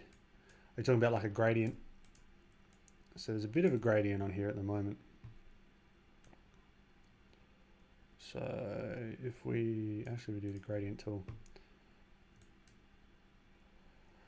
like something like that. I mean, that's not terrible. I mean, that was a good color guess, but I mean, we could do all sorts of stuff.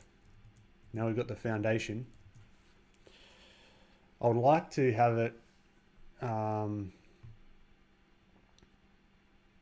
because I've actually missed some of the I've missed some of the reflective light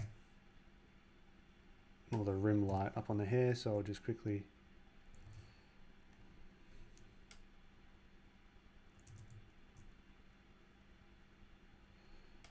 add some of that in, so that makes sense.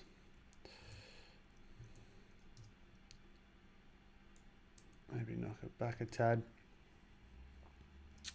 Chromatic aberration for hologram. That's an idea.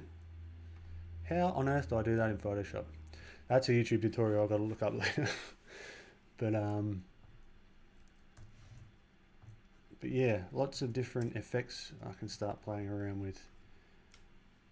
Now I've got the base done, and then it's really just cleaning up the shapes, the forms, which is the same thing.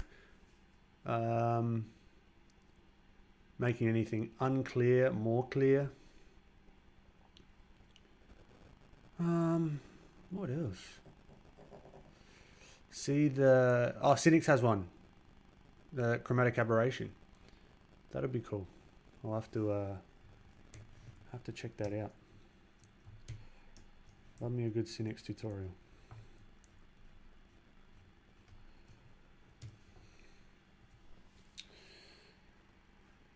Yeah, lots of different directions we could take this, but yeah, no, it was fun. It was fun. Not sure about the tentacles. I think there might be too much going on, potentially. Like with all the patterns and stuff.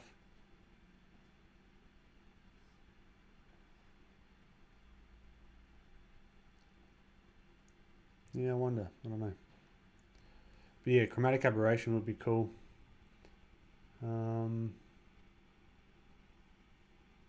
Yeah, we'll add some noise later on.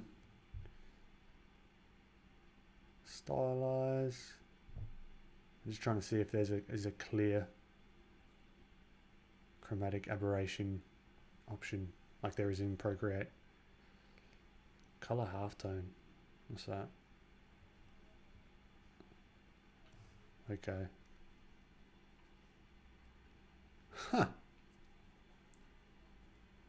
I don't hate that actually.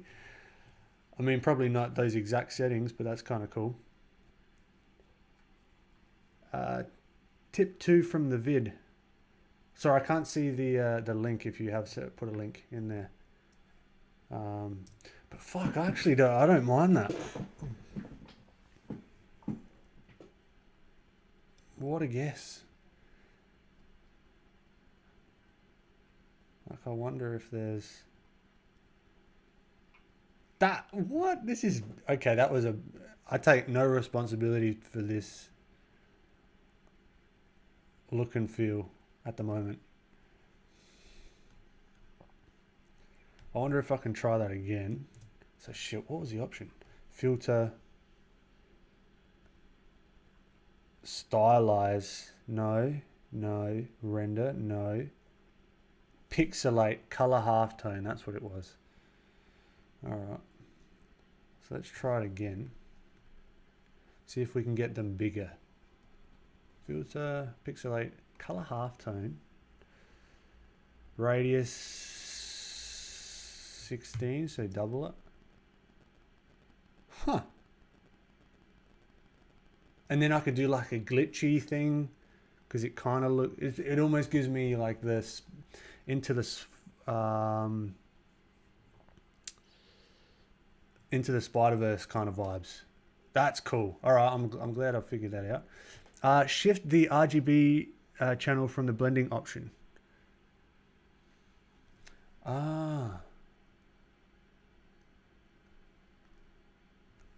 Where's the blending option?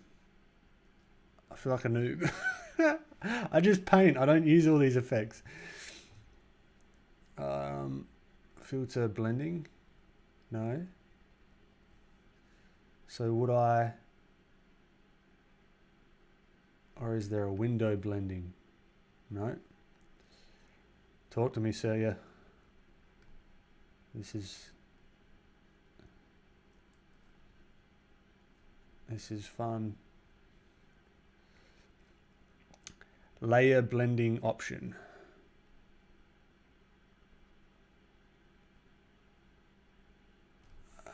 Layer.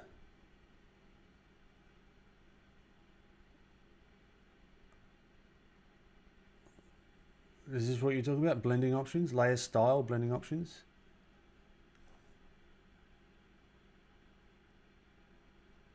Layer window. Thank you. Oh, layer window. I'm sorry, I feel like a fucking idiot. I'll look it up. I'll figure it out, and that's something we can play with next stream. But this is cool. I don't dislike. And then we can, yeah, okay, let's see if we can do like a, probably not the most efficient thing, but like a manual glitch.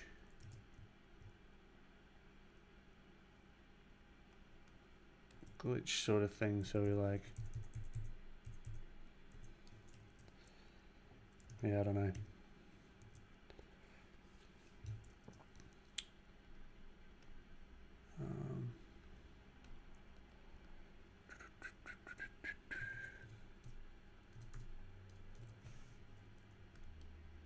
So that, yeah, painter looks shit.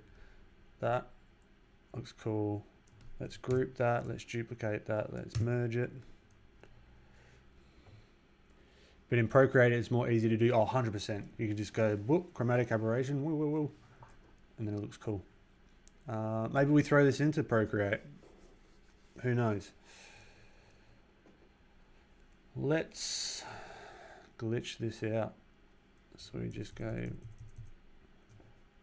like that. Maybe. There's definitely like better ways to do this that look half decent. But you don't, yeah, the thing is you lose a bit of like what it actually is that we're looking at. Yeah, I like the texture. I don't like how it's looking as a whole just yet.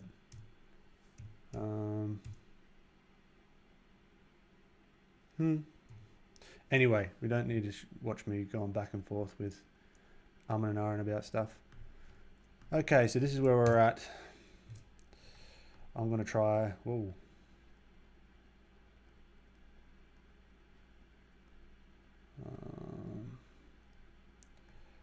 Let's bring that background into this group. Let's no. Clippy mask, clippy mask, clippy mask. Let us try the halftone, but very slightly on the character. I wonder if that looks cool or not.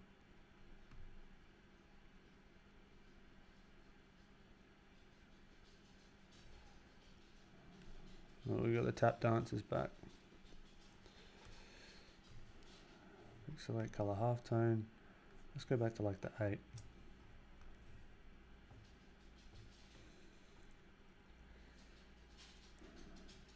And then maybe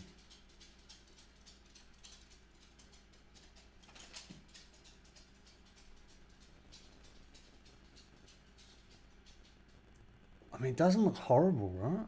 I don't know if I'm being crazy or not.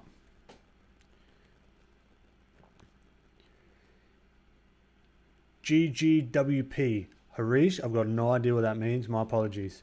I heard in Procreate 5 update you can also do glitch effects in a click. Yeah, you can. You can. You can also play with filter gallery and go on from there. Yeah. Yeah, the filter gallery in Photoshop or Procreate. But yeah, there's lots you can do in Procreate. That's pretty easy. But yeah, look, this is looking cool. With or without the texture. I mean, the texture looks kind of cool. But we can play around with the textures anyway. There's no stress. I might get rid of that one, do a quick one of this one, go back to filter, pixelate, color halftone, max radius, bada bing, bada boom. Throw it on soft light, hard light. So it kind of fits in both the same, so one's not bigger than the other. What about the background? Does that do the same as well? How does that look? Don't want to put it on everything necessarily, but I'm just testing things out. 8. Let's go hard light.